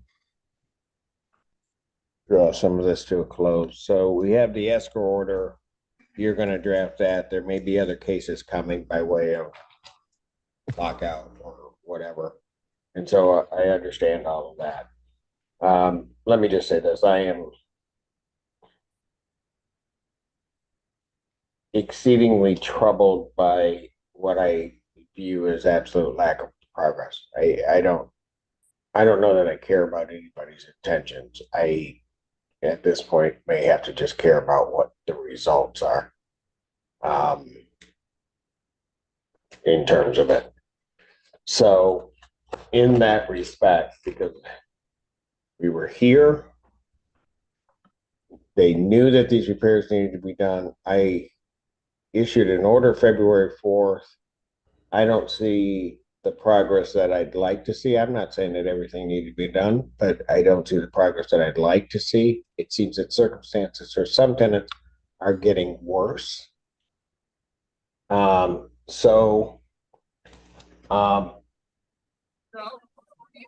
What I am going to do is I'm going to set a hearing as to why the management, and I guess that's Mr. Beal, as well as Arbor One and Arbor One West, should not be held in civil contempt for failure to comply with the court's order. I have prepared, Mr. Friedman, you, I believe, can accept service on behalf of all of those parties. We have all copies. They're being filed in every one of the cases that are before me. And somebody's going to have to show cause why this stuff isn't done to the court's satisfaction. I hate to go that route, but I'm not going to have, I don't have a choice what I'm hearing today. I just, I don't see any other option because I don't think people, some are not listening to what the court is trying to tell them. So if I have to bring a heavy hammer, I'm just going to bring a heavy hammer. I was hoping we didn't have to go that route, but that's what I have to do. That's what we have to do. So we have copies for you of all. There are actually 40 copies of that order to show cause, and they've all been signed off and all set for March 11th. At 10, I do believe, so I can get some other things cleared out of the docket. All right. Very well, Your Honor. Anything else? No? So I can go start my weekend. All right. Did you folks have anything you wanted to tell me? I saw you back there and I didn't know if you were raising your hand. Oh, yeah, that's my daughter. She can make it. She got COVID. It's cold. It's like very cold in there. The COVID thing is one of the first time. She took $1,500 over there. Started, you moved in the end of August. But she moved in there. It was like young kids in there smoking marijuana, drinking, and everything. And they were jumping out my daughter's window. And I haven't paid, she hasn't paid no rent at Esco yet. But whenever she goes, I can't cover that for her. But we could have to. What's her name? Okay. She should make sure that she's paying that. If you're going to help her, but get her rent paid into escrow here so we don't have an issue. Okay. I think it next Friday for running my profit share. Okay. I don't think she owed that much as they saying, so she don't even stand there September. Whatever the base monthly rent is, okay, she needs to pay it basically January and February at the court escrow. Okay, so we're not, some people may be looking for more before that, but January and February, worry about that, okay? Okay, all right. Oh, yeah, one more thing, sorry. I knew you weren't done. They keep on emailing her and asking her about her money. About her money, what? Payment to them. They keep harassing her. About what? Take pictures of her escrow payment and send it to them. And then they told her to turn her keys in, but she still stay there. And they told her to turn her keys in, they gonna come up on Monday and inspect her apartment. That's what you were talking about. After we told them that we don't have no heat. She had 2 autism brothers that live there with her. Okay, all right, ma'am. Somebody's gonna have to put together something. You talked about the emails and those kinds of things. I need to see something in front of me so that I can try to deal with it. Ma'am?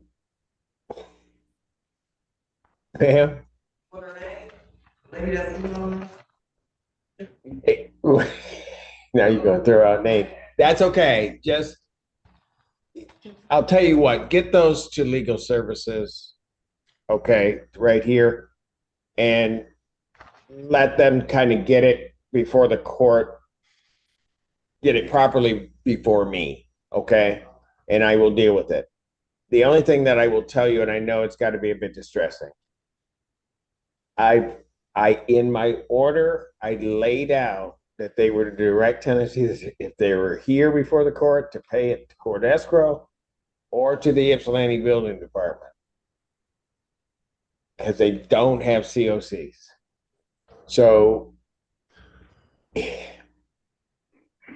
I'm just gonna put it this way. Mr. Friedman, I know that you will direct your clients to do the proper thing. If they want to play with me, They don't. let them play. They don't. Because they don't want to play the game. They do not want to do that. No, I agree. And I am not, and just to be clear, I am not going to have the higher ups tell me that somebody in the office did something that they shouldn't have been doing. The buck is going to stop as close to the top as I can get. I hear you, Your Honor. The only one thing I did want to say, kind of in response to the lady's issue, and maybe I misheard her, but she said she reported no heat, and they said they were going to come out and inspect. I mean, that's okay, isn't it? Well, it might. I don't think the two were connected. I think there was the report of no heat. Then there's the issue of her not paying and then wanting to inspect. I think, as I understood what she was telling me, those two things were connected, which was the same thing that Ms. Masco was indicating. Yes, Your Honor, if I may, it seems like whenever the tenants bring up a repair problem, the first thing plaintiff wants to know is when they're going to pay their balance. They want proof of the payments in escrow, which they can just call the court and find out, honestly, or ask their counsel. Oh, I don't think they really want to know that. What'd you say? Yeah, so I didn't use the word, but she did. I know what they're doing. Yes, ma'am. Yes. I was wondering, because I know the court has asked us at the last hearing on Tuesday to inspect all of the units that are before the court. And you had said that a 24-hour notice. I was wondering if the plaintiff can give that notice over the weekend, so on Monday, myself and Mr. Dunham can go out and actually inspect all of these units. Can that happen? Sure. All right. So right now. Yes, ma'am. Well, honestly, we already have notice about because we have 5 checks happening on Monday for 3 different issues. We have a housekeeping check that they do.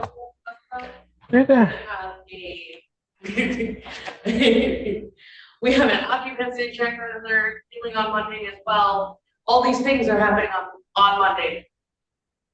Oh, hold it. What do you mean? Those emails that were provided to legal aid counsel, those are emails about what is happening on Monday. One of them I have both of them right here. On Monday, the 24th, between 8 and 5 p.m. Jessica from Real Properties will enter your unit for a housekeeping inspection. You do not have to be called. You can be if you like. The other one is an occupancy check, which is, hi, resident, I hope everything is well with you. We noticed your balance is quite high. Are you living on the property? If not, please be return or return your keys. Either way, on Monday 2/24/25, we're going to check occupancy of your unit between 9 and 3. So everybody's going to be there on Monday. Yeah, everybody.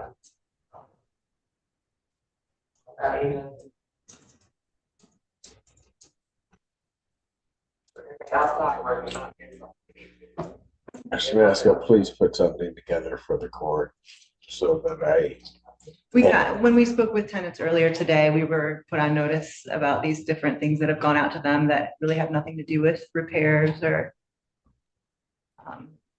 actually Mr. inspection. Friedman, I know you've been before me, I don't know how many years. As best you can, you better get to your clients. You need to tell them just to stop it. They're playing a game. And if they think they're the ones going to get burned, they're wrong. Anything else? All right. That will conclude the hearings. Mr. Friedman, we have your copies of your show causes. We can get you copies, or at least they're all the same in essence, but at least you can see what it is.